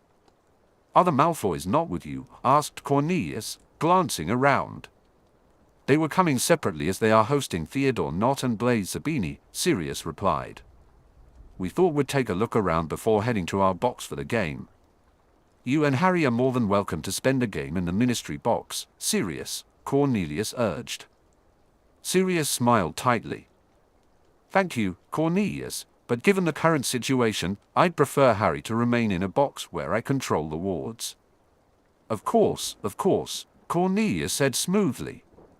Terrible business. He gave Augusta a look of concern. How are you, Augusta, after the shock? Ready to hex whoever did it, bawled, Augusta replied sternly. A woman after my own heart, Derry said with a lilting Irish accent that contrasted with the fierce expression on her handsome face. Sirius barely managed to suppress a laugh at Cornelius's taken-aback expression. Perhaps we should be getting along, Gran. We have to go say hello to the rest of the Alliance, Neville said, offering his grandmother his arm and leading her out with confidence. We should head out too, Sirius said. Cornelius motioned for Sirius to step aside for a moment. Sirius was pleased when Minerva stepped forward to stand with Harry to talk to Derry, as the Bulgarian minister hadn't stopped talking with Remus. May I ask a favor? Cornelius asked with a hint of desperation. Crouch forgot to order a translator from the embassy. Bagman didn't think of it either since Bertha is still AWOL. Still? Sirius shook his head. Trust Jorkins to get lost on vacation. Hadn't Remus mentioned that Arthur had noted her missing in July?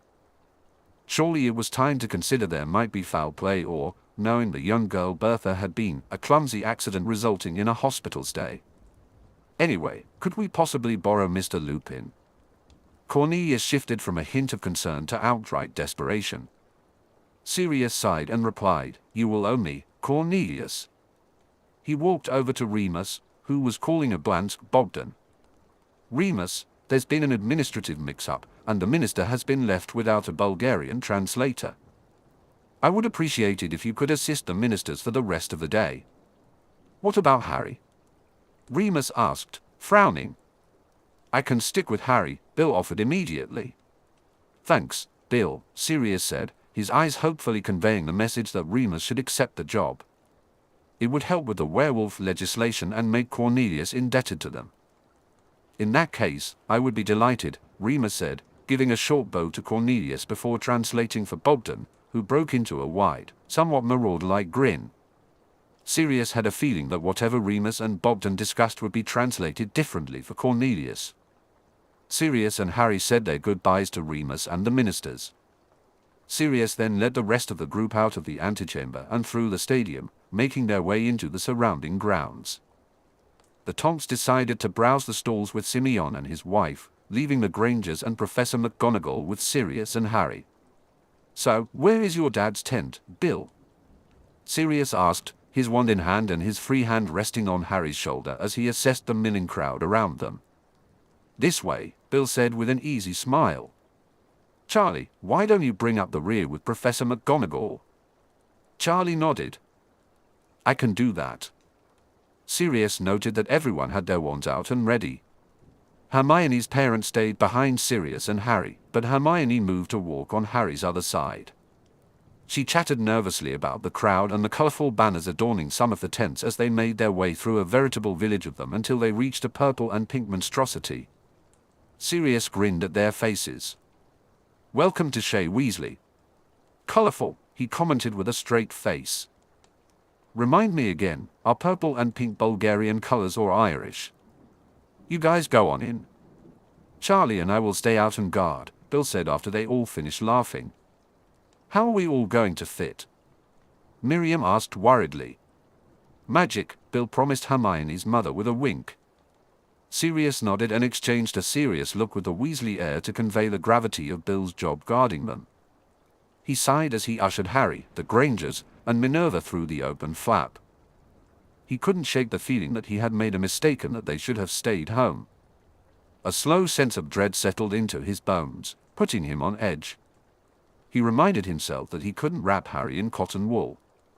It was going to be okay. It was. Hermione stood speechless in the center of what appeared to be a living room, her father next to her, open-mouthed. Her mother whirled about like a mad thing. "Look, it's bigger on the inside than on the outside." Her mother waggled her eyebrows at Hermione. Hermione rolled her eyes. "Mum, please." "Ah, you're here. Lovely to have you all."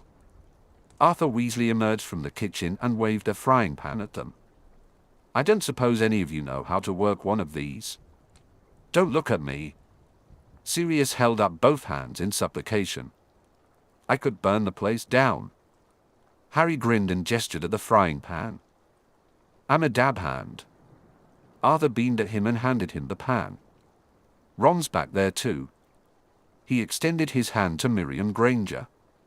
"Good to see you again."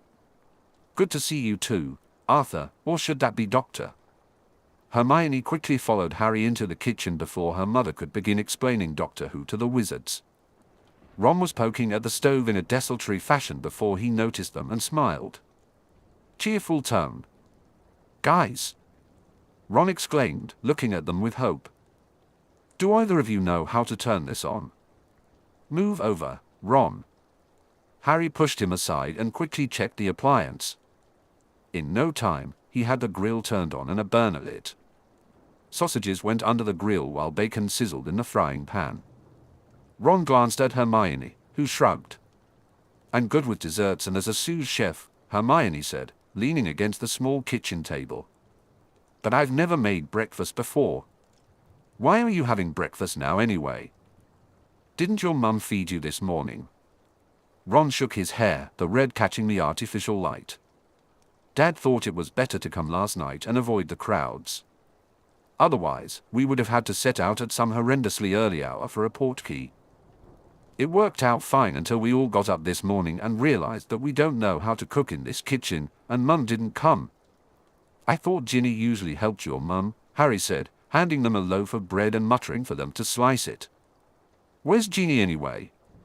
Celia Ingleby promised Mum she would keep an eye on her. Ginny went off first thing with her and Lydia to do something girly. Ron sounded completely disgusted, but he took the bread knife and began slicing thick pieces of the homemade bread. And she said she wasn't cooking just because she was the girl. Hermione frowned at him. She's right, she shouldn't have to cook just because she's female. My Mum and Dad share cooking duty. I would hope anyone I ended up with didn't expect me to be barefoot and pregnant, chained to the kitchen sink. Harry chuckled, handing her a knife and pointing her toward the mushrooms. As if you'd ever end up with someone like that. Ron paused in his slicing. My Mum stayed at home and raised us. There's nothing wrong with it. No, there's nothing wrong with it. It's a perfectly valid choice, Hermione replied with a smile. Sniff. It's just not my choice. Are you insulting my mother because? Ron said heatedly, his temper flaring as he realized he hadn't been listening. No. Hermione declared hurriedly. Of course I'm not insulting your mother. It sounded like you were. Ron waved the knife at her. Hey! Harry intervened, gently tapping Ron's hand. No waving sharp implements around. Hermione wasn't insulting your mum, Ron. Keeping a home and raising kids is an important job. If your mum wants to do that, then that's good. But can you really see Hermione making that same choice? Ron looked at them both, slightly bewildered. But why not? And this, thought Hermione with a sigh, was why Ronald Weasley would never be her boyfriend anytime soon. Hermione wants to be a healer, Ron, remember? Harry flicked Ron's forehead. Oh. Right. Ron said, turning back to the bread. Why didn't you just say so? Hermione held her tongue and counted to 10. Ron was short-tempered because he was hungry. If she let his comments irritate her, they'd have a rotten day, and she didn't want that. She glanced over at Harry, who gestured at the mushrooms. They're not going to chop themselves, he said. Hermione stuck her tongue out as Harry deftly returned to the stove. He placed a warming plate under the grill while turning the sausages. He moved again, lit a second burner, and competently made scrambled eggs. By the way, thanks for the shout-out in the article, mate, Ron said happily. They even spelled my name correctly. Sirius approved it all last night after dinner, Harry said, stopping to make a disgusted face. I hated doing the interview. All 3 articles came out really well though, Harry, Hermione assured him, passing him the mushrooms. There were 3. Ron inquired, surprised. We only saw Skeetus in the Prophet. Skeeter took the most sensationalist approach, Hermione said as she glanced at Harry, who snorted. It was factually accurate, but she led with Harry's comments about his parents and used that picture of him looking, well. Skeeter had chosen a particular photo of Harry, clearly holding back tears. Wimpish, Ron supplied. Harry's face turned red as he moved the eggs to the warming plate, along with the cooked bacon. He added tomatoes and mushrooms to the empty frying pan, his motion stiff and sharp. I was going to say upset, Hermione said briskly, deciding to move on. The quibbler took the most straightforward approach. A nice picture of Harry and Sirius and a question and answer format. The International Wizarding Herald was the most political. It's obviously got it in for Professor Dumbledore and the British Ministry. So my prediction is in the international press as well. Ron grinned. Wicked. Never mind the article, Harry said suddenly, clearly deciding a change of subject was needed. Given that he hated publicity, Hermione wasn't surprised. Something happened last night that I have to tell you guys. Hermione and Ron immediately inched closer to their friend and exchanged a hopeful look. They knew there were things Harry wasn't sharing with them, and while they understood to some degree, it hurt that he was keeping secrets. He grinned at them. I tried an animagus meditation last night. Hermione's mouth dropped open. No. Yes. Harry continued to grin. And I saw my form. Blimey, Harry. Ron muttered, slumping back against the table. I didn't even know you wanted to be an animagus. Harry gestured at him. I convinced Sirius to let me try because I want to be there for Remus, and he only agreed if Aunt Minerva did too. So, I've only just started. But I was thinking. His green eyes met theirs tentatively. I was thinking we could all do it. I mean, it's a good defense if you come across her. Being a werewolf gives you a useful way out if you're in a sticky situation. I'd love to. Hermione said immediately. She was sure her parents would agree, especially if Professor McGonagall was on board. I don't know, Ron said uncertainly, gesturing with the knife. I mean, you have to be a powerful wizard to become an animagus, and I don't think I. You know, transfiguration's not exactly my subject. Nonsense, Ron. Hermione replied as Harry plucked the knife from Ron's hands and placed it safely on the table, muttering something about it taking an eye out. If the rat can do it, you can, Harry said firmly. Ron brightened, apparently not bothered by the comparison to Pettigrew, although Hermione suspected that if she had made the comment, he would have erupted. So, what's your form? Ron asked eagerly. Yes, echoed Hermione, desperate to know. Did you really see your form? What was it? Harry took a moment to check the food before turning back to them. You can't tell anyone ever. Sirius wants me to keep it a secret. They both nodded in understanding. He broke into another smile that lit up his whole face. A raven. A raven. Hermione immediately ran through the attributes of a raven in her head and wondered how apt a form it was for Harry. That's wonderful. It is? Ron asked. Hermione kicked him and then glared at him for good measure. I mean, it is, Ron hastened to say. You'll be able to fly. Hermione said authoritatively. And ravens are known for their cleverness and problem-solving, Harry. She frowned. I've never understood why the totem for Ravenclaw was an eagle when a raven would have been better. But Harry's a lion. A Gryffindor? Ron protested, picking up a slice of bread and starting to munch on it. Why would he be a raven? Hey, standing right here. Harry pointed out as he checked on the sausages and turned the mushrooms and tomatoes. Sorry, mate, Ron said. I understand the flying, but a raven's not a lion. I want to be something big and powerful, Ron said insincerely. And totally useless, Hermione pointed out, exasperated. A raven can fly anywhere undetected. It can spy easily. It can get in and out of places quickly. It's a great form. A lion is a better form. Ron argued. It can take down a man and scare off any attackers. I wanted a flying form, Harry interjected before Hermione could continue the argument. I've chosen my form now, so that's that. No lion for me, Ron. You can be the lion. Ron smiled happily. Maybe I will, mate. This is about ready, Harry said, dishing up the tomatoes and mushrooms. The sausages just need another few minutes. I can't believe you found your form so quickly, Hermione praised, folding her arms. It's supposed to be quite hard to reach the meditative state required. Meditation. Ron's face dropped. I'm screwed then. Well, there's a potion, Hermione informed him crisply. But you don't get to choose your form with the potion.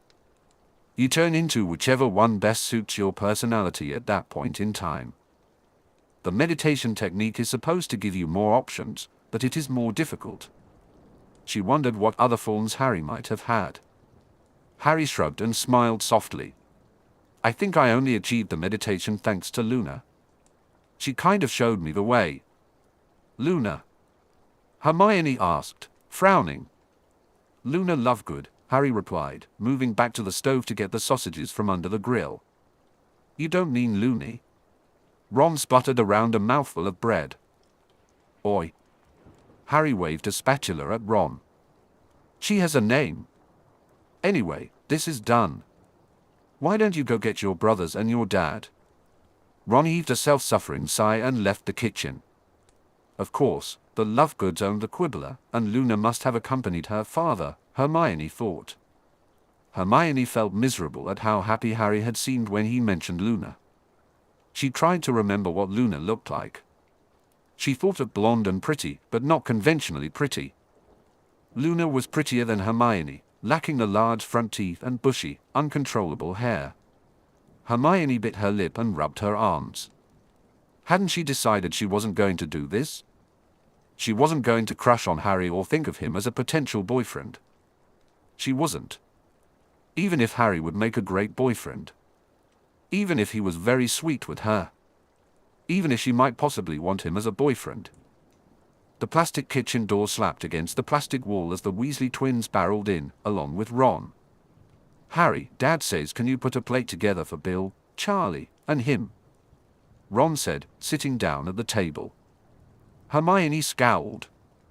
She had a feeling Ron had probably been asked, and it was so like him to push the task off onto someone else.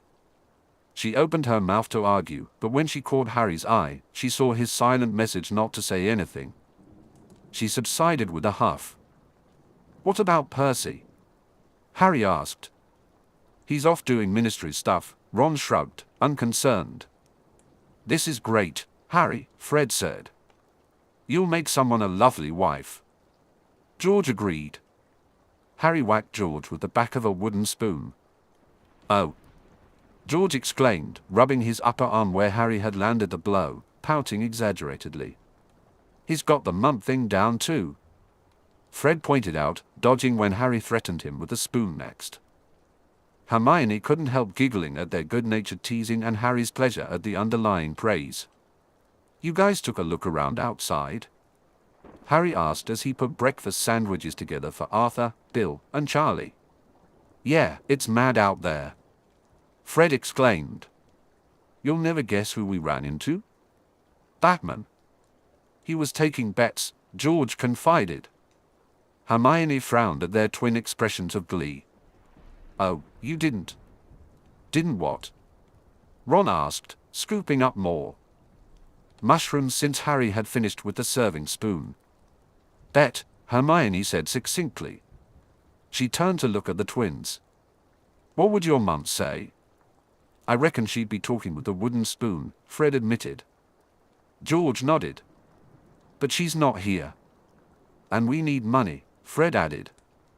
For the joke shop, George chimed in. It was Harry's turn to frown at them. I thought Remus said we'd invest if you got your newts. Fred and George exchanged glances before turning back to Harry. We just want to put in our own share and do our bit, they finished together. Harry sighed but nodded in the face of their unwavering conviction. He raised the plate he held. I'd better take this out before it gets cold.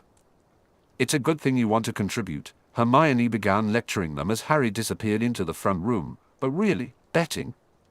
You have to risk something. If you want something, Fred concluded. Mum is going to freak, Ron pointed out, stabbing another sausage. Which is why nobody is going to tell her, the twins said, looking hard at their younger brother. Ron swallowed and gestured at his brothers. I'm not going to tell her, but she'll still know. She's Mum. Hermione's response was forgotten as Ginny and Lydia Ingleby entered. Their faces were painted with motifs symbolizing Ireland. Ginny had a fairly sedate green four-leaf clover on her left cheek, while Lydia had a sparkling rainbow arching into a small heap of glittering gold galleons. Hermione's eyebrows rose. Ooh, breakfast, Lydia said, hurrying over to the table. Ori, get your own, Ron complained. Harry made this for us. Harry made this. Lydia giggled and nudged Ginny. Isn't he awesome? He can cook. Awesome, Fred and George parroted, batting their eyelashes in unison as they mocked the girls. Behave, Ginny threatened as she sat down and helped herself to food. Lydia's our guest, Hermione added. Harry entered the kitchen and froze at the sight of Lydia and Ginny. Hermione felt a twinge of sympathy for him. This was probably his worst nightmare, even more than facing Voldemort. She wasn't sure he wouldn't prefer another confrontation with the Dark Wizard rather than deal with the two girls who had the most obvious crushes on him. "Hi, Harry." Lydia smiled widely at him. "Hi, how are you doing, Lydia?" Harry asked politely, quickly positioning himself next to Hermione. She suspected he intended to use her as a human shield. Lydia shot Hermione a disgruntled look. "I'm good. This food looks amazing." "I didn't know you could cook, Harry," Ginny said, evidently taking courage from Lydia's blatant flirting. Yeah," Harry said, pulling on Hermione's arm and sending a desperate look to Ron. "We should check out the stalls while this lot finishes breakfast and does cleanup," Hermione declared briskly. "You're very right, Harry. Let's go get Sirius and my parents." Ron picked up a final slice of bread, swiped it across his plate, and pushed the whole thing in his mouth. He made a muffled sound that might have meant "let's go." Hermione shot Harry a look of exasperated fondness at Ron's behavior, and he returned a warm gaze filled with affection and gratitude for her getting him away from the awkwardness of Lydia and Ginny. She felt a thrill of delight and happiness, ignoring the heated looks of jealousy from the girls left behind in the kitchen. Remus laughed at Bogdan's latest joke about Cornelius and turned to translate something funny but unrelated to the British minister to the man in question. He didn't mind the change of plans. Madame Derry, who insisted he call her Kate, was a lovely, astute woman with forthright opinions. The Bulgarian minister was very intelligent and witty as well. Remus had expressed a deep appreciation for Cornelius's political acumen but felt disappointed overall in the British foreign policy. This policy seemed to ignore the rest of the world, prioritizing domestic issues for fear that outside influences might contaminate Britain. Remus knew he would have to discuss this with Sirius, as they too had neglected the international arena while focusing on cleaning house at home. It might be a mistake to ignore it for long. Both Remus and Sirius found amusement in Cornelius's attempts to engage Bogdan in conversation through mime and by simply talking louder, as if volume would help with understanding. Bogdan actually spoke reasonable English, but a translator was present to avoid embarrassing mistakes that neither minister wanted on the international stage. Remus felt content enough. He was in good company, and the ministry box was resplendent. It was a very comfortable space with leather seats, plenty of food and drink, and a great view of the pitch, as they were at eye level with the players. Yet, he couldn't shake his worry about Harry. He knew Sirius would never have agreed to leave his protection duty if he hadn't felt confident in Harry's safety, but Remus still felt he had let both Sirius and Harry down. His wolf felt the same, almost screaming at him that he should be with his pack. Remus sighed and wrestled the wolf back with practiced patience. He understood the wolf's unease. Harry had received death threats, not just the one on his birthday, but another as well, with the perpetrator still at large and hiding behind a house elf. They knew it had to be someone among the party attendees, but nobody would agree to compel the entire Wizengamot and the most senior ministry officials to take Veritaserum for questioning. What was more worrying was that whoever it was seemed to be operating in isolation. Neither Severus, nor Lucius, nor Bertie's spy had gotten wind of a plot to terrorize Harry, well, beyond the likely ritual they believed Voldemort was planning. Remus contemplated the situation. The ritual was said to be performed on the eve of the summer solstice. Terrorizing Harry now made no sense. But then again, when had anything involving Voldemort ever made sense? He rubbed his right temple thoughtfully. "Is everything okay, my friend?" Bogdan asked, concerned, in Bulgarian. "I'm just thinking about my friend's son," Remus replied apologetically. "I am anxious given recent events." "Ah, yes. I read the article in the International Wizarding Herald. It is shocking that someone so young can be targeted so horrifically." Bogdan smiled at him. "If you wish to take a break and check on young Lord Potter, I will manage for a few minutes alone." "You may, but others will not."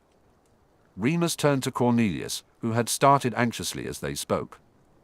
"Nothing to worry about, Minister. We were just commenting on the article in the Herald about Harry. Kurt is a good reporter, Kate said briskly. I'm afraid I didn't get a chance to read the Herald this morning, but the article in the Prophet was well done by Rita, as always, Cornelius added. I was thinking perhaps we should have a day of remembrance for the Potters. It's a nice thought, but I'm not sure it's what Harry had in mind, Remus said diplomatically. We were actually discussing the death threats. A terrible business, but I have confidence Amelia will get to the bottom of it, Cornelius said forcefully. Bogdan nodded. It is good to hear. A child should not be a target. Kate nodded in agreement. It is a shame for the lad. Cornelius smiled at them. I couldn't agree with you more. Unfortunately, Harry's unique status makes him more of a target than any of us would wish on the poor boy. Remus checked his watch. The match was about to start. He glanced over the box and was surprised at the empty seats. He guessed some members of the Wizengamot and eligible ministry staff hadn't taken their tickets. Crouch was missing too, which was surprising since he had helped secure the World Cup as an event. The man translate for foreign ministers? This is highly inappropriate. Cornelius sighed. Amos, I assure you, Remus is more than capable. He has extensive experience and is a trusted member of our team. Amos crossed his arms, still looking skeptical. But the implications are unfounded, Remus interjected calmly. I am here to facilitate communication, nothing more. My condition does not define my abilities. Amos opened his mouth to argue, but Remus continued, perhaps instead of questioning my presence, we should focus on the task at hand, which is fostering international relations. Arthur stepped in, trying to ease the tension. Exactly. We need to work together, especially during these times. The threats to Harry and the Potters have brought us all here for a reason. Amos glanced at Arthur, then back at Remus, clearly torn. Finally, he relented. Very well. But I will be watching closely. Remus nodded, grateful for the chance to prove himself. As the conversation shifted back to the matters at hand, he felt a sense of relief wash over him. They needed to work together, now more than ever. Such a creature near any heads of state. Cornelius straightened in response to the criticism. Amos, that is completely out of line. We are nowhere near the full moon. Remus is here at my request, and he has been a tremendous asset to our discussions all day. Registered werewolves cannot be employed in the ministry, Amos stated firmly, clearly believing the Bulgarian minister could not understand him and apparently unaware that the dark-haired lady next to him was the Irish minister. You know the law, Cornelius. I should have Lupin arrested, but since you and Minister Ablansk are involved, I'll settle for Lupin making himself scarce. Cornelius gaped in shock. Amos. Arthur snapped. You do realize you're insulting the Bulgarian minister, our minister, and the steward of two ancient and noble houses. Lord Black and Lord Potter could challenge you on what you've said. He's a werewolf. Amos insisted. Remus felt the familiar sick feeling in his stomach from the immediate rejection and disgust. This had happened to him often enough in his life. He could smell the alcohol on Amos's breath. The man had been drinking. Amos glowered at Remus. I don't want this creature in the same box as my son. Remus sighed. Perhaps it would be better if I left. Nonsense, Cornelius said, fixing Amos with a hard stare. Mr. Lupin isn't being employed by the ministry, and he isn't getting paid. He provided his services at the request of Lord Black as a personal favor to me. There are no grounds for an arrest, and, on the contrary, the only person I see causing a disturbance is you, Amos. I agree, Bogdan said gruffly. You are about to cause an international incident. We do not have the same laws on werewolves, and one of my guards is also a werewolf. He gestured to the Bulgarian security detail behind him. Amos paled. If you don't feel you can stay in the same box, then you are welcome to leave. Find seats elsewhere, Kate said sternly. We don't have the same laws against werewolves, and I am quite happy with Mr. Lupin's presence, whereas I begin to find yours unacceptable. What is going on? Crouch interrupted. Remus thought absently that he must have entered while Amos was denigrating him. "Ah, there you are, Barty," Cornelius said. "Amos was just about to apologize to my guests and Mr. Lupin for a misunderstanding." Amos flushed but gave a short nod. "My apologies, ministers," he said stiffly. "Mr. Lupin, my apologies to the houses of Black and Potter." Kate simply glowered at Amos, but Bogdan nodded in acknowledgement, and Remus followed his example. Amos darted away just in time for his wife and son to enter and join him, unaware of the hullabaloo he had caused. "Well, I'm sure there's no harm done," Barty said officiously, pointing to the pitch where the mascots were being announced. "Shall we watch? Would you prefer to take over translation duties?" Remus asked politely, remembering Percy's comment. Barty shook his head. "If the ministers don't mind, I will leave them in your hands." He wiped his brow with a handkerchief. "I'm afraid I haven't been feeling all that well." A whiff of something drifted over to Remus. His nose wrinkled as he frowned, unable to place the scent because of the overlay of alcohol from Amos that lingered. "You are still recovering after Wizard flu." Bogdan frowned. "You should see a new healer," Kate advised. "I quite agree, Barty," Cornelius said. "Or take some more time off. You know we need you in tip-top shape for the event at the end of October." "Thank you all. I may just do that." Barty sat down in his seat, and the ministers took theirs. Remus sat off to the side with the Bulgarian security detail. He sighed and turned his attention to the antics of the younger men trying to climb over the railings. Getting to the Bulgarian villas. He wondered if Harry was trying to do the same. The black box was positioned at playing level across the field from the ministry box. It was likely only second to the ministry box in terms of its interior decor. The colors of the black family crest, green and black, dominated the walls. They were accented by Sirius's preferred Gryffindor red and gold on the comfortable seating, which was far from the plastic that made sitting uncomfortable. Ron was impressed. He lifted his brand-new omniculars, fully intending to pay Harry back despite Harry's insistence that he consider it a Christmas and birthday gift. He swayed at the sight of the villas and took a step toward the railing. "Easy there, Ron," Bill said, grasping his shoulder and pulling him back. "I don't want to have to explain you diving over the edge to Mum and Dad." Ron shook himself and watched, amused, as Lucius Malfoy pulled his son away from the railing. Zabini was holding back not. Beside him, Harry placed a hand on Neville's shoulder and spoke quietly to him, seemingly holding him back, but Harry himself appeared unaffected. Hermione nudged Ron. "Harry must have some natural immunity," she said, sounding unusually pleased. Jealousy stirred in Ron's gut, and he hated it. He hated himself for feeling jealous. Since the flying incident and his talk with Bill, Ron had made a conscious effort not to be envious of Harry. He knew that, in many respects, Harry would have loved to have Ron's life, 2 parents, a house full of siblings, and more love than Ron sometimes knew what to do with. But he couldn't quite help feeling envious of Harry's new clothes, the money, the fame, and the lifestyle Harry had. Well, not so much enjoyed as had. Ron understood that Harry would have preferred to dump the fame and his status entirely if he could. And it wasn't as though Harry had an easy life, what with the death threats and the ever-present danger. Something was happening. The trip to the basilisk had been horrible. Ginny refused to see the mind healer despite her hysterics during the return visit to the chamber. Their dad and Bill had tried and failed to convince her to go. After the one and only session their dad had dragged Ginny to, kicking and screaming, the mind healer said that forcing her wouldn't work. Ron had also tried to talk Ginny into it. He pointed out that he had been scared down in the chamber too, remembering how Lockhart had almost obliviated him and the horrible wait for Harry to come back. He suggested that if Ginny went to a session, maybe he would go to one as well. She hadn't gone for it. Ron quietly thought they should ask Harry to have a word. He was fairly certain only Harry could get her to go. At least, Ron mused, Ginny hadn't been caught up in the drama of his 3rd year.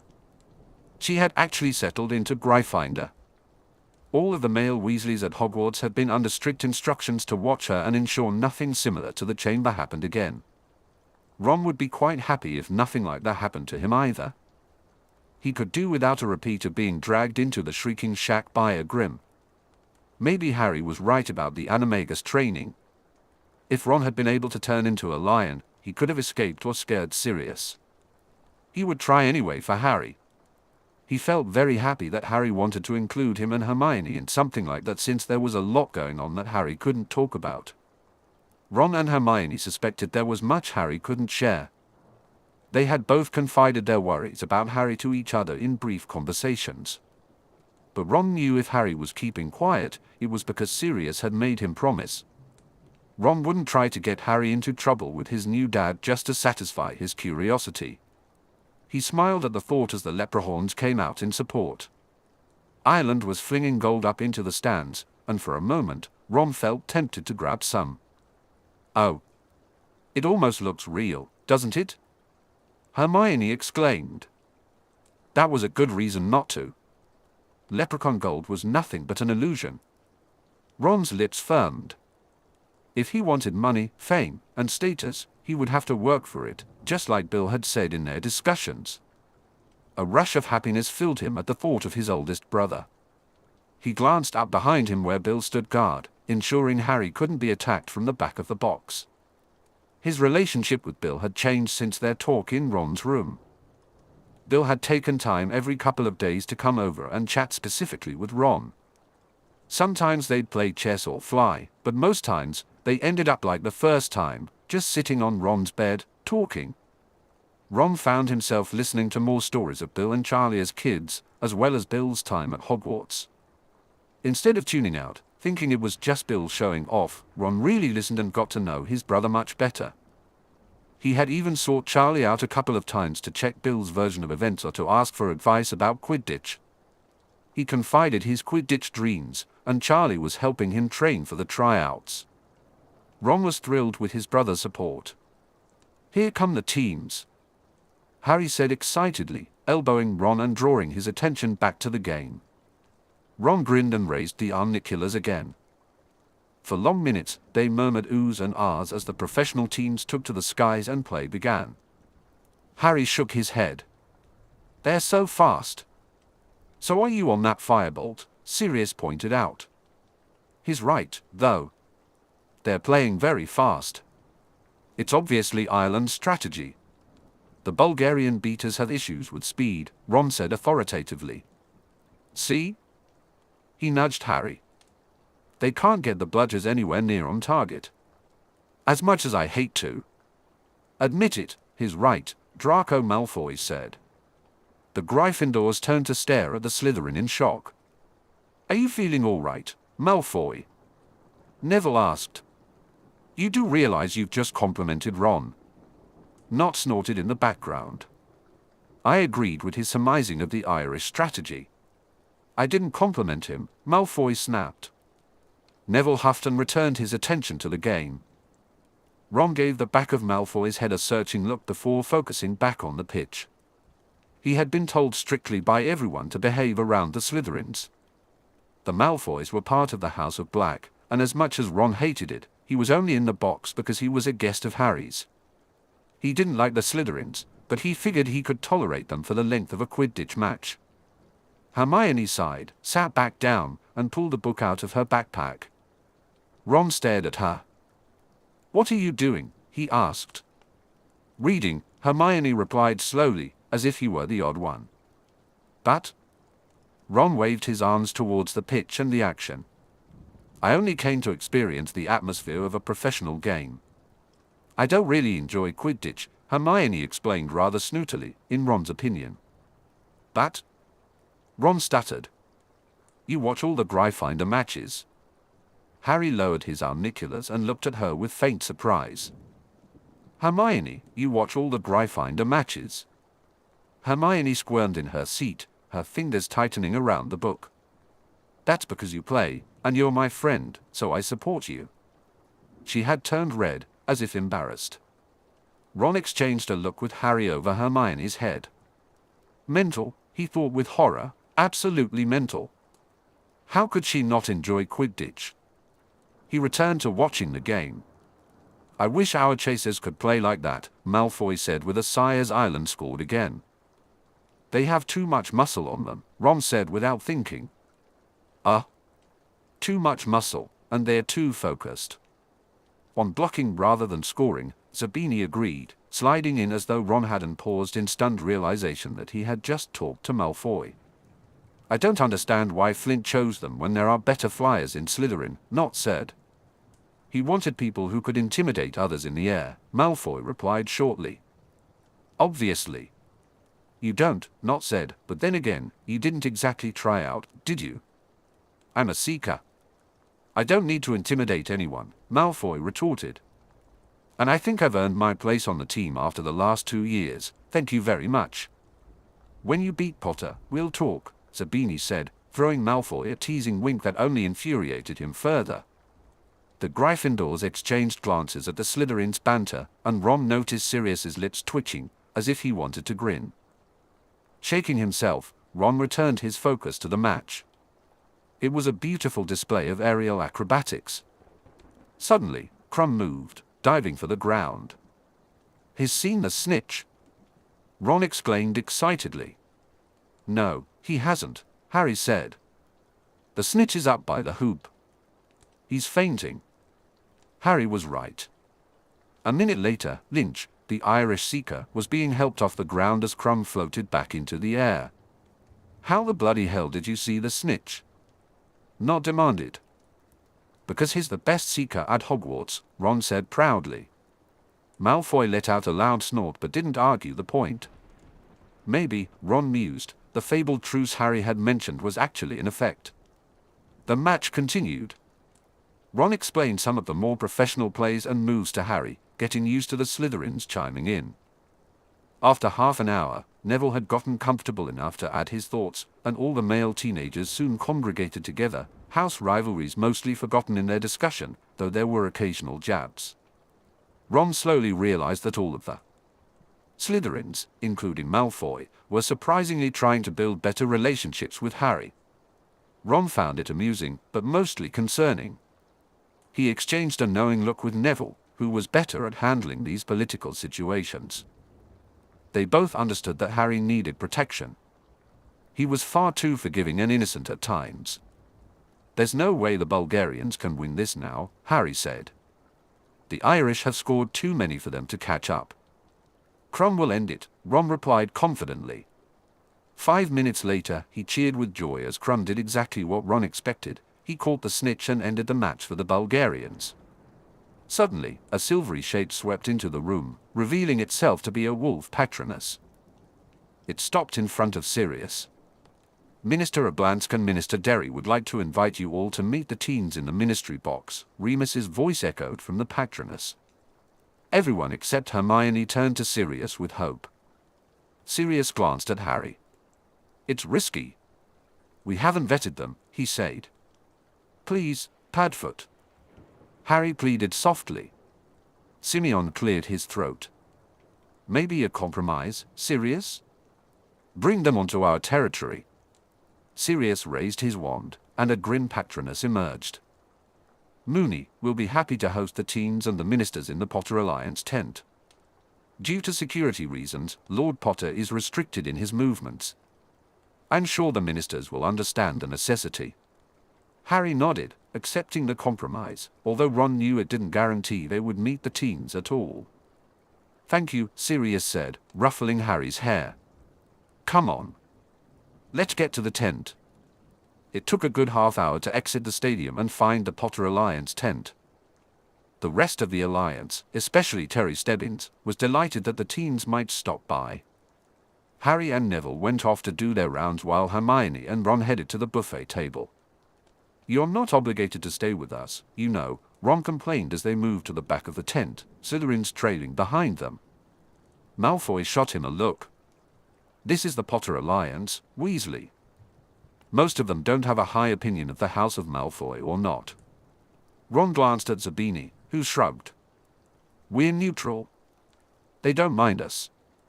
He paused. My mother is close to finalizing an alliance deal with the House of Black and the House of Potter. Malfoy and Not exchanged surprised looks. I thought she was still trying to arrange a marriage. Malfoy drawled. Zabini laughed. Lord Black isn't as naive as her usual targets. He knows what she is. Ron frowned in confusion and glanced at Hermione, who returned a look that promised an explanation later. A noise at the front of the tent announced the arrival of the minister. Harry caught Ron's eye from across the room and waved frantically for him to come over. Ron hurried, eager not to miss the chance to meet the teens, though there was really only one player he wanted to shake hands with. 10 minutes later, he got his wish. Sirius shook hands with Victor Crumb, congratulating him on catching the snitch.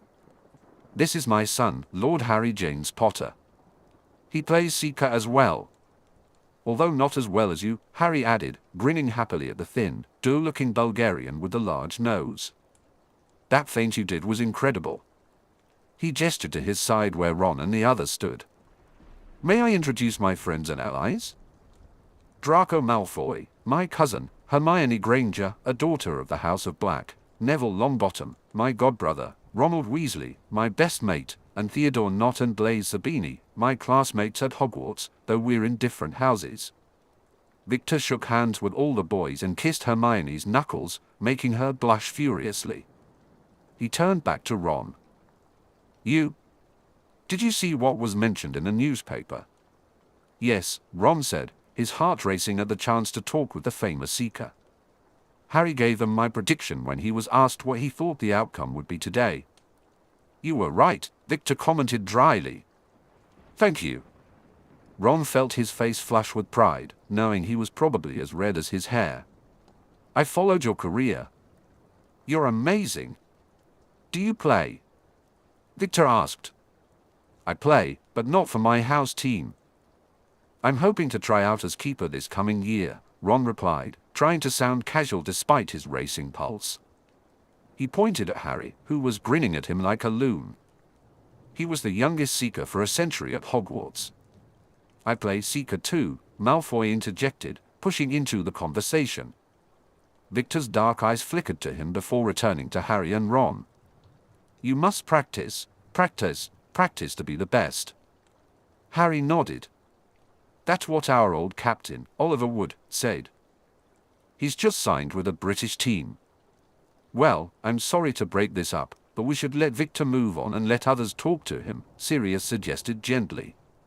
It was nice to meet you all, Victor said as he fell into step beside his coach, moving toward the next group. Ron watched him go and turned back just in time to be introduced to the Irish Seeker. Life just didn't get any better than this, he thought happily. Chapter 36, Promlet's World Cup. Neville took a gulp of butterbeer and sank back in the chair he had commandeered an hour earlier. The Potter Alliance tent buzzed with chatter and laughter as everyone celebrated the Irish win. The teens had left long ago, as had the ministers, who were expected back at the stadium for the official ministry party.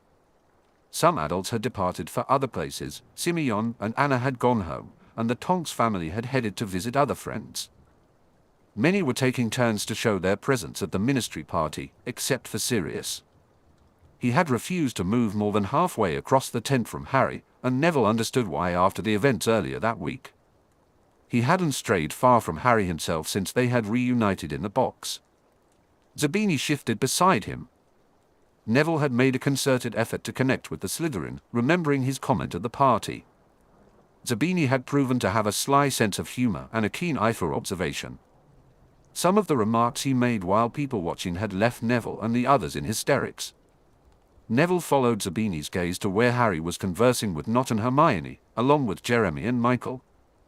It seemed that Jeremy knew Nott quite well, and the group appeared animated, discussing something that had Hermione's hands flying in debate and Harry tilting his head to the side in interest. Neville frowned.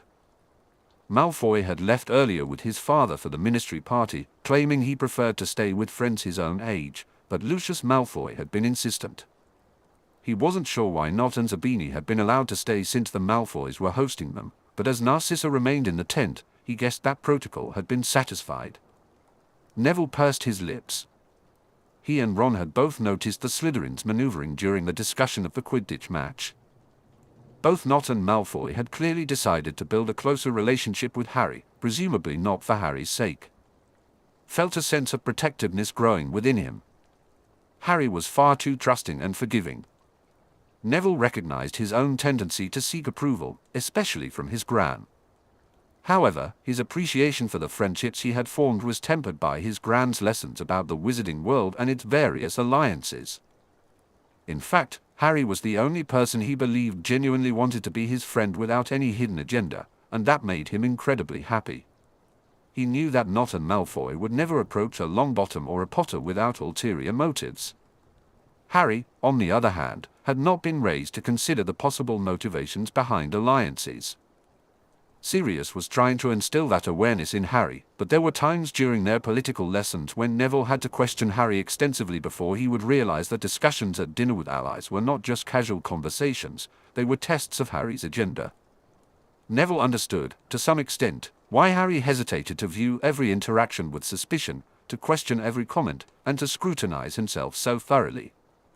Those behaviors were core to Slytherin culture, which Gryffindors were taught to despise. Yet, politically, those behaviors were essential for them as lords and heads of houses. Sirius, despite his disdain for his family, had been raised as a Slytherin and was embracing that identity to protect Harry. Neville understood that Harry would have to adopt some Slytherin traits if he wanted to navigate the treacherous waters of the wizarding political world. Neville believed that Harry recognized this too, he just didn't want to act like a Slytherin. That was fine, Neville thought. He would take on that role. He had actually enjoyed the political discussions they had engaged in over the summer. Harry could remain true to himself, and Neville would handle the politics within their alliance. This meant he would have to confront Malfoy and Nott. He wasn't intimidated by the prospect as he might have been a few months earlier, but he still felt a sense of determination rising within him. Neville wasn't looking forward to it either. "Theo isn't so bad," Zabini said softly. Neville's head snapped to him in alarm. "You've been glaring at him for over a minute," Zabini pointed out as his wand sketched a privacy bubble around them. The underage tracking charm wouldn't be able to tell since they were surrounded by adults. It wasn't really that hard to work out. Neville thought sheepishly that being Slytherin wasn't just a question of attitude. He was being far too Gryffindor in his behavior and body language. It's just... You've realized Nott and Malfoy understand the power Potter wields now and are repositioning themselves, Zabini supplied. He raised his bottle. You're worried because Potter is politically naive. Lord Black is trying to correct that, but he cannot undo the years where Potter was kept unaware of his heritage and position in a single summer. I wouldn't call Harry naive so much as wanting to think the best of people, Neville said firmly. How very Dumbledore-ish.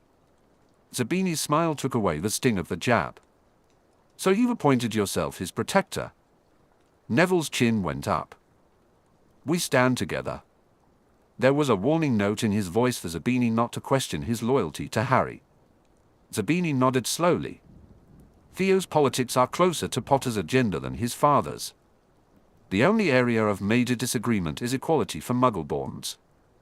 Theo would rather keep the political power with pureblood or at least old magical families. My guess is that when Theo becomes Lord Nott, he will seek an alliance of mutual aid and support, not a détente, and he will seek it directly with Potter, not with the House of Black. I see, Neville murmured. And he did see. He understood why Nott had evidently cultivated relationships with Jeremy Branstone and Michael Corner, and why he looked relaxed talking to Harry. He didn't have to watch what he said because he agreed with Harry's views. That agreement would help him forge a bond with Harry, a closer bond than Malfoy, who remained entrenched in his father's political views despite the need to comply with the House of Black's primacy. What about you? Neville asked. Our political agenda is close enough to Potter's for the differences not to matter, Zabini replied with a shrug. Mother was simply holding out on the alliance because she hoped to convince Lord Black of the advantages of a marriage, including giving Potter a maternal figure. He snorted in derision. Your mother has Veela blood, Neville commented hesitantly. Yeah, she constantly seeks her true mate, Blaise said, lifting his hands and mimicking quotation marks. Obviously, it's a load of bollocks because that kind of thing is the invention of romance writers. But that's why she's been married so much. Your father? An arrangement? Blaze shifted his position. But she's not a murderer, no matter what they say. He claimed defensively. Father died of a rare genetic heart condition. Donald, her next husband, didn't actually die. They divorced when they realized his resisting her allure wasn't because he was powerful, but because he was gay. He's living in the States with a guy called Bob now. Don's pretty great, really. He still sends me birthday and Yule gifts. Gunther was just dull and drank a lot. I'm pretty sure he died of boredom, even if the official report said liver failure. Neville remained silent, unsure of what to say. Blaze shook his head. Anyway, mostly mother's romances don't bother me. I lived with my great-aunt Josephine, my grandfather's sister, until Hogwarts, as she had the regency. She died the summer after our first year, which is when my mother took over. I inherited great-aunt Jo's house, so I stay there mostly. I'm sorry about your great-aunt, Neville said softly, knowing that his condolences were a poor substitute for a woman Blaze spoke about with fondness, who had obviously been a parental figure in his life. Thanks, Blaze sighed heavily. Neville decided to change the subject. So, are you a Veela? No, only daughters of the blood can be called Veela, Blaze replied with a laugh. Sorry, I don't know much about them, Neville admitted, feeling a bit embarrassed. Blaze nodded. They're like all magical creatures, secretive about their ways. What I do know is that pure Veelas can reproduce asexually, but most mate with wizards now. Sons are rare and generally have a resistance to the allure but no other Veela characteristics. Daughters are considered Veela regardless of how many traits they actually retain. He took a sip of his butterbeer. Mother wanted a daughter. Neville swallowed the urge to say sorry. He understood the feeling of being a disappointment for something beyond his control. Before the summer, his gran had practically mentioned every sentence that he failed to measure up to his father. He opened his mouth to say something, anything, but before he could, a loud boom echoed outside the tent. The ground shook beneath their feet, sending some glassware and bottles crashing to the ground. Zabini dispelled the privacy bubble, and they quickly made their way to Harry. Sirius had already reached him and gave a nod to Neville and Zabini. You don't think that's...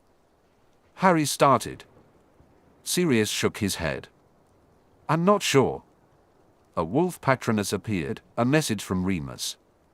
Sirius? There's been an explosion at the stadium, and the stadium is on fire. The Auras are trying to contain it but need help. Send as many able-bodied men and women as you can. Sirius turned toward Harry, who immediately motioned for him to leave. Go and help. We'll be fine. Portkey out if there's any sign of trouble, otherwise, stay here. Sirius ordered. Bill? I'll remain with him, Bill confirmed. Listen up. The stadium is on fire. Anyone who wishes to help, come with me. Sirius shouted, already moving toward the tent opening. Most followed him. Of the adults, only Wallace Granger and a few of the women remained behind with Bill as the others hurried after Sirius. A rising sense of hysteria filled the tent as everyone began to talk over each other. His gran set off her wand to create a small bang. Dear Merlin, get a hold of yourselves. But what do we do? Celia Ingleby clutched Lydia, who was crying for some inexplicable reason, and looked at Harry. Everyone turned to Harry. He shot a nervous glance at Neville's gran, who nodded encouragingly at him. We don't really know what's happening, except that there's a fire, Harry began. His voice, which had started unsteady, gained confidence with every word. I suggest everyone gathers in the center of the tent. Young children should be in the middle, with anyone capable of defending themselves around them. And anyone with a portkey should identify themselves and agree on who they'll take if we need to leave urgently. Good plan, Harry, Narcissa said. Right, you heard Harry, Neville said authoritatively, knowing Harry needed support, which they had vowed to give him. Ayres, start organizing seating in the center of the tent and a play area for the youngsters. Portkey people to Harry. He gave Harry a confident look and began rearranging the tent. Susan and Hannah immediately moved to help him, along with Jeremy and Michael. Hermione pulled Ron into the center to move some chairs and smiled at Neville. A frisson of pride surged through him as he saw everyone follow his lead. He glanced back at Harry, who was quietly directing those with portkeys to strategic points with Bill's assistance, and felt a wave of confidence and satisfaction in his choice to stand beside Harry. He just hoped the fire at the stadium had nothing to do with Harry's death threats. "What is going on here?" Amelia shouted over the panicking crowd in the stadium's reception room. Remus managed to wriggle close enough to her to answer without yelling. "The portkeys aren't working." Amelia sighed heavily. "Where is Crouch or Bagman?" Amelia asked.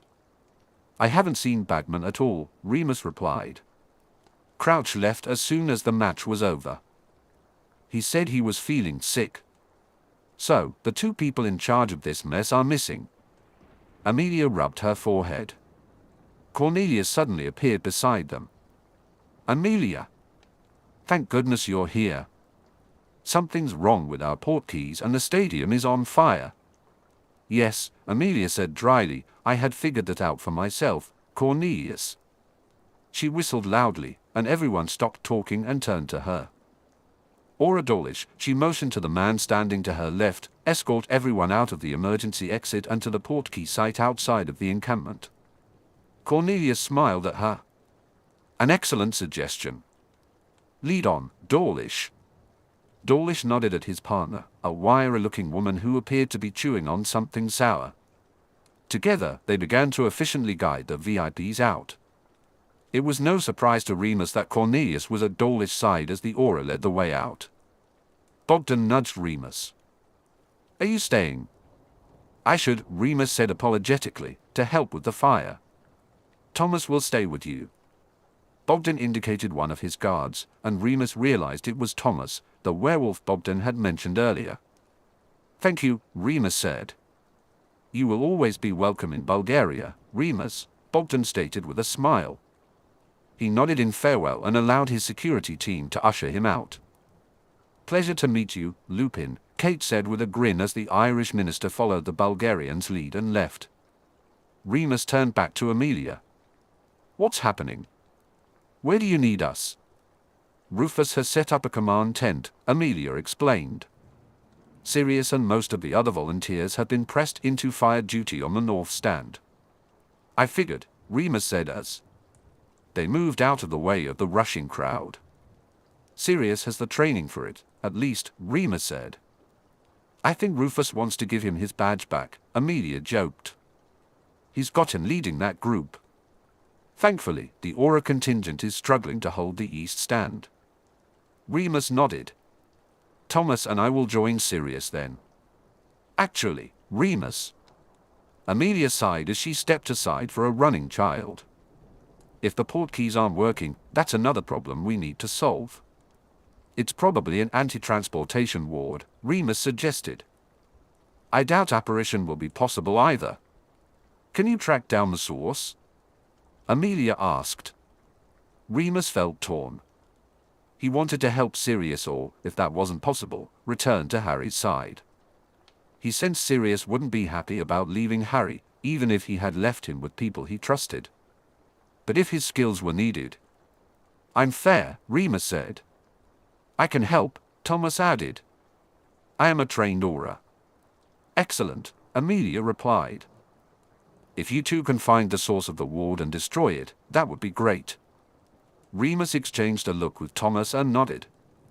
They fell in step with the stragglers from the ministry party and, within minutes, were outside the stadium. Remus glanced back at the building, at the rising plume of smoke and the flicker of yellow flames licking at the far side of the walls. He shivered. Thomas began casting the ward detection spell and pointed toward the far side of the camp. "Over there." Remus conjured a Patronus. "Sirius, I'd gone to track down an anti-transportation ward. Good luck with the fire." He sent it off and caught up with Thomas, hoping Harry would be all right. Amelia coughed and swiped a hand over her face, pushing her hair back out of her vision. Bloody smoke, she thought tiredly. She directed a group of people away from the stadium and made her way to the Aura command tent. Rufus looked up as she approached. She entered and gave a small nod. "Report," she ordered, coughing again. Rufus pointed at the blueprints of the stadium. "We've established that the main fire is here at the kitchen. As you know, it has already spread to the east stand above and the north stand. It looks like the magical cooking oil ignited. It's not quite fiend fire, thank Merlin, but it's a bad enough magical fire." Amelia nodded sharply. "Shacklebolt reports that the east stand fire is just being contained. Lord Black's report on the north stand isn't much better. Both have asked for the magical fire unit." Rufus stabbed the blueprints at various points. "They'll be needed here and here to cut off the fire. At the moment, everyone is using Aguamenti charms, but we need a proper magical fire unit.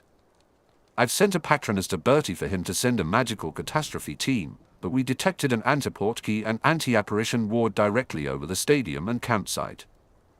It could be a while before they get here." Lupin and a member of the Bulgarian security detail went to track down the source of the ward and break it, Amelia informed him briskly. "I've got Dawlish and a small contingent evacuating most of the ministry and the Wizengamart out to the portkey point outside the Muggle field," Rufus grunted. "That explains why we've had complaints that nobody can apparate. I've got Cavendish and Hoskin set up to provide information and guidance. I've sent a few others out to inform the campers to stay where they are, but if they wish to leave, they should do so in an orderly fashion. Keats and his team are on Muggle duty. The fire will attract attention." Amelia nodded again. It looked like all the bases had been covered, no more than she expected from her head aura. "Director, if asked, I would have said the fire was an accident, but the wards indicate malicious intent. Is there a chance this is related to the tip we received about certain activity? A diversion, maybe?" Rufus asked. "Good question," Amelia replied. Amelia conceded tiredly, "We should check in with the rat squad." Rufus took out a communication mirror and tapped it. "Wood, report." "Wood here, sir." Wood's face appeared in the mirror. "All our targets are in sight, sir. The fire was a surprise. They're in discussions. I think they may take advantage. Keep on top of them, Wood. They move, so do you. Understand?" Rufus barked. "Yes, sir," Wood confirmed. "Out."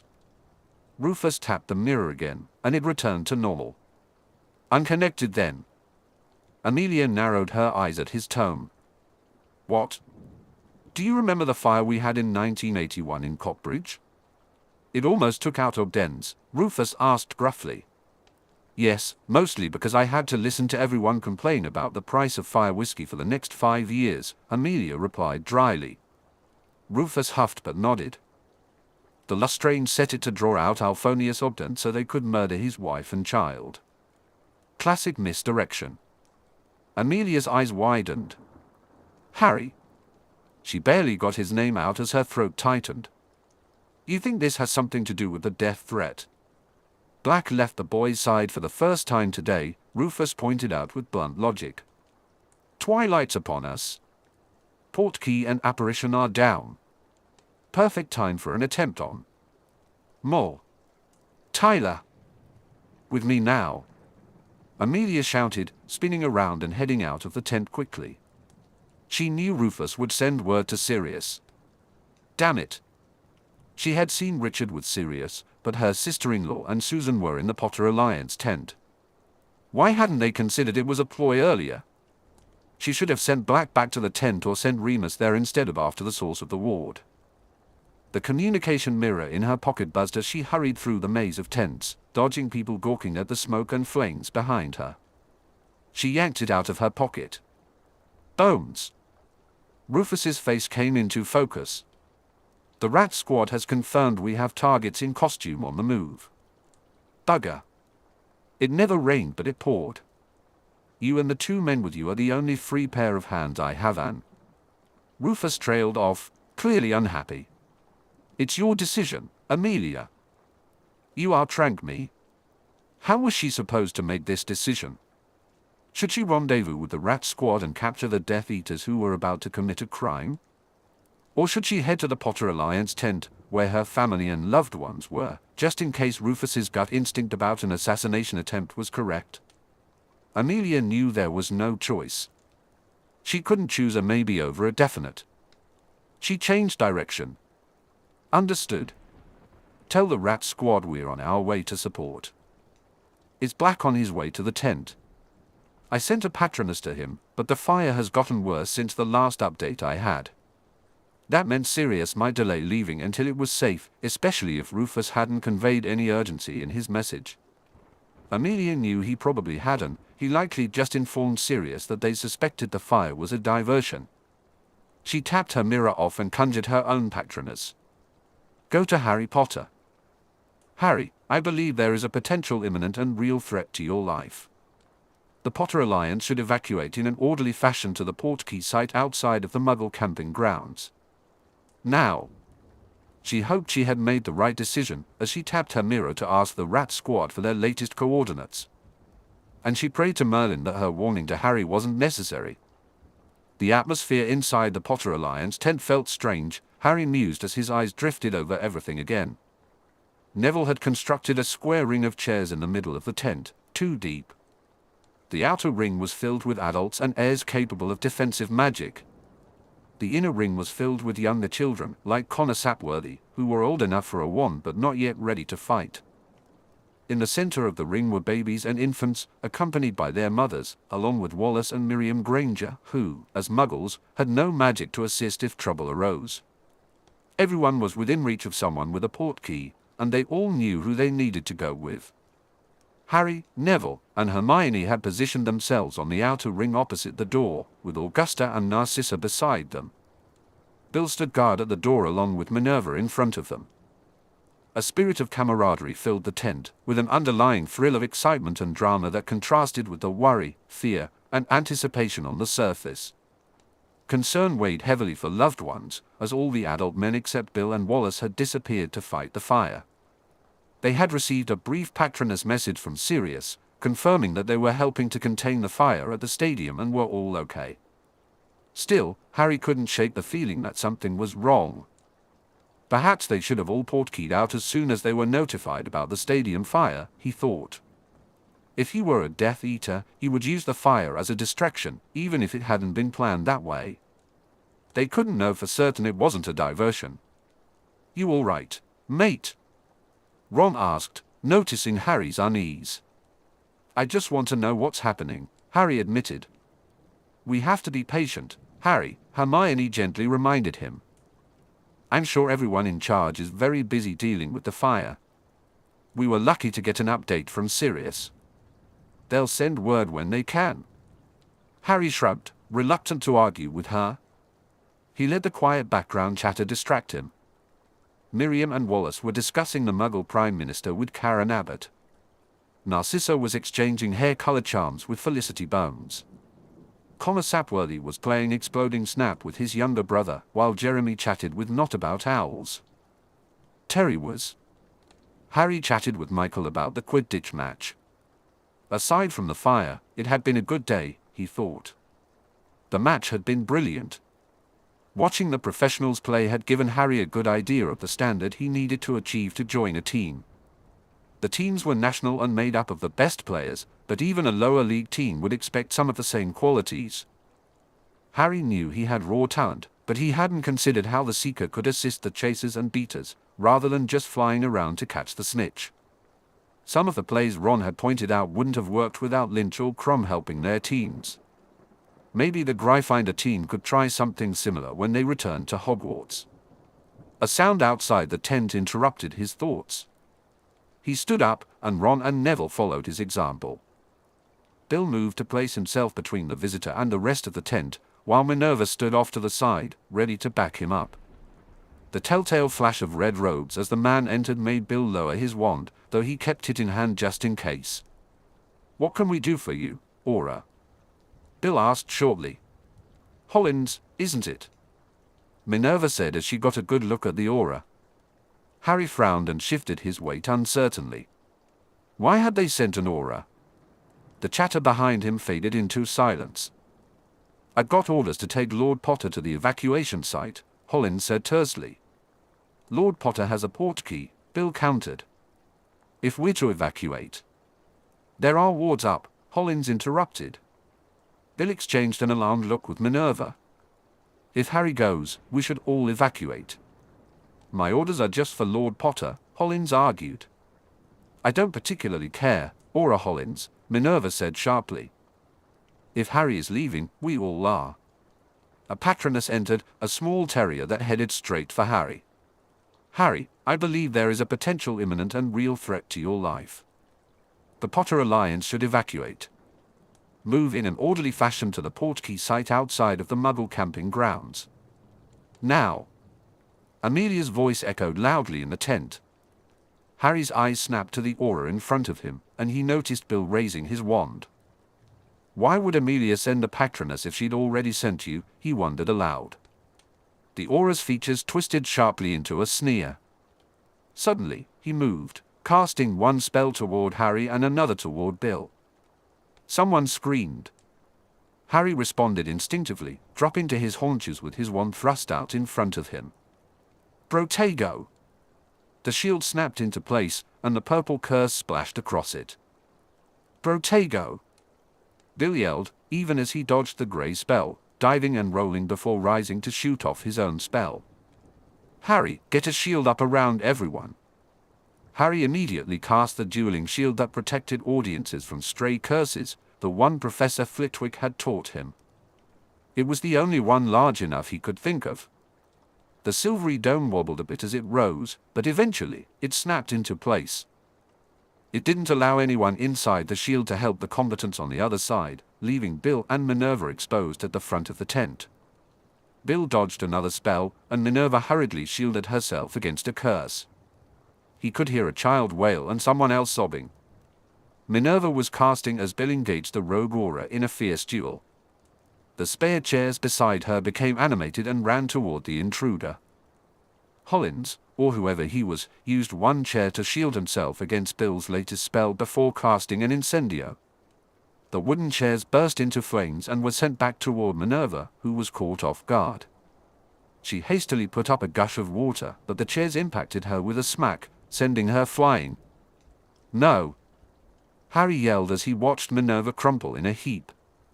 Hermione's hand on his shoulder prevented him from rushing forward. "You have to shield us, Harry," she reminded him. "Bill," she cried, her voice choked with tears. Bill seemed to be making progress, but he had been hit several times, with bleeding cuts on his arm, leg, and cheek. He cast a series of spells. The fake aura dodged the first two with impressive agility, deflected the third, and shielded against the fourth. Then he growled and launched a counterattack of his own. Bill deflected the first spell, then dived to the left to avoid the second. He managed to shield against the third, but it crashed into the barrier, sending him backward. He slipped and lost his balance. The fourth spell hit him, and he collapsed to the floor, unconscious. "Bill!" Ron shouted, moving to rush to him, but both Harry and Hermione grabbed him. "You can't leave the shield!" Hermione shouted. Harry's heart raced as the fake aura stood up and smirked at him. "You think you're safe behind your shield," the man taunted. "You can't save them all, Potter." He raised his wand and pointed it at Neville. "Crucio." The shield wouldn't protect against an unforgivable, and Neville had nowhere to escape. Before Harry could react, Augusta conjured a slab of rock in front of her grandson. The rock shattered, sending chips flying, and one struck Neville's forehead as he hastily raised his arms to protect his face. The aura snarled and gestured toward Bill. "One Weasley down." "Tick-tock, tick-tock." He wagged his finger. "Time's running out for the rest of them." He laughed and dashed away. For a moment, there was silence. "Drop the bloody shield," Ron demanded heatedly. Harry dropped the shield quickly. Ron ran to his brother, accompanied by Alicia Doge. Harry glanced across the tent but headed to check on Minerva. Narcissa hurried over with him. She's breathing, Narcissa said with relief. She's just knocked out. Harry swallowed hard, noticing Jeremy hovering nearby. He gestured at him. Someone needs to find a real aura. I'll go, Jeremy replied. Jeremy agreed instantly. I'll go with him, Susan offered. Uncle Rufus will listen to me because of my aunt. Harry nodded, and the pair left quickly. I'll take care of Minerva, Harry, Narcissa promised, shooing him away. He walked over to Ron, who stood over his brother as Alicia's wand worked to save him. How is he? Harry asked. Bad. Alicia says it's really bad. Ron grabbed Harry's arm, his blue eyes wide with horror and fear. Harry, that maniac said time was running out for the rest of my family. I have to go check on them. Warn them. Ron, we should wait for the auras. They'll check everyone's okay. We can't just run out. It's not safe, Hermione countered. Harry knew Hermione was right. Following their attacker to check on the Weasleys was probably what the guy wanted. But he felt torn. He didn't want any more of the Weasleys to be hurt, and didn't he owe it to Bill and Ron to make sure they were okay? Please, Harry. Ron begged. Harry looked around the tent. Most people, surprisingly not, and Zabini among them, were focused on comforting the younger children. Narcissa and Karen were taking care of Minerva. Alicia was healing Bill, and Augusta was tending to Neville's cut face. Okay, Ron, Harry said, beginning to move toward the exit. Wait! Hermione ordered desperately, grabbing hold of his and Ron's arms. You can't just leave. Either come with us or get out of the way. Ron snapped. He tore out of her grip and ran out. Harry gave her an apologetic look, slipped out of her hold, and followed after Ron. The smell of smoke hit him as he ran into the fresh air. He wrinkled his nose and charged after Ron, his best friend's signature hair allowing him to track him as they ran through the rows of tents to get to the Weasleys. They dodged around people leaving, people staring at the stadium, which blazed like a beacon. The sun went down. Ron stopped abruptly at the outer edge of the campsite. When Harry caught up with him, Ron tugged him toward the trees. We can cut through here, Ron said. Ron. Harry panted, wanting to protest, but Ron was already off and running again. Harry ran after him. His breath sounded harsh in his ears. The trees appeared foreboding in the fading light. He raised his hands against the branches that flew into his face. He leaped over fallen logs and stumps, feeling the brush of nettles and blackberry bushes grabbing at his jeans and the wind against his face. Ron curved to the left, and Harry followed him, wand in hand. He almost barreled into Ron, who had come to a complete stop. Harry was about to ask why when a flash of a spell had him ducking and yanking Ron down to the side. He peeked over the bush they had hidden behind and stared in horror at two figures in black, their faces obscured by white masks, dangling a Muggle family in the air. Sirius swore under his breath as another flame shot out of the stadium wall, sending debris flying toward the team of volunteers. Bugger, bugger, bugger, Sirius thought madly. Why couldn't the fire go out? No matter how much water they threw at it, the fire continued to rage. They needed a magical fire unit, and Sirius was furious that there wasn't one on hand.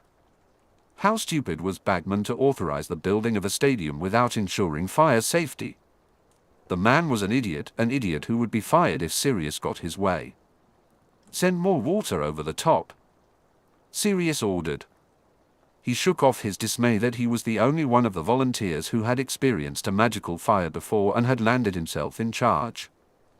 Rufus had pointed out that Sirius was the only one with the proper training. He had been a hit wizard and knew the protocols. The Auras were busy trying to handle the main fire at the east stand. Sirius hadn't been able to refuse. He sighed, realizing he should never have left the tent. He directed Richard Bones and Carl Brownstone to take a step back as another small explosion sounded to his left. "Shield," he yelled. The stadium wall cracked ominously as the magical fire raced along it, sparking yellow and red flames that danced in his vision. "Where the hell is that fire unit?" Richard asked wearily. His face was damp with sweat and streaked with soot.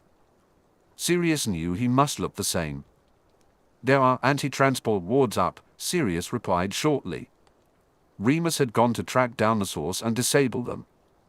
Sirius missed Remus's steady presence beside him.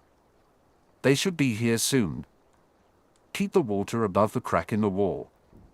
Rufus's last patronus had indicated that the stadium fire was likely a diversion for other activities. Sirius recalled how setting fires had been the Lestrange's tactic during the war. Maybe the Death Eaters had decided to imitate them, angry over the deaths of their former colleagues. He hoped to Merlin that the fire hadn't been set by whoever was threatening Harry. A wave of unease crept down his spine. He wanted to leave. He wanted to return to the tent and check on his son. He regretted ever leaving in the first place. Why had he left?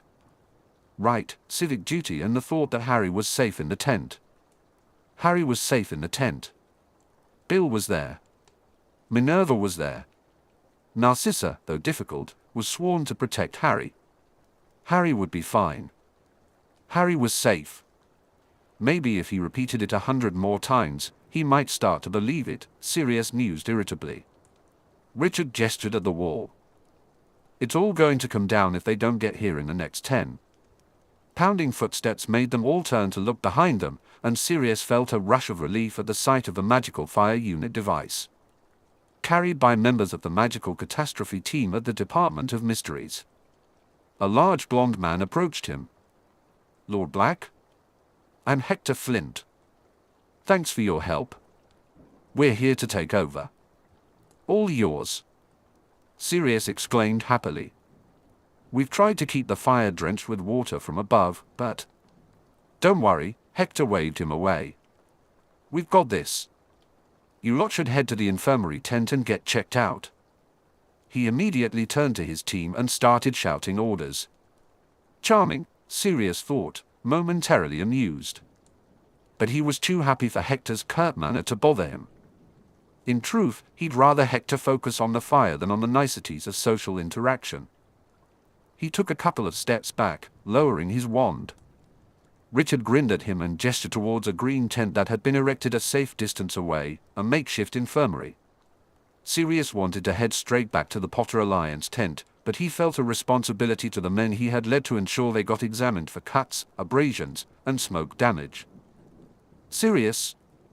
Andromeda leaped at him as he entered, and he accepted a quick hug as she ushered him and the rest of the volunteers through to an examination area. She and Ted had been visiting his partner at the healing clinic when the fire broke out, and they had all made their way to the infirmary tent to volunteer their services. Ted was conferring with another healer over a young boy, but he looked up and nodded at their arrival. The poor thing got trampled by his older cousins when they cleared the tent closest to the east stand, Andromeda informed Sirius in a quiet voice. I heard you were containing the north stand. Is Harry back at the tent? They'll stayed back to guard him, Sirius confirmed, plucking at his damp, soot-marked shirt. I'd like to get back there as soon as possible. Understandable, Andromeda said. I'll get someone to come and see you. In the meantime, you can all drink some water and clean up through there. The porta bathroom was greeted by a welcome sight. The group of volunteers quickly took advantage of the facilities, washing away the sweat and grime from the fire. Sirius was the first to finish. He had barely used the bathroom, anxious to return to Harry. Ted was waiting for him when he stepped out. Everyone owes you and the men who helped a huge thank you, Ted said as he guided Sirius to sit on a bed and began a diagnostic. Sirius shrugged. We wouldn't have been needed if Bagman had actually followed the fire regulations for a stadium. Ted sighed. You should see the state of the infirmary stores. It's like he hoped nobody would have anything worse than a paper cut. Sirius nodded, feeling impatient. You're fine, Ted said. Just some smoke inhalation. Here. He handed Sirius a potion, which he drank down with a grimace. The tightness in his chest and the slight rawness at the back of his throat disappeared, allowing him to breathe easier. Thanks. Sirius jumped off the bed, eager to get back to Harry. He hadn't taken a step when Jeremy burst through the tent opening, followed by a worried-looking Susan Bones. "Lord Black." Jeremy sketched a bow and waved frantically toward the exit. "Thank Merlin we found you. There's been an attack." Sirius's heart leaped into his throat. "Harry?" "He's okay, but Bill Weasley and Professor McGonagall are hurt," Susan confirmed, breathlessly. "Are you all right, Susan?" Richard hurried to her, pulling her into a hug. "I'm fine. Harry protected us all with a shield," Susan said, clearly awed. Ted was already packing a bag, calling to other healers to come with him to an emergency, and he shooed Sirius away. "Go," he urged. "We'll be right behind you." "I'll alert Rufus and get some auras out," Richard confirmed. Sirius didn't need any further encouragement. He raced out of the entrance. Sirius quickly transformed into Padfoot. His animagus form could cover ground more swiftly. The Grim had the added benefit of sending people stumbling out of his way in fear, clearing a path for him. He raced through the rows to reach the Potter Alliance tent, skidding around corners and nearly tripping over an Irish supporter who emerged from his tent at the wrong moment. He burst into the Potter Alliance tent and changed back in the midst of mild chaos. Most of the children had gathered in the center of a ring of chairs, being comforted. Bill Weasley lay on the floor to one side, with Alicia healing him, supported by a couple of others, though she appeared tired and pale. Minerva sat in a chair on the opposite side of the room, with Augusta and the Grangers attending to her. Sirius couldn't see Harry, and his panic began to rise. "Sirius?" Minerva greeted him with relief, though she continued to hold a compress to her head. "Thank Merlin." "Where's Harry?" Sirius asked immediately. Augusta and Minerva exchanged anxious looks, silently conferring. Someone pretending to be an aura entered the tent and insisted on evacuating only Harry, Minerva hurriedly explained. "We refused to let him, of course, and he attacked.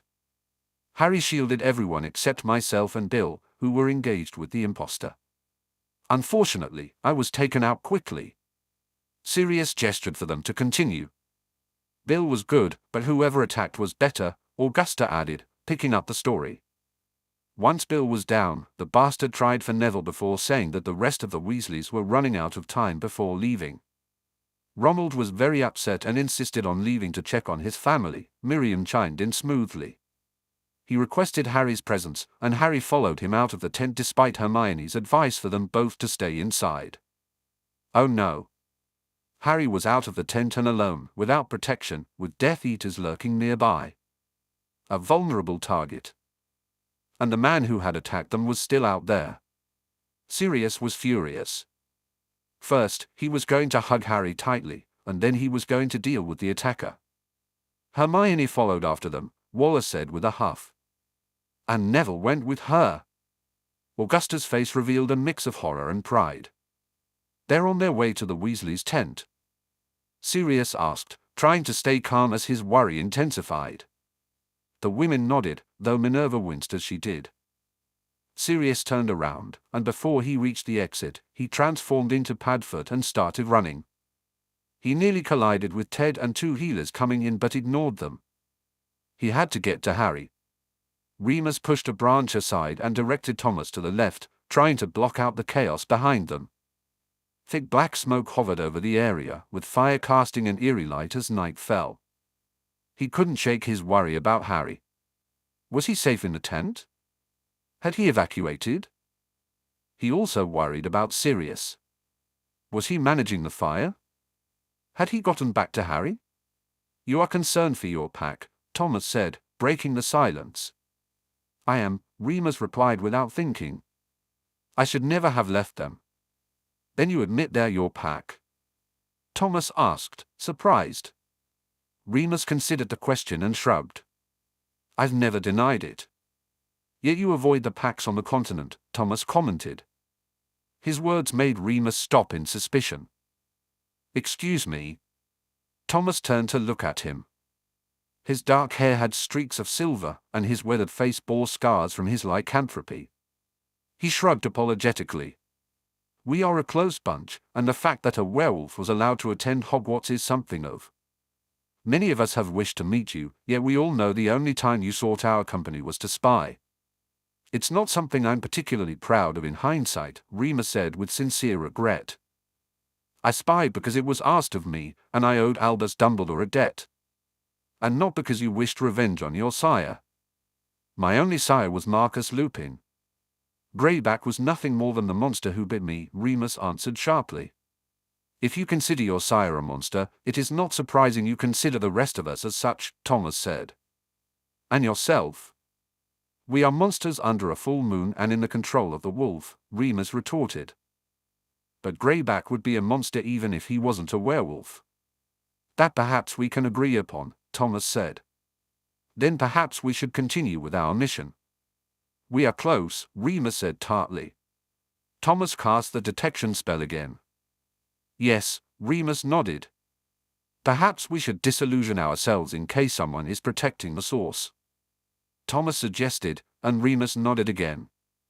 It was a good suggestion. A couple of spells later, their footsteps were obscured, allowing them to move stealthily through the undergrowth. Thomas sniffed the air suddenly and reached out toward where he assumed Remus was walking. He cast a privacy bubble. I smell something ahead. Vermin. Remus scented the air and growled. Wormtail. Wait, Thomas said. But Remus was already moving, slowly and steadily creeping forward. It wasn't long before he could see the rat. It was guarding a rock, rune marks covering its rough surface. The rat froze suddenly, its ears twitching. It shifted, and a wizard stood there in its stead. It was all Remus could do not to move, to give in to the urge to jump at Peter and try to strangle him with his bare hands. He raised his one spell carefully. One spell to take revenge for everything Peter had done to them, the deaths of James and Lily, the loss of a happy childhood for Harry, the years Sirius had spent in Azkaban. Peter wrinkled his nose and said, I know you're there, Moony. I can smell you, you and another wolf. His eyes darted around the forest. It's too late. He's already gone for Harry, and he'll get him. Who had gone for Harry? Remus froze, horrified. Had Voldemort gone for Harry? The urge to run back to the camp and check was almost overwhelming. No, he thought furiously.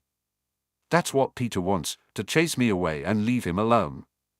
You and Sirius can't save him, Peter continued snidely. The Dark Lord wants him, and he does what the Dark Lord wants. Save yourself? Just like Peter had done. Because that was all Peter wanted, to survive. Coward, Remus thought. He sent a silent stunning spell toward his former friend. As the red light arced across the space between them, Peter squeaked and immediately shrank back into a rat, scurrying away into the undergrowth. Buggeration! Remus swore. I will go after him, Thomas said. You deal with the ward stone? Remus replied. He nodded absently and made for the rock Peter had abandoned. He cast several charms on it before deciding to destroy it, obliterating it into small pieces. He reversed the disillusion spell to reveal himself as Thomas ran back toward him. The rat? Thomas shook his head. He apparat as soon as he heard the rock explode. I tried to stun him, but he got away. Bugger. At least the anti-transportation ward was down for everyone, Remus mused as he turned and started to run for the campsite, Thomas at his heels. He only hoped it was enough to save Harry. Where the hell were the auras? Harry thought frantically as he stared at the scene of the Death Eaters torturing the Muggles. Fire, a voice in his head responded firmly. Harry clenched his jaw, sprang out of the bush, and leveled his wand. Harry! Ron gasped but immediately got to his feet, pointing his own wand at the pair. Put them down! Harry shouted. The Death Eaters turned towards them. Harry pushed Ron out of the way of a curse as another one screamed towards him. He quickly cast a shield and dived to the side, casting a widespread cushioning charm on the ground as the Muggles were released, screaming. One Death Eater advanced on him threateningly. Stupefy! Harry yelled. A burst of red shot from his wand, traveling across the clearing and impacting the surprised Death Eater, who hadn't even moved. "You brat," the other Death Eater hollered. "Reducto!" Harry threw himself backward as the spell hit a tree. It groaned and swayed. Harry rolled out of the way. Ron got to his feet and tried to stun the Death Eater but had to quickly dodge another Reducto curse himself. A red beam suddenly came out of nowhere, and the Death Eater went down. "Got you!" Harry sighed in relief as he recognized Wood from the Rat Squad and Oliver's cousin running into the clearing with Chambers. "Chambers, bind the pair of them," Wood said, making his way over to Harry and helping him to his feet. "What are you doing out here, Harry?" "Someone attacked the Potter Alliance tent. They threatened the Weasleys. We're on our way to check on them," Harry explained. "Can you contact someone and let them know?" "Harry, you should stay here with me and Chambers," Wood insisted. "The rest of the squad are dealing with the others, but I can cool Bones and—" "No time," Ron barked. "Come on, Harry." He took off running again. Harry gave Wood an apologetic shrug but was already moving after Ron, following him out of the trees and stumbling into a bright yellow tent that had been on the same row as the others. "Weasleys." Harry immediately searched for the purple and pink colors, and his heart froze at the sight of smoke. "Merlin! It's on fire!" Ron exclaimed fearfully. "Come on." Harry grabbed Ron's arm and helped him push through the crowd of people gathered around the Weasley's smoking tent, who were just standing there doing nothing. Harry finally got them to the front with a judicious use of elbows. Just across the way, Hermione and Neville stumbled to the front as Ron and Harry did.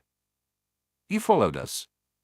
Harry asked, surprised, as Neville bent over, trying to catch his breath. "As if I'd let you and Ron run off into trouble without me," Hermione retorted. "Oh God, it's on fire. Does anyone know if they're in there?" "I heard voices about 10 minutes ago," an old woman confirmed from behind Hermione. Others clamored to add their agreement. "Then what are you doing?" Ron shouted. "My family's in there, and you're all standing around like numpties." He made a dive toward the tent but bounced off a ward, thrown back and skidding across the dusty grass. "That young man is why we sent for the auras," the old woman berated him. "A lockdown ward. It was used in the last war, Harry, and prevented the people inside from escaping and the people outside from helping," Hermione said breathlessly.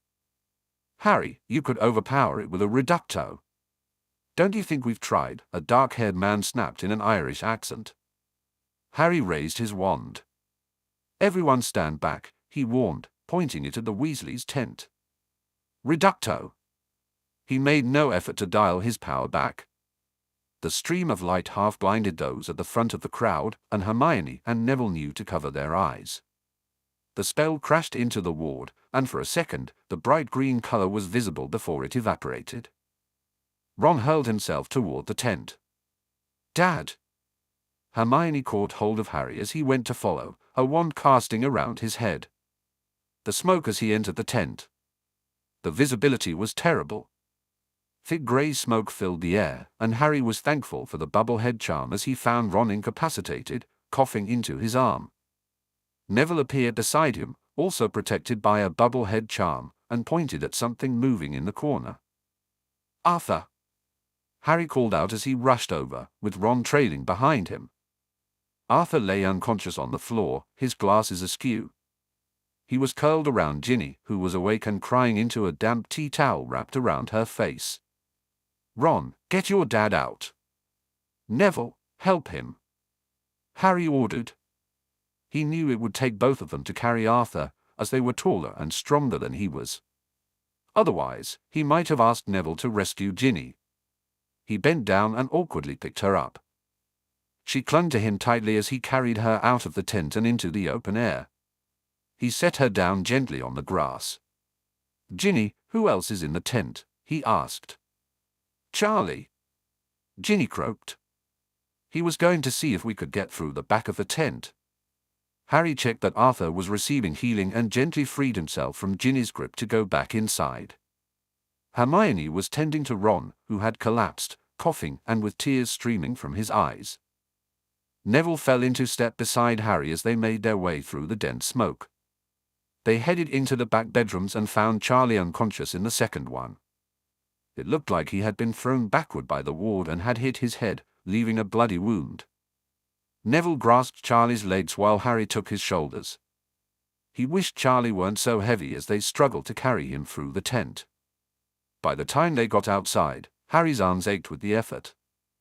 They placed Charlie on the ground unceremoniously, but it was either that or drop him. The bubblehead charm faded, and Harry was once again hit by the stench of smoke. "Merlin!" The twins shouted in unison as they pushed their way to the front of the crowd. Fred and George stumbled toward their family, their freckled faces pale. "What?" Fred began. "Happened?" George finished. "Some Tasbat decided to try and kill us," Ron snapped, before being overtaken by a wave of coughing.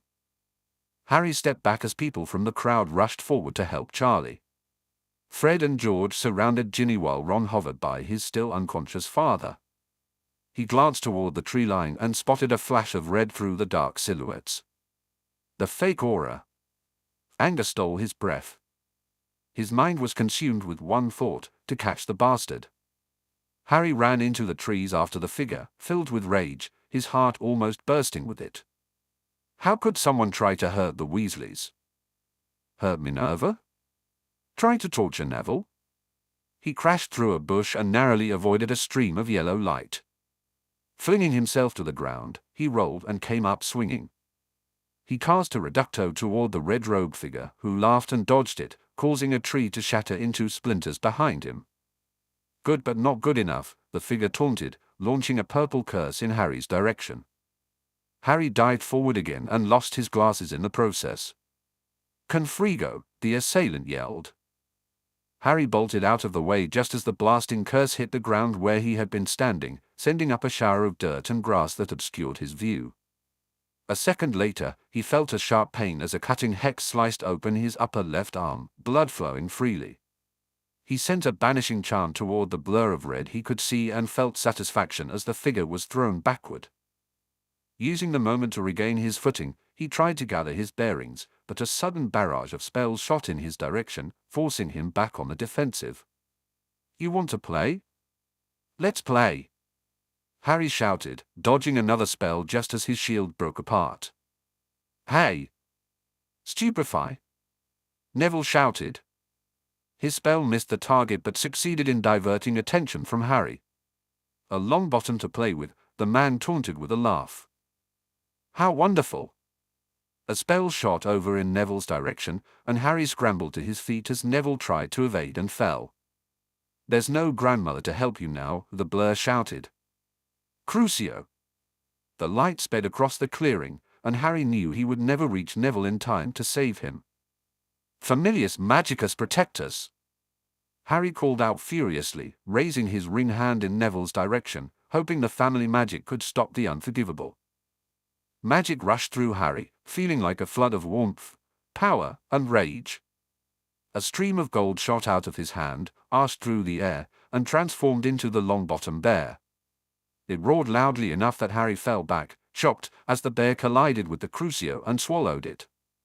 The bear landed and roared again, rearing up on its hind paws, almost as tall as the trees. The man snarled a word Harry couldn't make out and vanished.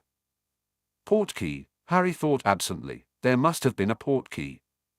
Neville got to his feet, and Harry staggered to his. The bear lowered itself to the ground and ambled back to them. Harry nodded at the large gold beast, which bumped its head into him as if asking for petting.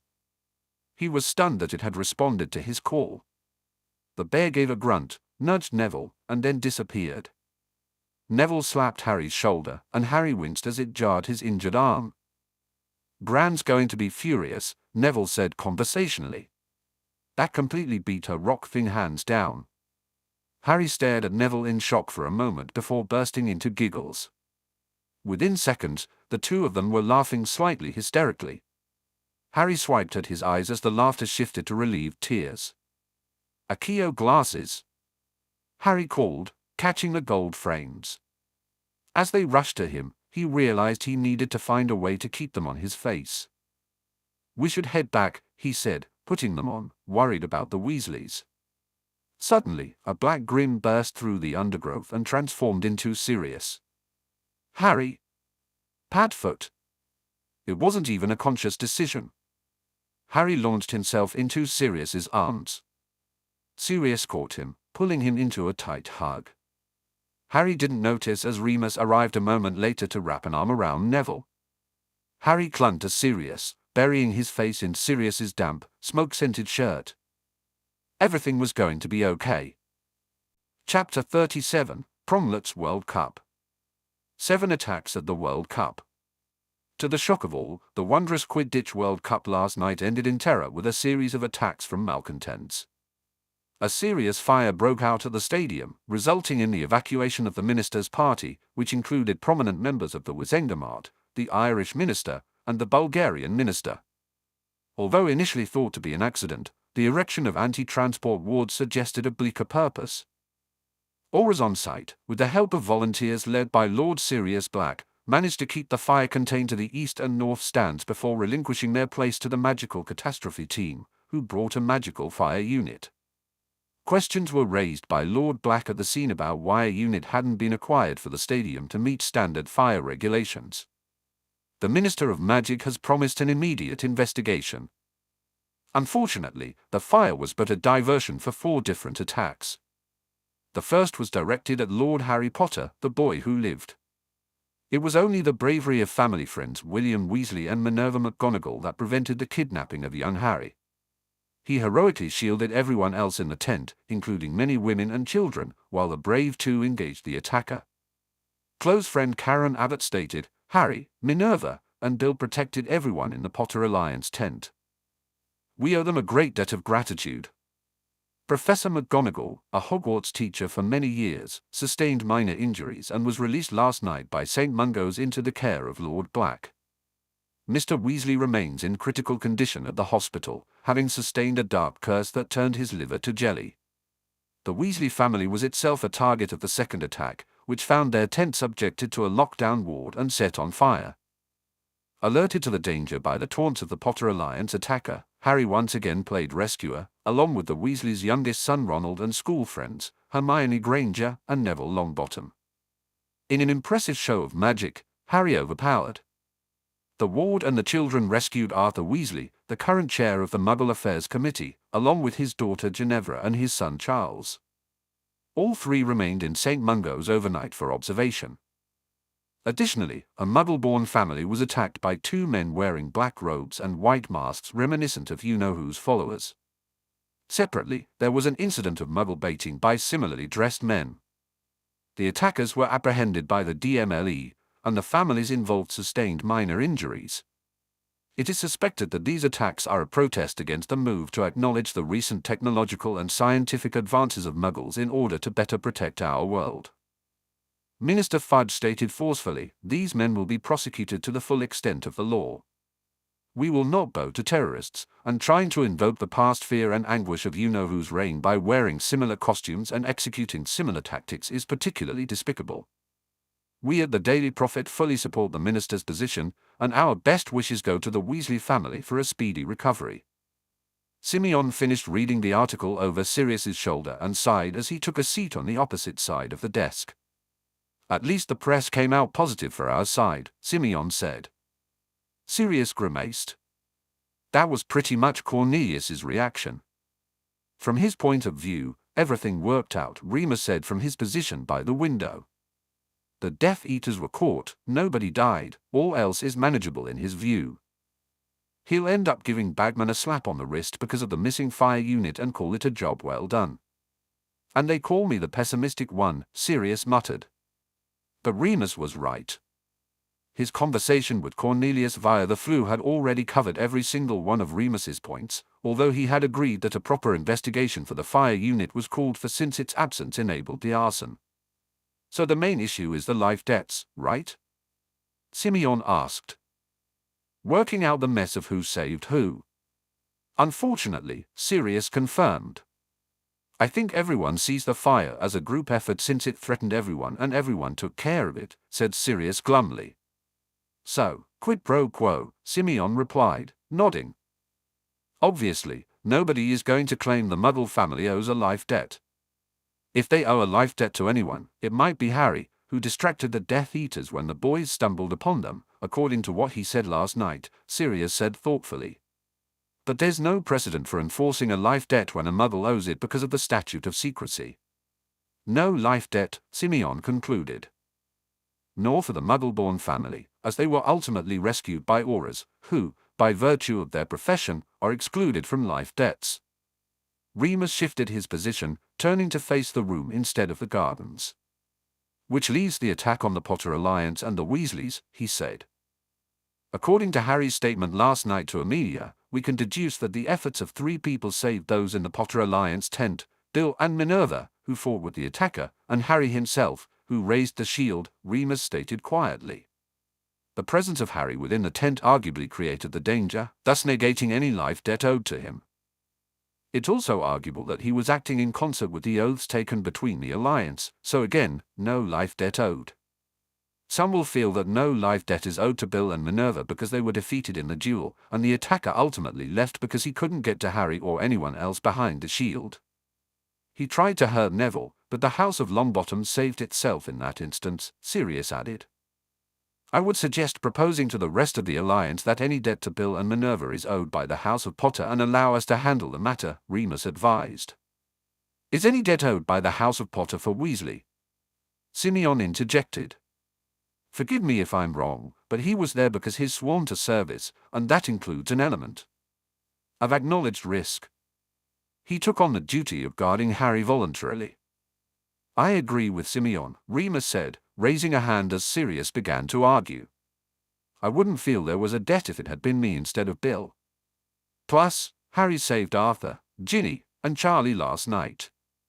In light of everything, it might be better to suggest to the House of Weasley that, in the spirit of our friendship, both houses agree that no debts are owed on either side. Although, Arthur probably needs a separate discussion with the Longbottoms. Neville did risk his life saving Arthur and Charlie. Fair enough, Sirius replied. Which leaves Minnie, Remus added. Who is the regent apparent to the House of Potter and, by law, is directed to protect Lord Potter as a minor, Simeon pointed out. No life debt. Well, we may still want to do something personal to acknowledge her, Remus said to Sirius. I was thinking of offering her a permanent home in Griffin House, Sirius mused. He had considered this for a while since Minnie had spent a lot of time with them over the summer. She had been released into their care the night before by St. Mungo's and was currently at Griffin House, being fussed over by Dobby and Harry. What do you think? Remus nodded. That's fine with me. But you'll need to talk to Harry. Sirius nodded, intending to do so without Remus's caution. Griffin House was primarily Harry's home. Well, that settles the life debts. I'll send a letter to all the heads of houses who had family in the Potter Alliance tent to confirm their agreement. How is Harry this morning?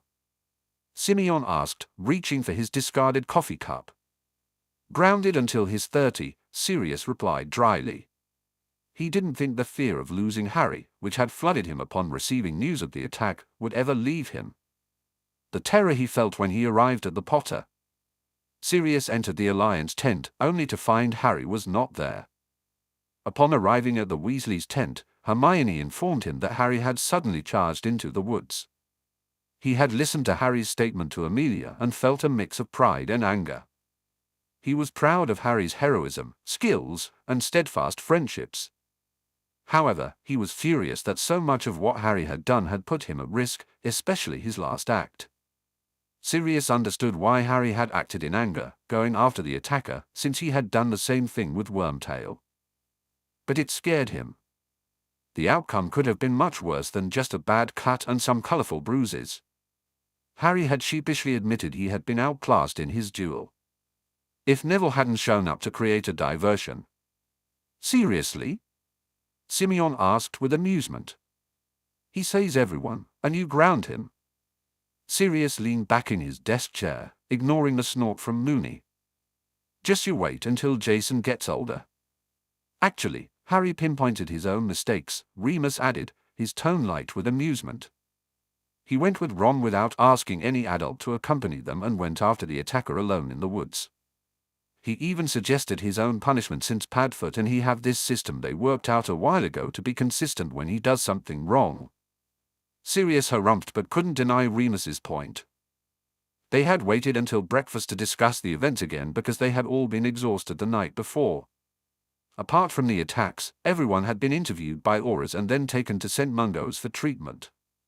Once they got home, bed and a good night's sleep had been the priority for everyone. But coming down to breakfast, Sirius had been ready to yell at Harry, to point out just how much danger he had placed himself in by running in without thinking, and to hand out a lifetime grounding as punishment. Before he could speak, however, Sirius couldn't say a word.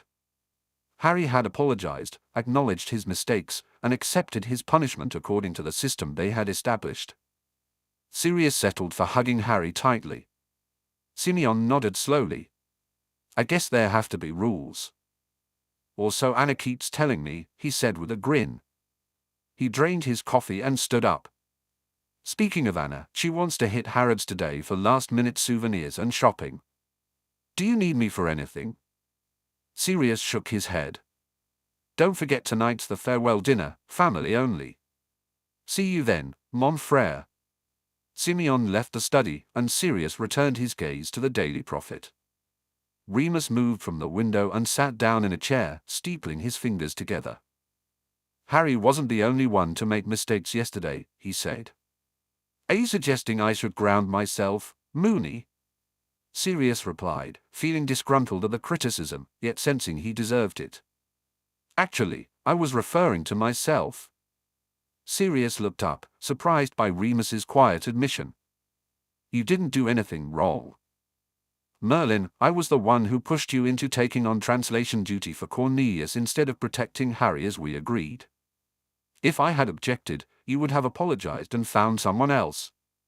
You were only asked in the first place because I showed off my language skills instead of keeping quiet and drew Cornelius's attention," Remus protested. "Once the fire broke out, I should never have asked you for help. I should have gone straight to you and Harry instead of letting Amelia sidetrack me with finding the anti-transportation ward." He sighed. "And let's not forget my letting the rat get away again. Firstly, I will say again that it was my decision on the translation duty. Honestly, if I had sent Harry home with Simeon and Anna after meeting the Quidditch teams, none of this would have mattered." Sirius countered, rubbing his head at a slight throb of frustration. "You wanted him to enjoy the moment," Remus argued. "And we thought everything would happen later." Sirius replied, "We knew there was a death threat. I was stupid not to have evacuated him immediately when you sent the message. I should never have left Harry, even if I do have the training to deal with a fire. If I had been there," Remus pointed out, "it may have deterred the attacker, but it may not. We don't know for certain. You might have ended up the same way as Bill. The attacker probably would have still gone after the Weasleys. If he did and we didn't have a warning." He sighed heavily. "Molly could quite easily have been mourning a husband, a son, and her only daughter this morning." Sirius acknowledged this with a slight nod. It was a sobering thought. The truth is that no single decision either you or I made in isolation was necessarily wrong at the time. We just need to learn from yesterday and— Remus waved a hand at him. "Not make the same mistakes again. Yesterday shows we should dump Plan B and go with Plan A," Sirius muttered. "No, Sirius, we're not wrapping Harry in cotton wool and hiding him from the world for the rest of his life," Remus objected, grimacing. "No matter how much I might want to go with that plan. Besides, Plan B isn't working out too badly." Sirius harumphed and got up. He wandered over to the far side of the study and, with a stab of his wand, revealed the hidden blackboard that detailed their original plan. "Politically, we're solid," Remus said as he walked up to stand next to him. "The Potter Alliance is back. The Order of Merlin recipients are already agreed to join at the September session. You'll have the neutral block alliances to announce, along with the date on with Wilkes and Selwyn, to go along with the one you have with Nott." Sirius folded his arms. "Solid is a good word. We can start to make some real changes to the laws. By Christmas, Remus said, nodding. Just as we planned. We're shutting down Voldemort's access to political power and decreasing his number of allies and financial resources. He sighed and pointed his wand at the board, where a foreign policy appeared as a task. We need to think about this more. Agreed. The treasure hunt isn't going so well, Sirius commented. It's stalled, Remus agreed. But getting rid of 3 of the 6 Horcruxes isn't a bad showing. We only have 2 to go since the diary is already handled. We should probably get rid of the snake too. Albus is right about that. Sirius added a note to the board. Well, Godric's Hollow is on hold until Bill is out of the hospital. We'll have to wait for him and Caro to have a legitimate reason to be at Hogwarts to search for the diadem. The tag for the Death Eater worked well for the World Cup, Remus said. The problem was the rogue who upset everything. He seems to be working with Voldemort since Peter was helping him last night. Sirius noticed the pain on Remus's face and placed a hand on his friend's shoulder. It's not your fault he got away, he said. It is my fault, Remus argued. I should have done something more. Thomas thinks he managed to hit him with a cutting hex when Peter transformed to apparate, but since it was meant to disable rather than kill, Peter probably survived. I couldn't even hit him with a stunner. Because he transformed into his animagus form, Sirius replied. He's bloody difficult to catch or hit in that form. I should know. Remus pointed his wand at the board, and find a way to neutralize the rat appeared. We need to take away his advantage. There are some old wards that will force an animagus into human form. I'll research them. Sirius patted his shoulder. We also need to know who this Hollins guy really is since the real Aura Hollins was busy dealing with the fire. Agreed, we need to focus our efforts on finding out who the rogue is and shutting him down, Remus said, adding the item to the blackboard. I'll settle for killing him, Sirius replied evenly. Remus didn't argue, which showed his own anger at the man who had gotten close enough to Harry to almost kill him. We have an unknown rogue, and we have Voldemort and the rat hiding somewhere unknown. We know they're working together, Remus mused aloud. None of the known Death Eaters are hiding the bastards, Sirius frowned. You think they're staying together? It's probable, Remus said. Wormtail admitted that the rogue was acting on Voldemort's orders. I think this guy must be whoever is giving Voldemort house space. Voldemort knows about him. The other Death Eaters don't, which is why Lucius doesn't know about him. But his master? No. I hate to agree with Lucius, but I think he's right. This is someone like Peter, someone Voldemort kept secret during the war. Great, Sirius snarled, sweeping a hand through his hair. Thinking about it, this was probably an attempt to grab Harry for this ritual we think Voldemort is planning, Remus continued. If they had Harry, they could keep him terrorized and challenged for 9 months without using the tournament. You think the tournament is their plan B? Sirius asked, feeling cold as he imagined Harry being kept somewhere, tortured and hurt. Yes. The more I think about it, the more I do, Remus sighed. I think I'm pleased Harry has grounded himself until he goes to Hogwarts. Sirius couldn't speak. He simply nodded. It was Remus's turn to place a comforting hand on his shoulder. It'll be okay, Padfoot. The other thing going well is Harry's training. He needs more dueling practice, but he's good. He survived long enough against someone. Who downed Bill for help to arrive? That's no mean feat, Sirius said, trying to take comfort in Remus's words. And he knows his animagus form now. He just needs to perfect it. If he could transform, even if he was abducted, he'd have a way out nobody would suspect, Remus agreed. He sighed and pointed at the board where they'd written of the power he knows not. We have 2 candidates for this power, the Hallows and the Family Magic. He called it the Longbottom Magic, Sirius replied. Augusta told me that she'd asked Amelia to change Neville's statement to say Family Magic rather than detailing that it was theirs and not ours that got called. Harry only said in his statement that he had called Family Magic. Do you think Ollivander's story is right?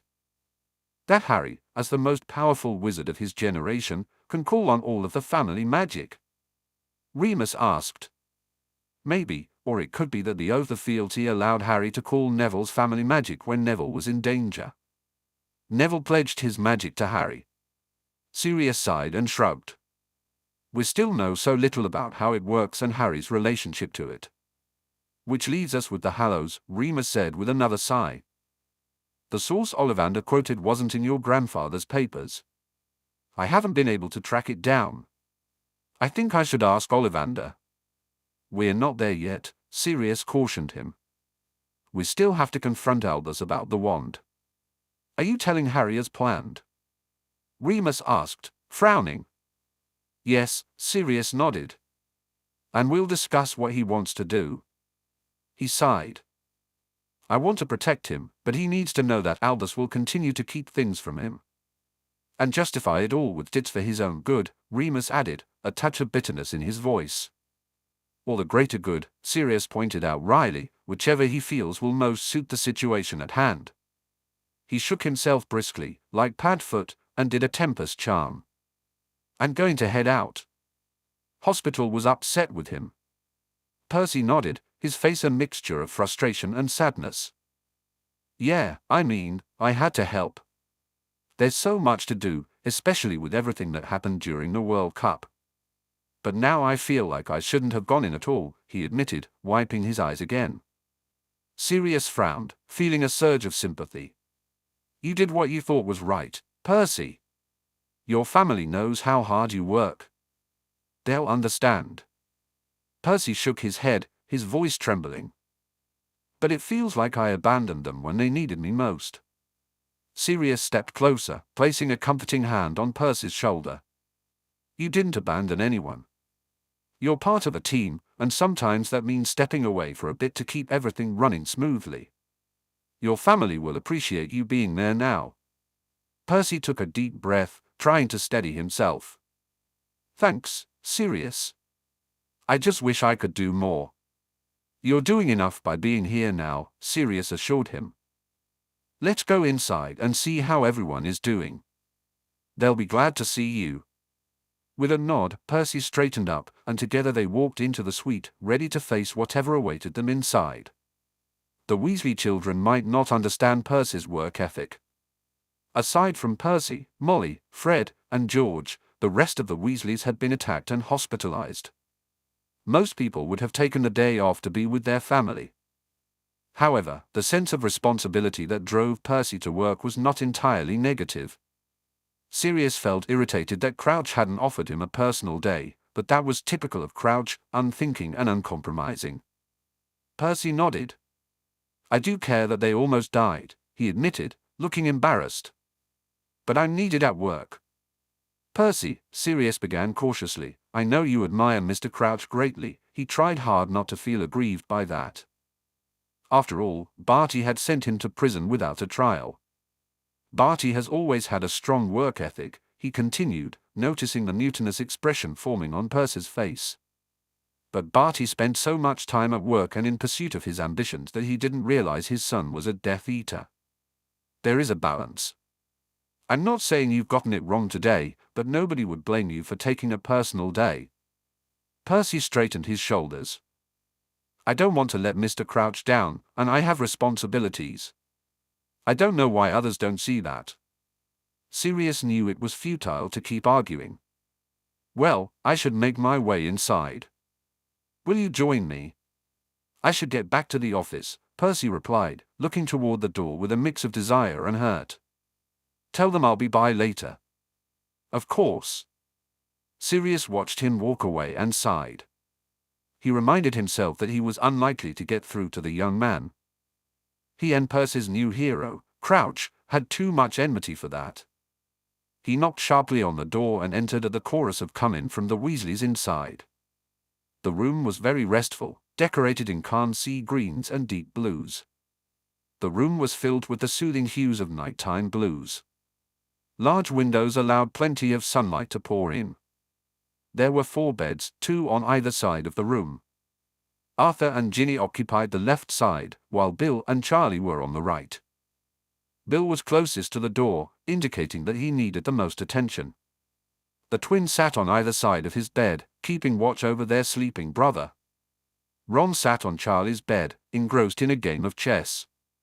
Most faces were lit up with warmth, except for Molly, who was camped out with knitting needles between Arthur and Ginny.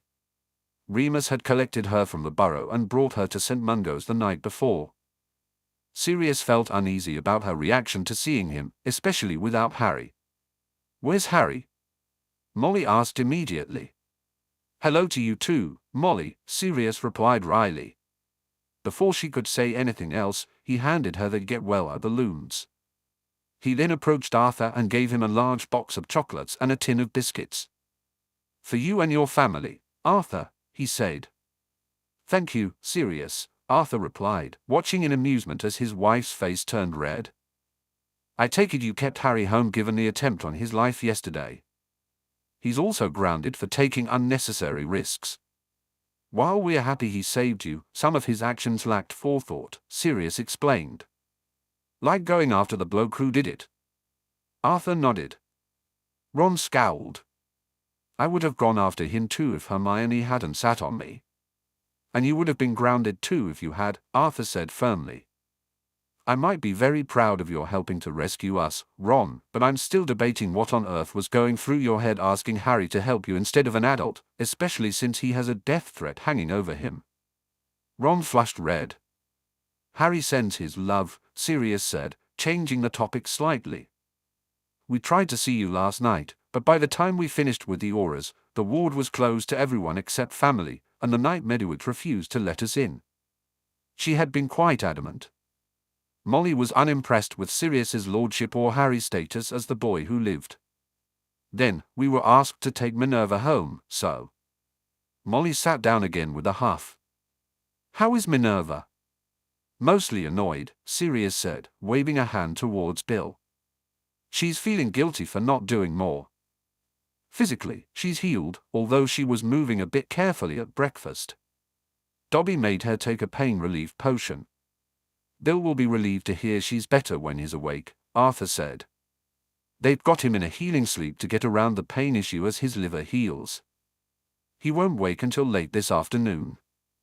Sirius nodded in understanding. He pointed at a plush soft toy of a snake on his bedside cabinet. "Present. From the woman he works with," Molly sniffed. "Caroline something?" Her face brightened.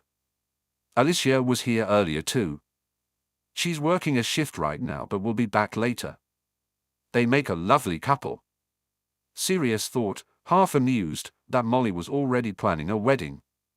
The healers were very complimentary about Alicia's immediate care in Bill's case. They think it saved his life. Arthur shuffled further up against his pillows, and Molly immediately moved to help him, pushing past Sirius, who stepped aside.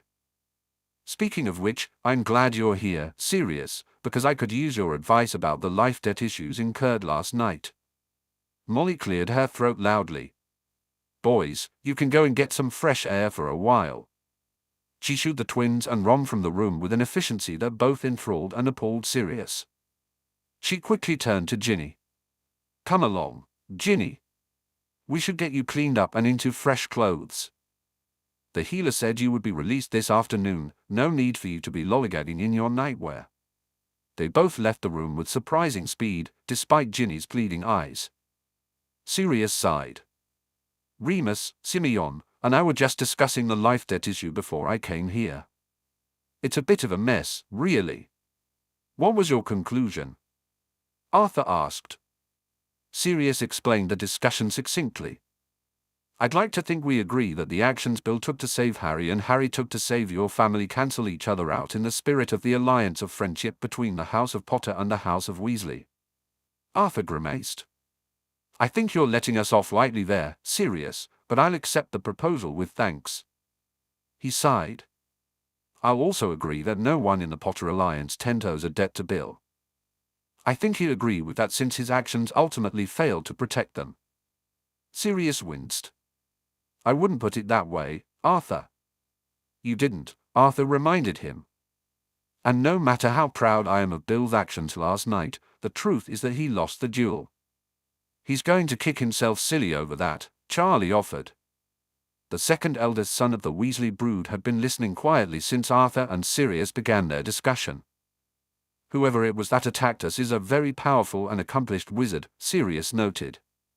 "They should really consider that part of the profile as they tried to narrow down suspects. Not everyone had the talent to make the potion needed to impersonate someone, not everyone had the talent for dueling and warding. So the remaining issue is Neville Longbottom," Arthur interrupted Sirius's thoughts. "The boy risked his life in saving me and Charlie." "I can do what Bill did, Dad," Charlie offered. "I can swear service to the House of Longbottom for a time. Actually, I think Augusta would prefer the use of your old stables behind the orchard at the Burrow. She's been having trouble finding a new stable for the Longbottom horses since she's on the verge of selling their Spanish place. I know Remus has been pricing building one for her at Longbottom Manor," Sirius said dryly. "Your stables would be fine with her. It'll take a couple of days to fix them up. You could negotiate a reasonable deal there." "Ginny would be happy," Arthur commented. "She always wanted a pony." He sighed and glanced over at Charlie. "Thank you for the offer though, son." "It's my life he saved, Dad," Charlie pointed out. "My bubblehead must have collapsed when I got thrown backwards. I'm never going to live that down when I get back to the reserve." "Well, at least you cast yours correctly," Arthur said with chagrin. "Mine was hopeless, and the one I cast on Ginny hardly lasted any longer." "I can't do them properly either," Sirius said. "Mine are complete rubbish. Moony always had to cast them for me. Harry said Hermione did his and Neville's." Arthur smiled gratefully. "Did you read today's paper? The theory that this person wants to defeat the move to establish a closer relationship with Muggles." "I'm not sure Rita's got it right," Sirius replied. "But he's working for Voldemort, and it's something Voldemort would want stopped. All the more reason to go forward then." "You know who will find that the Weasleys aren't so easily cowed," Arthur said firmly. "We haven't been a Gryffindor family for years for no reason." Sirius smiled at him. "You're a good man, Arthur, although I suspect you'll have a meeting with Amelia to discuss security measures in your near future." Arthur nodded. "I find that I'm surprisingly all right with whatever measures Amelia thinks I should take." He smiled grimly. "I might be a Gryffindor, but I do have a family to protect." He sighed. "I should apologize for Ron dragging Harry with him to check on us, but if he hadn't—" Sirius struggled with what to say and ended up sighing. "They're friends. If it had been James and I, we would have done exactly the same. Harry knows he should have grabbed an adult to go with them or sent an adult in the first place, but you're right. If they hadn't checked on you, those lockdown wards are really difficult to break. Harry is probably one of the few wizards who could overpower a ward like that." He shifted his weight. "Remus says we all need to learn from our mistakes and move on. I think he's right." Arthur nodded. Sirius glanced at Bill again. "I'll come back tonight to visit Bill when he's awake." "Thank you for visiting, Sirius, and give our love to Harry," Arthur said with a smile. Sirius nodded briskly and left the room, waving to Charlie. He flew back to Black Manor, spent an hour dealing with correspondent regarding the life debt issue, and then flew back to Griffin House. Dobby appeared immediately. "Harry Potter is in the sunroom with Harry Potter's Professor McGoggles and Mooey." Sirius thanked Dobby fondly and walked down to the sunroom. He could hear Minnie's voice before he entered the room and realized she was guiding Harry through a meditation. His footsteps quickened. Harry had transformed into a raven. He perched on the seat of a chair opposite Minnie, who looked gleeful even as her voice continued in soothing tones. She encouraged Harry to get used to the feel of his wings, his clawed feet, his sharp beak, and his keen eyes. Remus smiled at him from a corner of the room, and Hedwig watched silently, perched on the back of a dining chair. Sirius felt relieved that Remus and Hedwig were there. Minnie, at heart, was a tabby cat, and if she let her animagus form take over for just a moment, he trusted Remus and Hedwig would protect his little raven. Or, he thought with amusement, perhaps her raven. Maybe he should call Harry Owlet. "Begin to think of your human form, Harry," Minnie said firmly. Consider your toes, wriggle them and imagine them sinking back into the rug. Think about your legs and how they support you as you sit. Consider your body. Think about your arms and fingers. Notice the shape and feel of your fingertips. Reflect on your face and your features. Keep thinking, Harry. Remember how it feels to be human. You have skin, not feathers. You have a nose, not a beak. You have feet, not claws. You have arms, not wings. Let the raven fly away and return to your human form. Harry blurred and transformed, but not completely. He was still covered in black feathers. Sirius couldn't help it, he burst into laughter, and Remus joined in. Harry shot them an annoyed look, but then his gaze fell to his hand, which was covered in tiny black feathers. The disgust on his face made Remus laugh again. Really, Mr. Lupin, Mr. Black, Minnie sniffed haughtily. I fail to see what is so amusing. Sirius collected himself. Sorry, Harry. Now, Harry, close your eyes and think of your skin. Picture the tiny lines that run across it, its color, and the small hairs that cover the surface. Keep your skin in your mind. Remember how the wind feels against it or the warmth of the sun. Focus. Minnie continued, ignoring Sirius and Remus as she returned to the lesson. Harry blurred again, and when he solidified, he was free of feathers. Excellent, Harry. Minnie clapped her hands. Excellent. Hedwig barked her approval. That was brilliant, Sirius added, moving into the room to hug his son. Maybe we should call you Feathers, Remus suggested, sitting beside Harry. Harry made a face at him and gestured impatiently at Sirius. Did you see Bill? I did, Sirius replied.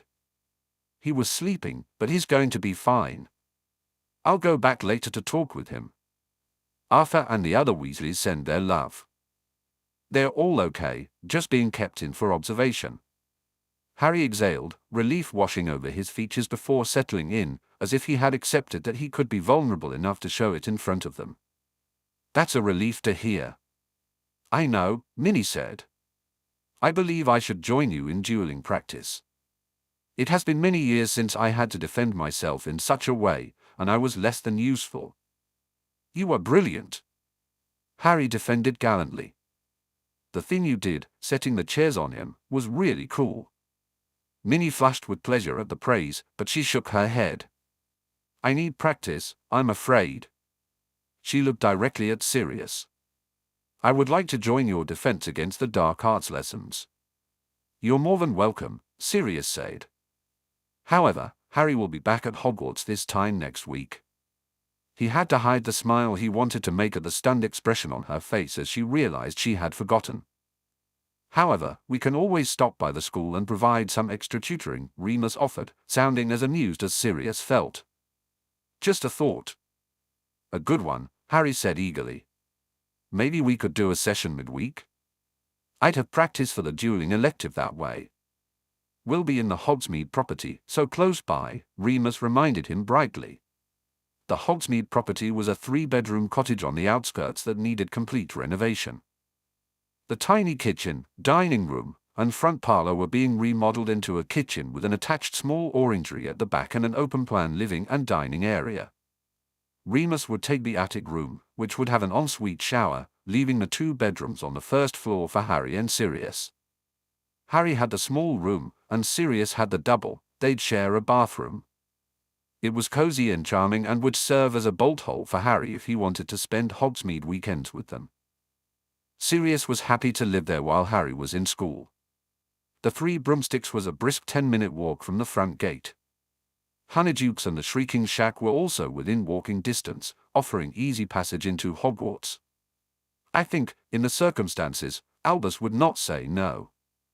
There is a clear and present danger to Harry, which would justify the extra training and the special treatment, Minnie said enthusiastically. Sirius was confident that Albus would agree and offer assistance. However, if it meant spending time with Harry while he was at school, Sirius wouldn't complain too much. He considered suggesting that they open the training to Harry's friends to address the special treatment concern, which might delay Albus's approval. He nodded and said, "I'll speak with Albus later. We're due for a war council at 6. Changing the subject, he added, "The animagus training is obviously going well." "Harry is a natural," Minnie gushed, smiling proudly at Harry. "I've rarely used this meditative technique in animagus training, but it works wonderfully for him.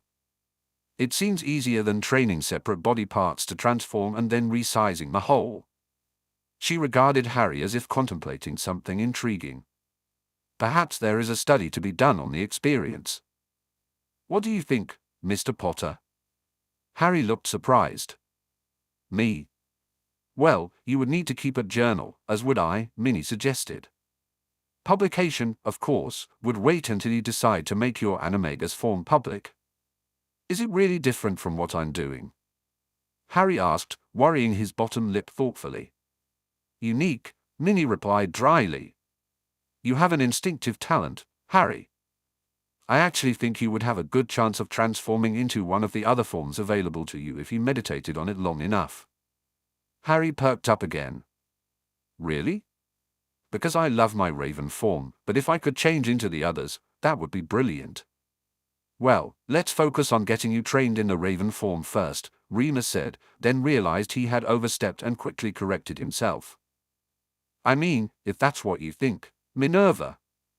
Minnie shot Remus a sharp look, signaling that she wasn't fooled, but she nodded. "Quite right, Remus." Turning back to Harry, she said, "We'll get you comfortable with your raven form first before trying any others." She grimaced. "And now I think I shall retire to my room and rest for a while." She turned away the offers to escort her, leaving the 3 men in the sunroom feeling rather helpless. "She's going to be okay, isn't she?" Harry asked worriedly.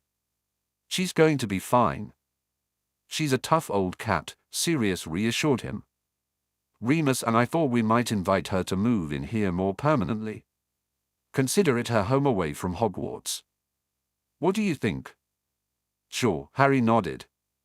"You don't have any concerns about living with one of your professors during the holidays?" Remus asked as Sirius hesitated. Harry shrugged. "If it was Snape, maybe." Sirius gave a dramatic shudder. "Perish the thought. And besides, I'm already living with Remus, and he was a professor," Harry pointed out logically. "And she was Dad's godmother and my Gran's best friend. I think they'd want us to be Aunt Minnie's family." "Right.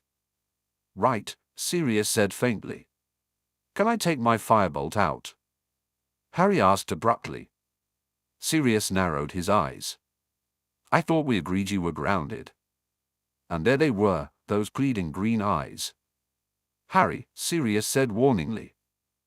Harry gave in, folding his arms tightly over his chest. Sirius sighed and reached over to pull his son into a hug. "I love you, you know that, right?"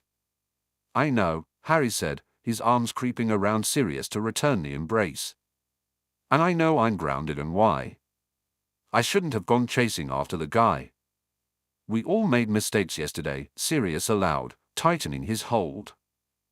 "At least going after the Weasleys helped save their lives, but you have to stop putting yourself at risk." He sighed again. "But I have to make better decisions about your safety too."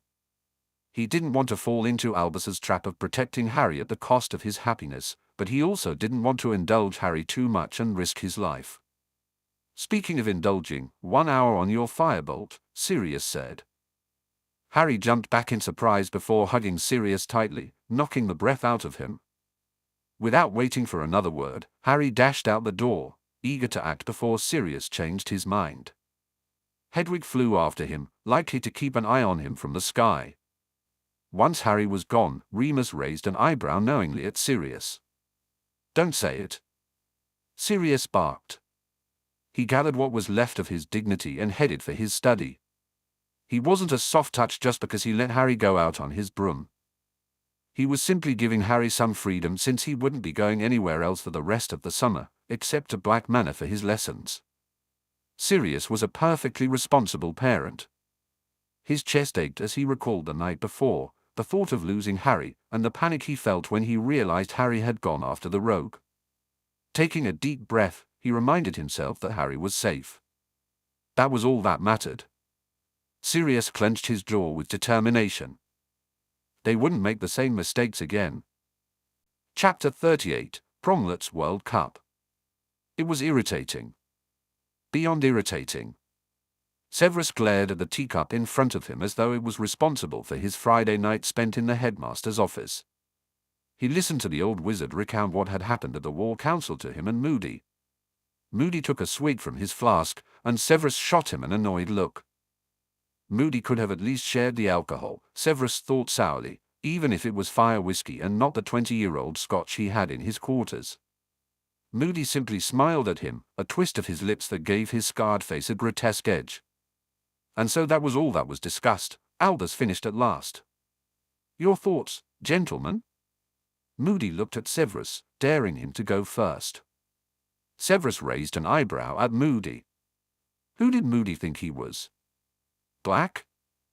Only a Gryffindor would respond to that kind of dare and jump in first. Alastair? Albus prompted smoothly when neither spoke. Moody grunted but gestured over the polished surface of Albus's desk in his vague direction without looking at him. Clearly mistakes were made.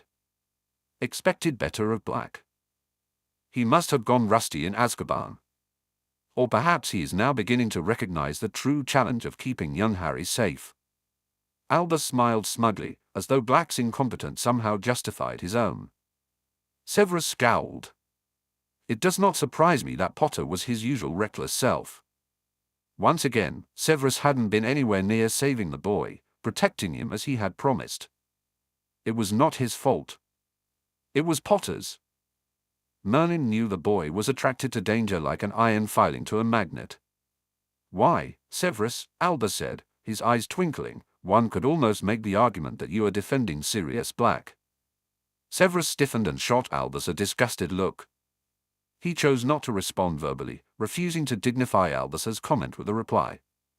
Albus hurriedly cleared his throat. Regardless of the mistakes made in keeping Harry safe, my original question was more about our mysterious opponent and what the threat means for us here at Hogwarts, as Harry and the rest of the students will be arriving shortly. Let us not forget that there is the Triwizard Tournament to consider. We should cancel that bloody tournament for a start, Moody said immediately. Severus nodded in agreement. In his opinion, the tournament was the height of foolishness, even without someone after Potter. Who wanted more brats around? Beauxbatons and Durmstrang had their own issues as well. Albus looked at them both with disappointment. We can't cancel the tournament. It is a wonderful opportunity. For someone to take advantage of the holes that will open up in our security and kill Potter, Moody interrupted gruffly. We'll bring in additional security and discuss specifics closer to the time the tournament begins, but cancelling it is not an option, it would cause a diplomatic incident, Albus countered. He placed his hands flat on his desk. Let us put the tournament aside and concentrate on immediate issues. Severus, what about you? Any thoughts on our mystery attacker? Severus pursed his lips. He hadn't told Albus about the block on his memories, and he didn't believe Moody had mentioned it to Albus either. He carefully weighed whether to keep his secret and decided it was too soon to think that the hidden memory had any value. I agree with Lucius's comments to Black. Whoever made the second death threat and went after Potter yesterday must be someone kept secret from the rest of us, just as Pettigrew was kept secret. Do you think whoever it is, it's someone whom you know who trusts to hide out with? Moody questioned. Severus. Severus resisted the urge to shift position under the intensity of Moody's gaze. It is the most likely conclusion. I suspect that it was the Dark Lord's decision to keep this person hidden, which means it is someone he trusts. Further, no follower of the Dark Lord, whether hidden or not, would have dared to go after Potter with such zeal yesterday without his approval. The fact that Pettigrew was involved suggests that the attack occurred at the Dark Lord's behest. Indeed, Albus muttered with a weary sigh. I also agree with Director Bones that an improved polyjuice was used. Severus replied, the Dark Lord himself undoubtedly provided the recipe. He had me brew it once. all of which substantiates that this individual is working with Riddle, Moody huffed. So, Bones has tagged the Death Eaters who are identified. We know it's not the likely suspects. We know it is someone who has the ability to summon a house elf. We know whoever it was had access to the Longbottom's party, either by impersonating someone or attending as themselves. He grunted. Amelia will be beside herself.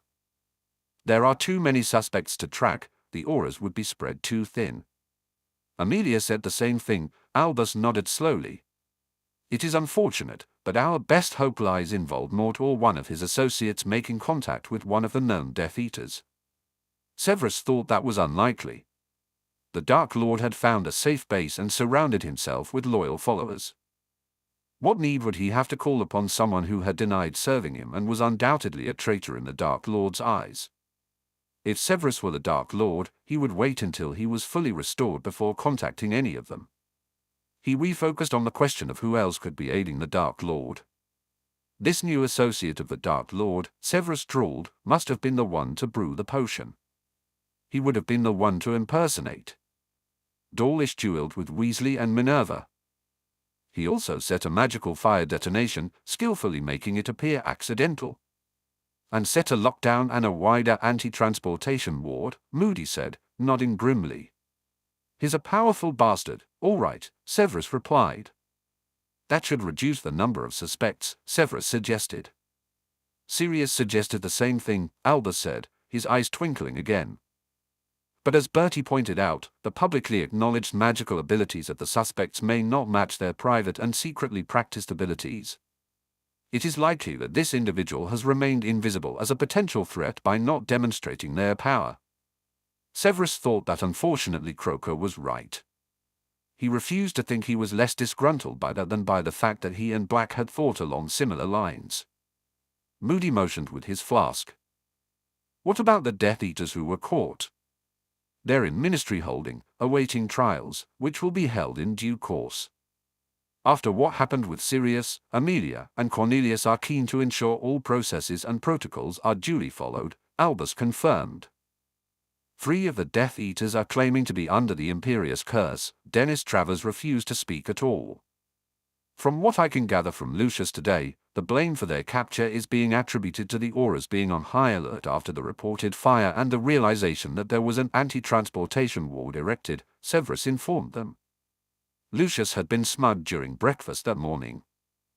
Travers was a fanatic and would have hindered the pureblood nobility's efforts to achieve some kind of neutrality agreement with Black.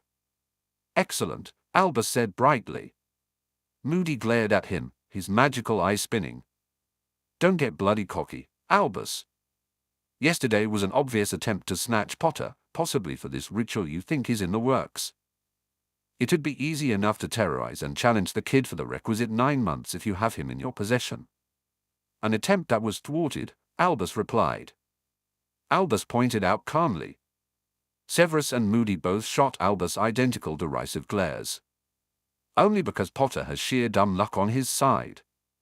Severus snapped. I disagree with that, Moody said, waving a hand at him. The boy has to have some talent to last against a powerful wizard long enough for help to arrive. But my point is this, if this attempt failed, they'll want to make sure their next move succeeds. They will try harder to get Potter into this blasted tournament. Severus immediately understood Moody's point and pinched the bridge of his nose. Albus slumped back in his chair. Alas, I had not thought of it in those terms. Which is why I'll say again that we should cancel the damn thing, Moody said firmly. Albus shook his head. It's not possible, Alastair. We shall just have to be vigilant. He smiled at Moody, who gave an amused huff. Sirius has requested permission to continue Harry's dueling tutoring while he is here at Hogwarts. He has offered to open the sessions to the entire 4th year so there can be no suggestion of special treatment. Severus harumphed. It'd be a good idea to run a dueling club for the other years since Hilliard will be running the elective for 4th years only. Moody suggested, Hilliard could take the 6th and 7th years, I could do the 5th, Sirius and Remus the 4th, and Phileas the lower years. A wonderful idea. Albus beamed at Moody. I'll make the request to Phileas and Tobias. He glanced at Severus. Perhaps you could also lend a hand, Severus. Perhaps, Severus replied non-committally. He had no interest in the dueling club. He had only participated previously because he wanted to put Lockhart in his place. Well, I think that's all for tonight, gentlemen, Albus said, rising. Moody and Severus walked out of the office and down the spiral staircase. Drink? Moody offered. Severus nodded, understanding it was a request to talk without Albus present. They headed to the staff room, their mutually acknowledged neutral ground. Severus felt pleased to find it empty. They sat in the small seating area where they had first talked. Moody poured them both a glass from his flask while Severus created a privacy bubble. Have you made any progress on your memory issue? Moody asked bluntly. Severus shook his head. I have isolated the affected memories, but nothing beyond that. It was slow work. The block was strong, excellent, in fact. He would admire Bella's handiwork if it weren't his memory she had tampered with. He looked at Moody, his eyes sweeping over the magical counterpart. I don't suppose. He began. Nope, Moody replied succinctly, tossing back his drink. Legitimacy has been out for me since I lost the eye. You need two good ones, as you know. He gazed at Severus thoughtfully. You could ask Albus. Severus raised an eyebrow. Would you want him rooting around in your head? Moody let out a short, barking laugh and conceded the point. How about a healer? I know someone who works in the memory ward at St. Mungo's. Severus actually considered the offer but regretfully shook his head. He wouldn't wish his mind on anyone. I shall endeavor to continue with my own efforts. And if the answer to who is hiding, you know who is buried in there. Moody said with incisive insight. The Lestranges covered up Kraut's involvement with them. Perhaps what you saw was some other bugger. It was a possibility. Bella and Rodolphus had a strong partnership as a couple, but he didn't think they had shared a bedroom the entire time Severus had stayed with them. It was entirely possible that just as Rabaston had taken Crouch Jr. as a Rodolphus or Bella had a surprising paramour hidden in the closet, someone like Crouch, whom the Dark Lord himself had marked and approved as a liaison. If Potter is entered into the tournament and I have not removed the block by then, I will request assistance, Severus said, compromising. Moody grunted but seemed satisfied with the answer. Let's hope our security can keep Potter out. Severus nodded, though he wouldn't put it past the brat to enter himself. Phileas wandered into the staff room and smiled at them both. Goodness, I thought I was the only one about this evening. Everyone else seems to have deserted the place. Severus hurriedly took down the privacy bubble. Have you spoken with Minnie? Moody asked, shifting forward to welcome Phileas into the seating area with a wave of his hand. Phileas nodded. I've had an owl. She was released into the care of the House of Potter.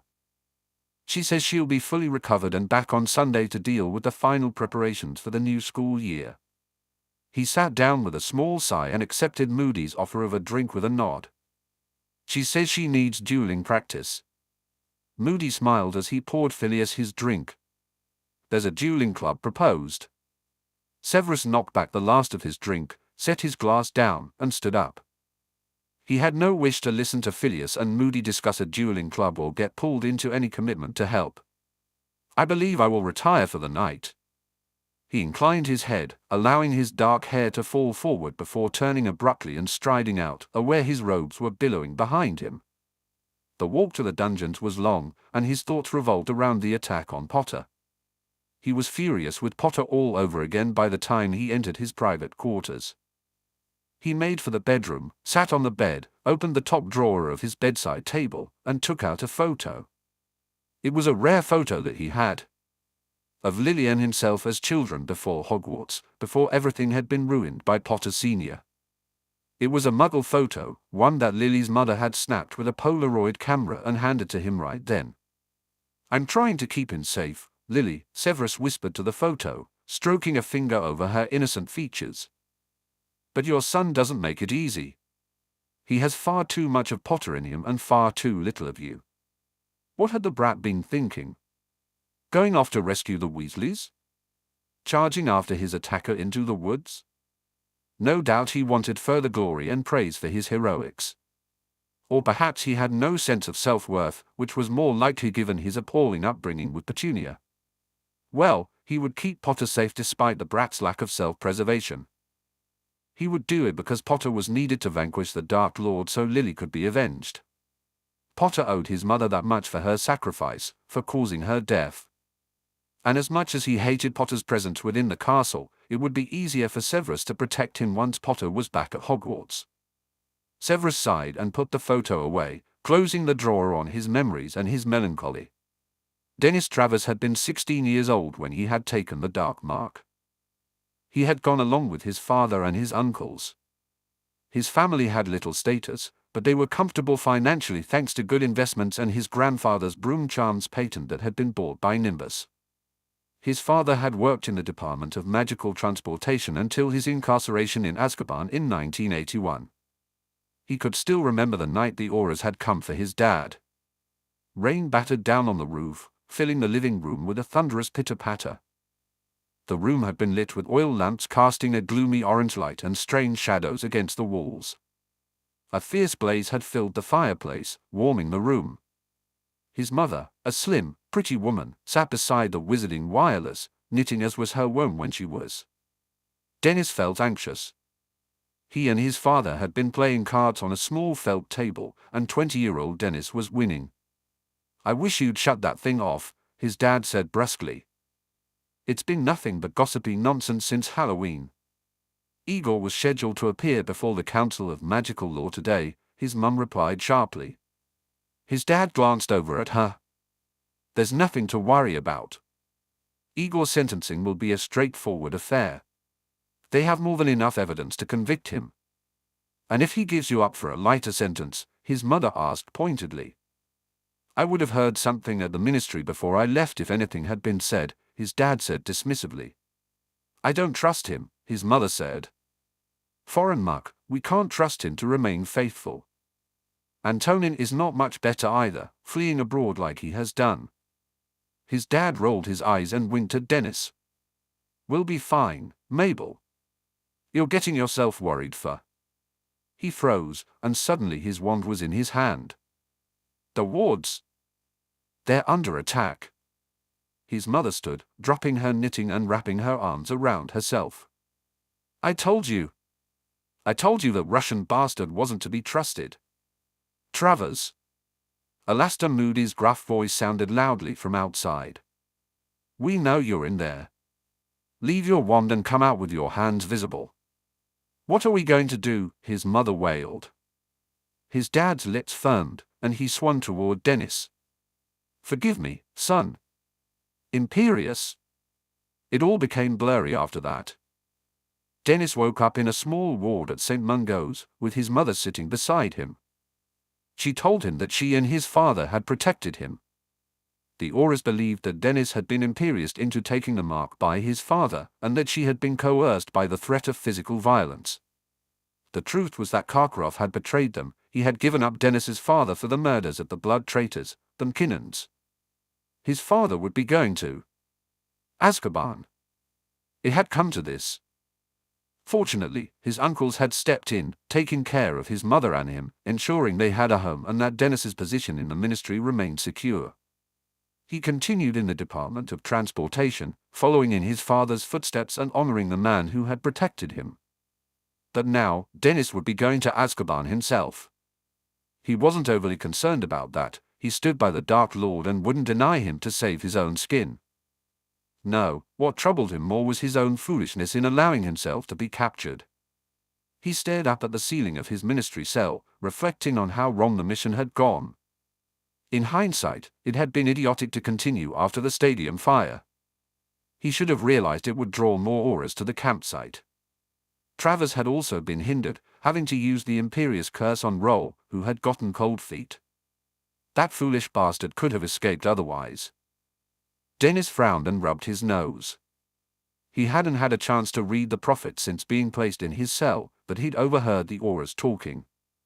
It seemed the small operation he and his team had organized had somehow gone awry due to the rogue who had made death threats against Potter. He scowled. This was supposed to be his night, his opportunity to remind everyone of the Dark Lord, to instill fear, and to prove to the Dark Lord that he was not forgotten. There were those who upheld his ideals and welcomed his return. The fool who attacked Potter had ruined everything. He had heard his guards exchanging gossip, and the theory was that the rogue had been working with Pettigrew since the Rat Squad had been involved. Dennis considered this in the quiet of his cell. If the idiot who had spoiled his plans was collaborating with Pettigrew, did that mean he was acting under the Dark Lord's orders? And if he was, had his own operation interfered with the Dark Lord's plans? Had he messed it all up? Potter had stumbled into McNair and Judson, according to the chatter, and the thought made him tense with anxiety. He remembered the meetings his father had taken him to, and the screams of those who had failed in the Dark Lord's service as they received their punishment. If he messed up and the Dark Lord punished him, that would be fair enough. Hadn't Lucius warned them all that interfering before the Dark Lord contacted them could lead to this? Travers had simply wanted to show his lord that he still followed him, but he would acknowledge his mistake and take his punishment.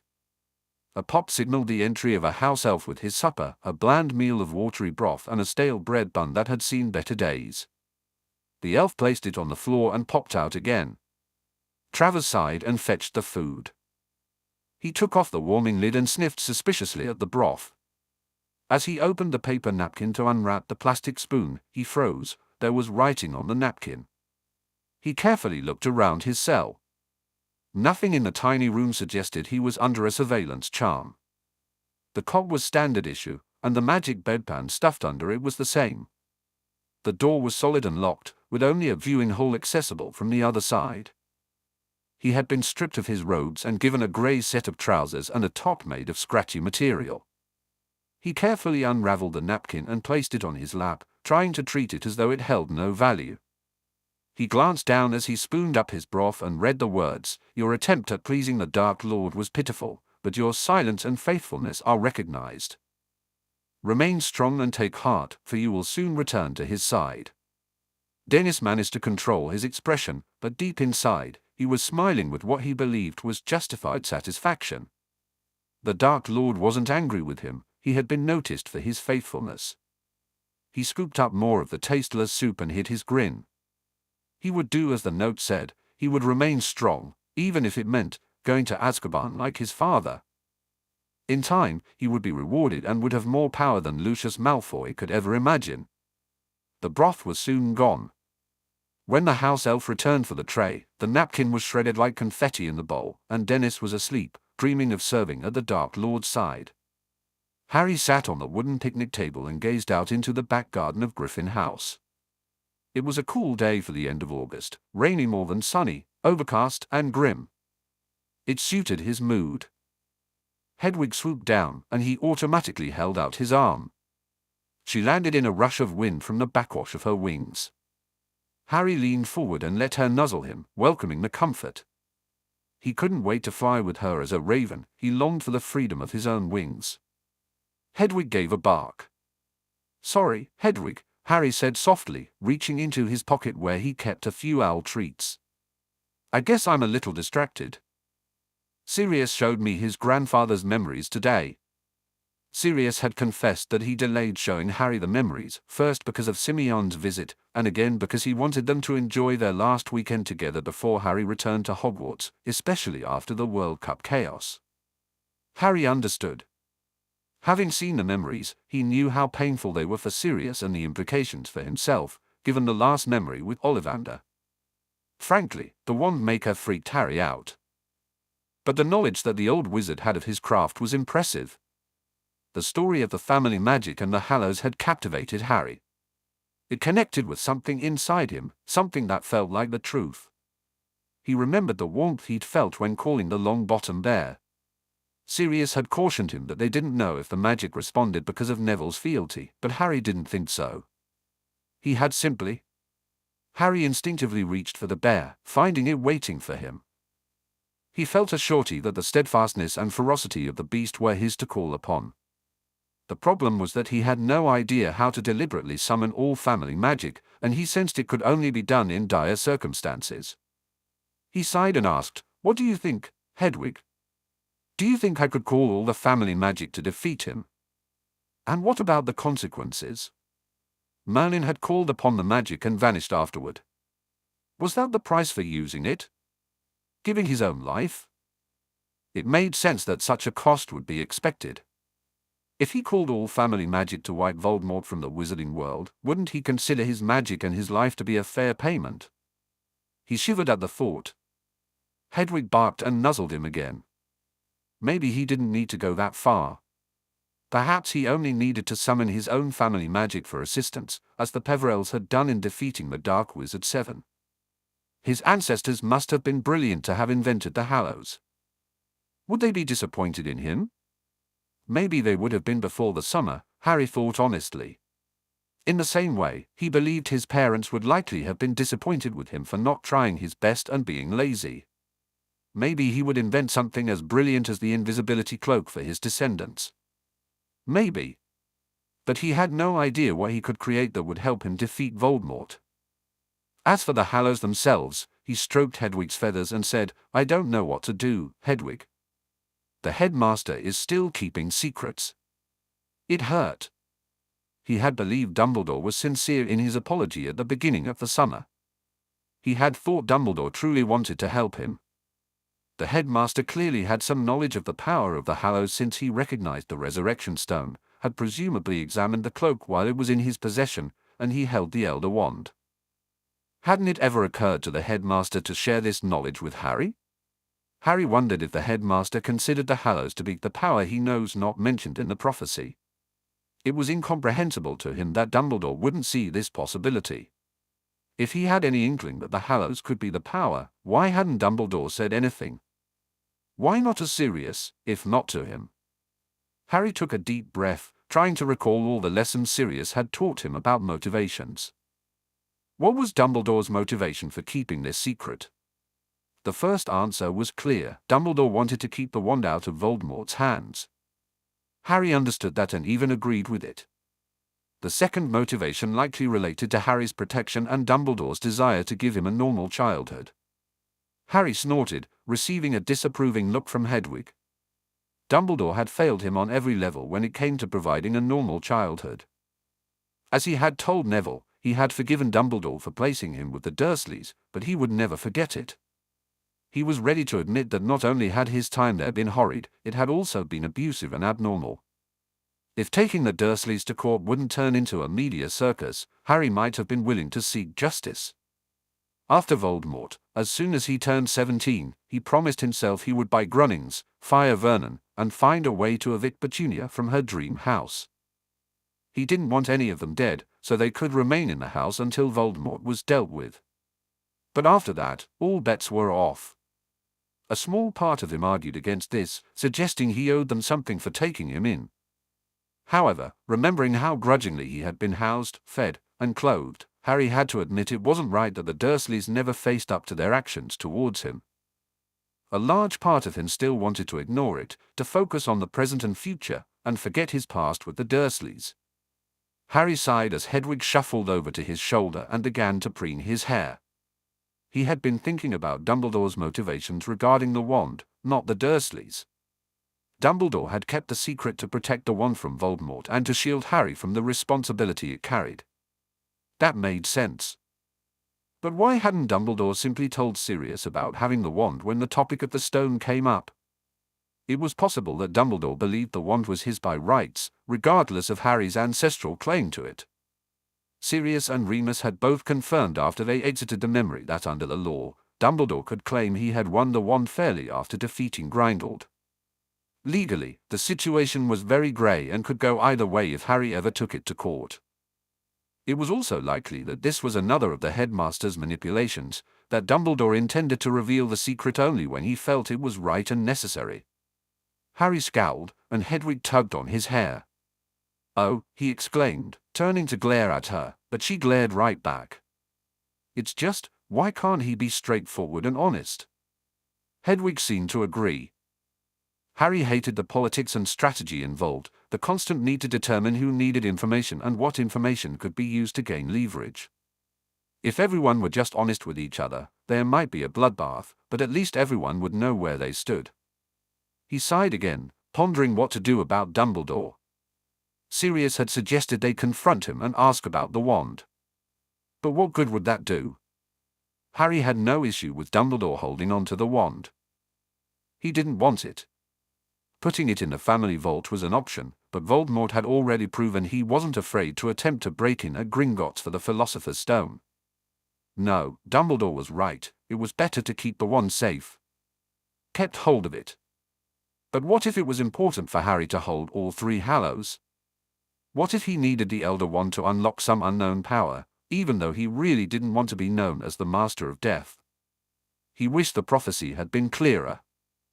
He wished it had specified exactly what power he had that Voldemort did not. But, of course, he couldn't be that lucky. He needed to do better than he had at the World Cup. He realized he had let his anger take control, and he couldn't afford that. He needed to be sensible and responsible. He grimaced and pushed his glasses up his nose. Dobby appeared on the grass in front of him. "It is about to rain, Harry Potter, sir," he said. Harry nodded. Dobby was incredibly good at predicting the weather. "Something troubles Harry Potter?" Dobby asked, his voice filled with concern. "Just thinking, Dobby," Harry assured the house elf. Dobby pulled on his ear. Perhaps Dobby can offer advice like Master Yoda. Harry smiled. Dobby loved the original Star Wars trilogy. "What advice would you give me, then, Dobby?" "Name your fear must be before banish it you can," Dobby replied promptly. "You may have a point," Harry mused. What was his fear? He was afraid he would never find the power to defeat Voldemort.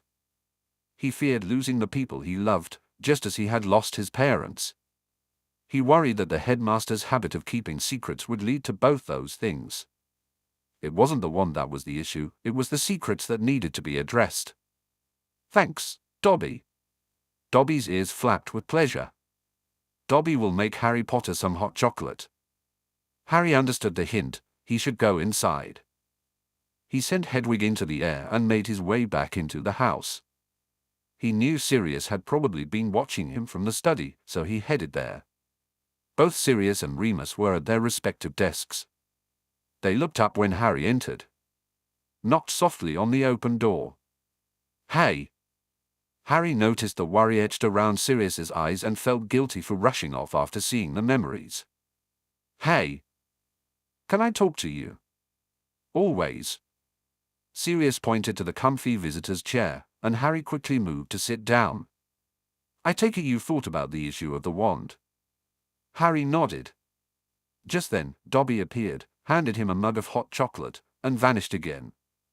Remus looked at the mug with envy before gesturing impatiently at Harry. "And? I think the wand is safest with Professor Dumbledore until we know more about the power of the Hallows and how bringing them together might help defeat a Dark Lord, if at all." Harry explained. "The headmaster's had it for years, so I don't see the point in him giving it to me. It's arguably his wand legally anyway." Remus and Sirius exchanged a quick glance, and Remus looked smug. Harry narrowed his eyes, wondering if they had bet on his reaction. "That's a well-thought-out position," Remus praised, folding his arms and leaning back in his chair. "Well, the wand isn't really the problem, is it?" Harry pointed out. Remus frowned. "It's not." Harry shook his head and took a sip of his hot chocolate. "Professor Dumbledore's keeping secrets again." "Well, not just again, but he's continued to keep secrets even after saying he wouldn't. He must know that the Hallows could be the power referred to in the prophecy." He sighed heavily. "I'm just tired of him making decisions about what I should and shouldn't know regarding things that directly affect me. If he's keeping this a secret, what else is he hiding?" Sirius shot Remus a triumphant look before turning his gaze back to Harry. "What do you want to do?" "Unfortunately, I think someone needs to confront him," Harry said. "But I don't know if it should be me, or you, or both of us." "There is strength in numbers," Remus suggested immediately.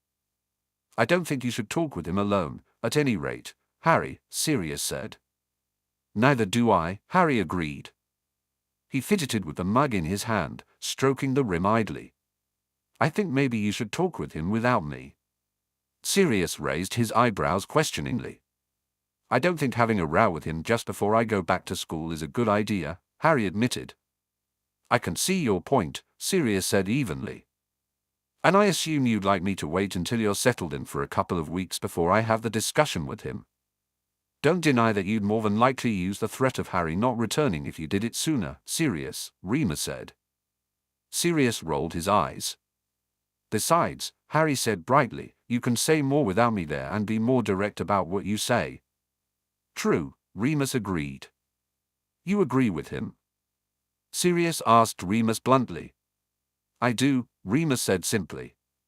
Harry's right. The wand isn't the issue per se, but that he's withholding information that could be vital in our defeating Voldemort. When you think about it, the wand is not the only thing he hasn't confided. He might have told you there is a prophecy, but he hasn't offered you the details, and you're Harry's father now, he should have told you. Maybe he's assumed you've gone to the Department of Mysteries to hear it, maybe not. You're also the one he lied directly to about the wand, whereas his not informing Harry could be seen as a lie of omission. You're the leader of the War Council. You're the leader of the political faction most likely to take full control of the Wizengamot in the next session. You're the one who should face him with this. What he said, Harry motioned with his mug towards Remus. Sirius nodded and raised his hands in surrender. I guess I volunteer. Well done, Padfoot, Remus said dryly. Harry chuckled at the incensed look on Sirius's face and figured a prank war would break out as soon as he left for school. What about the rest of what was in the memories? Sirius asked, shifting his focus back to Harry. Are you okay with everything? He shrugged slightly, lifting one shoulder. I guess the stuff about family magic and the Hallows is interesting, but I just have more questions. We need to track down the Lumiere source Ollivander mentioned, Remus agreed. I have a couple more places to try before I approach Ollivander himself. I think the family magic thing feels right, Harry offered, unsure of their reaction. It just feels right. Feels right. Remus's sharp gaze searched Harry's face. Harry nodded. I can't really explain it more than that. He sighed and rubbed his temple. But I don't know how to call all the family magic. I feel like I could, but I... He trailed off, unsure how to continue. But? Sirius prompted gently. But I don't think there would be a way to use it without paying a price, Harry said eventually, struggling to find the right words. Sirius froze, his entire demeanor shifting in a way that made Harry take a sharp breath, only releasing it when Sirius suddenly stood up. A sacrifice of life and magic, Remus said, sounding stunned.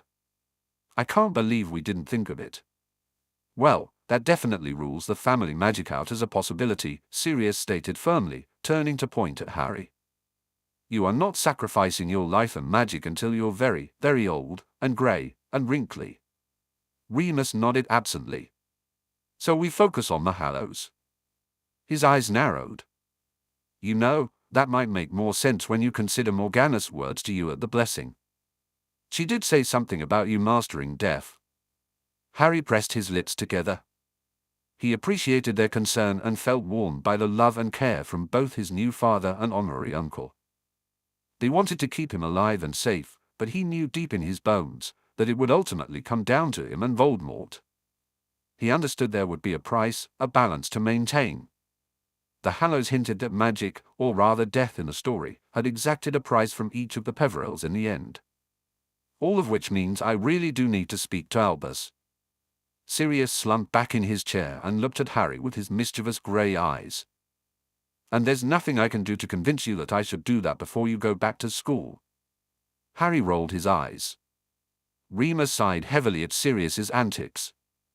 Are you going to be all right with the headmaster? I think so, Harry replied. I'm not really angry with him, just disappointed. I don't think. I can't trust him to be up front with me, and that's sad. Sirius nodded sharply. Do you have any other questions about the memories? Harry started to shake his head but stopped and frowned. What happened to that woman who gave up your cover? Kelp. Sirius raised his eyebrows and smiled.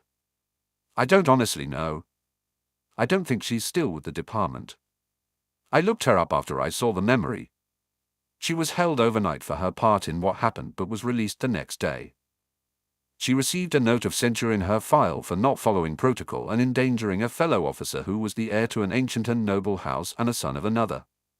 That most certainly would have hampered her future career. She got married in November 1980 to a Muggle-born and they moved to the States, ostensibly to get away from the war, Remus offered. She didn't get charged? Harry asked, feeling angry. She almost got you killed.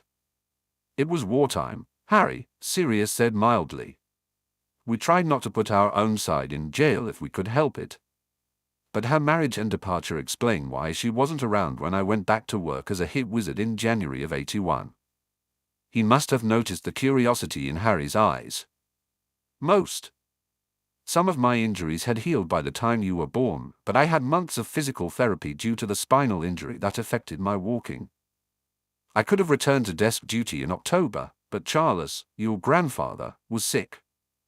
Then in December, he passed away, and your dad needed me. That was when Dad resigned as a hit wizard. Harry clarified, remembering the memory with his mother and Arcturus at Christmas. Yeah, he had the Potter estates to manage, and truthfully, he was hit hard by the loss of your granddad, Sirius said. Harry sipped his chocolate, taking in the grief in Sirius's eyes.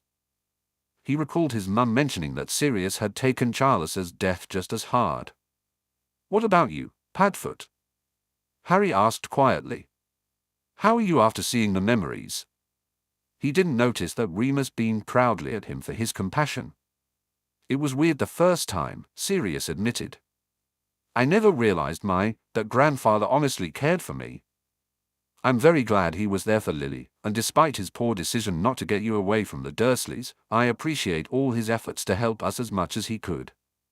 Harry thought Sirius might have been reassuring him, but Sirius's eyes remained calm.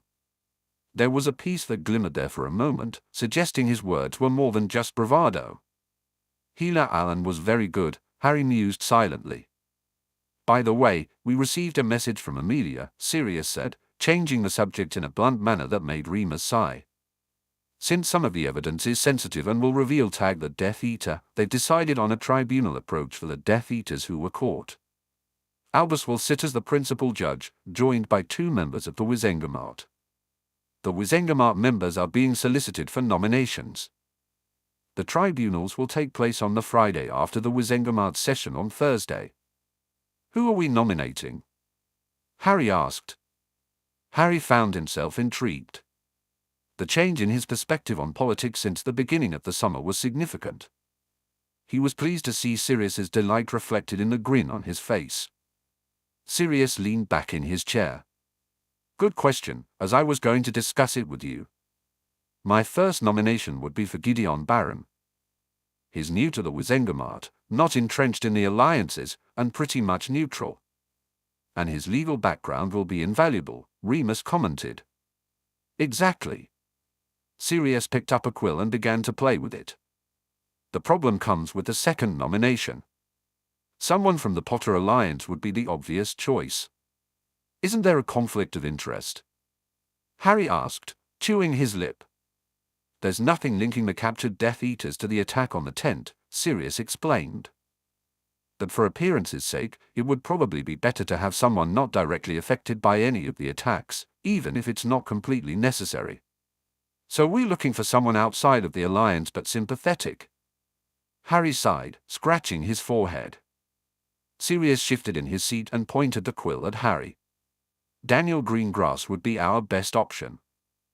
While we will announce the Potter and Greengrass alliance at the next Wizengamot meeting, it's pretty much an open secret among the ancient and noble houses. Everyone knows. He's staunchly neutral and has a reputation for fairness. The other option is Nora Zabini, but frankly, her reputation has more to do with husbands than politics, Remus said dryly. She'd be a wasted nomination. Harry felt his lips twitch but nodded in agreement. I guess our vote goes to Dan then. He was the nicest of that neutral bunch. Sirius nodded. I thought you had more of a connection with him than the others. He seemed genuinely interested in me rather than just giving lip service, Harry recalled, remembering the dinner they had shared. Harry spoke with Dan and the other neutral heads of houses. He also asked me about my agenda instead of asking you. He did, Sirius replied, waving the quill around. That earned him some brownie points with me too. So, it's Baron and Greengrass then, Remus said.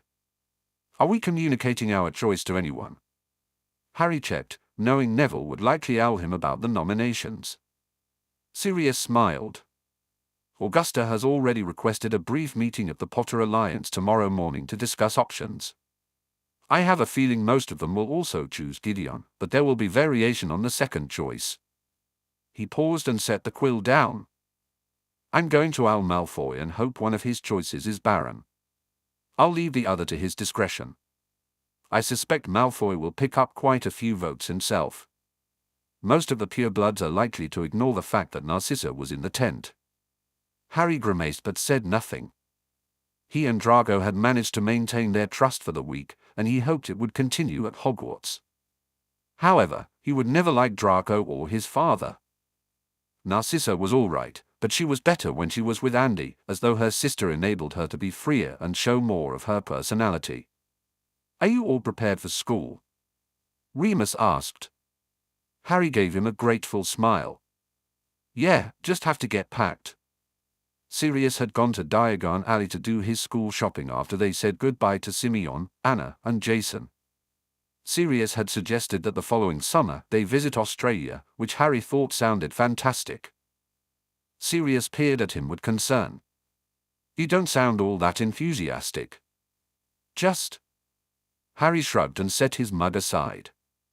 It feels like a long time since I was at Hogwarts, especially with the time we spent in the States too. And? He felt the heat of a blush across his cheeks. Well, I've never really had something, family that I minded leaving behind before. He figured he was about the shade of a ripe tomato. Sirius grinned at him, though. His look of delight made Harry's minor embarrassment feel worthwhile. We'll miss you too. We'll be seeing Harry every Wednesday evening, Remus said, amused. It's not the same, Sirius and Harry replied in unison. They exchanged glances and laughed. Sirius gestured at Harry.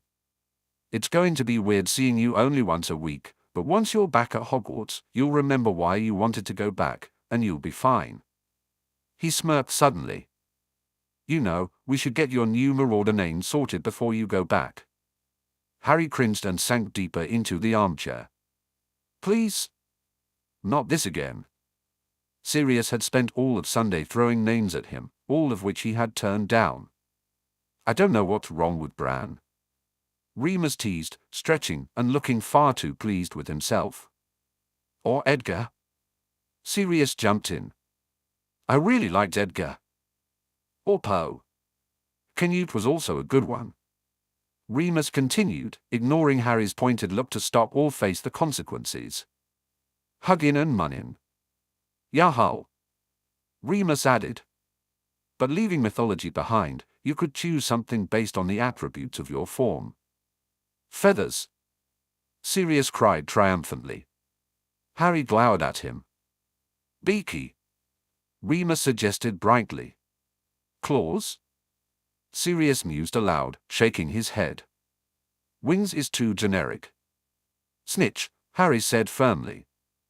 I'm calling my raven formed Snitch. He had already decided but had held off telling them just to tease them for a while. He had named all his forms. The stallion was Lord PB because it represented his future as head of house and leader. The lion and the snake were named Gryff and Sly for obvious reasons. He had tried hard to find another name for the wolf cub, but the one that stuck in his mind was Freak, representing his orphan self who was so desperate for a family.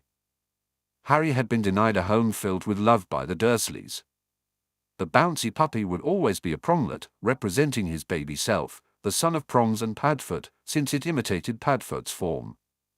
But Snitch suited his raven form, at least in his opinion. Sirius was outraged. It's a piece of Quidditch equipment. No, Padfoot, Remus said, looking at Harry with renewed pride. It's perfect. What is the snitch but a very fast-flying entity whose sole purpose is to remain free? It tricks its pursuers and defends itself with speed and skill. It's just like a raven, a free-spirited bird that refuses to be caught and uses every trick to survive. Harry smiled, proud that Remus understood. When the snitch is caught, the game is over, Remus continued thoughtfully. And in mythology, if ravens were to leave the British Isles, the kingdom would fall. It's a lovely analogy, Harry. Thank you, Mooney, Harry said, delighted that Remus approved of the name. He turned back to Sirius, a little anxious about his father's reaction. Sirius sighed and nodded, his grey eyes bright and mischievous. Snitch it is then, he said, wagging a finger at Harry. But if you call my first grandchild Quaffle, I will never forgive you. How about Bludger or Broomstick? Harry asked cheekily. Sirius tossed a cushion at him as Harry laughed. I don't know, Padfoot, Remus joked. Bludger Potterblack has a nice ring to it, don't you think? He dodged the quill Sirius threw at him and raised his hands in surrender. I'm going for a shower and a change of clothes before dinner. I'll leave you two to it. He escaped through the door as both Harry and Sirius sent a barrage of cushions his way. Sirius shook his head at their dismal aim before shifting to look at Harry. Sirius looked at Harry with an intent expression. In all seriousness though, are you going to be okay going back to Hogwarts? Yeah, Harry nodded. I am looking forward to it in some ways, it's just... He took a deep breath, searching for the right words. It's been the best summer, and I think a part of me is worried that when I go back to Hogwarts, I'm going to wake up and find it's all been a dream or something. He let out a self-deprecating chuckle and dropped his gaze. Stupid, I know. Not stupid, Sirius assured him. I have to pinch myself some days. He fidgeted for a moment before turning to his desk. Maybe this will help. It's a present. I was going to wait and give it to you on September 1st, but... He opened a drawer and pulled out something wrapped in brown paper. This is your dad's old communication mirror. Harry's grin widened, unable to contain his excitement. He pushed out of his chair and took the gift, holding it reverently with one hand while his other fingered the edges, confirming it was real. He remembered Sirius telling him about the mirrors during their early days in the States, when they exchanged tales of their school years. You just have to tap it with your wand and call my name, or rather, Padfoot. You can talk to me whenever you want. Sirius's voice thickened with emotion. I probably should change your mirror to respond to snitched rather than a pronglet, thinking about it. No, Harry said, trying to keep hold of the swell of love building inside him. Maybe a pronglet can be your way of calling me son, like we agreed a Padfoot is my way of calling you a dad. Sirius pulled him into a fierce hug. I'd like that. Harry held on to his godfather, his father, biting his lip as the words he so desperately wanted to say hovered at the back of his throat and the front of his mind. I love you, Padfoot. But he couldn't quite say them. He was ready. He didn't understand why, but he knew he wasn't. He was aware that Sirius knew he loved him, just as he knew he was loved in return. It was just words, Harry thought defensively. But as Sirius patted his back and gave him a gentle push toward the door, instructing him to change for dinner, Harry saw the storm of emotion in his grey eyes. In that moment, Harry made a silent promise. One day, he thought determinedly, one day soon he would say the words.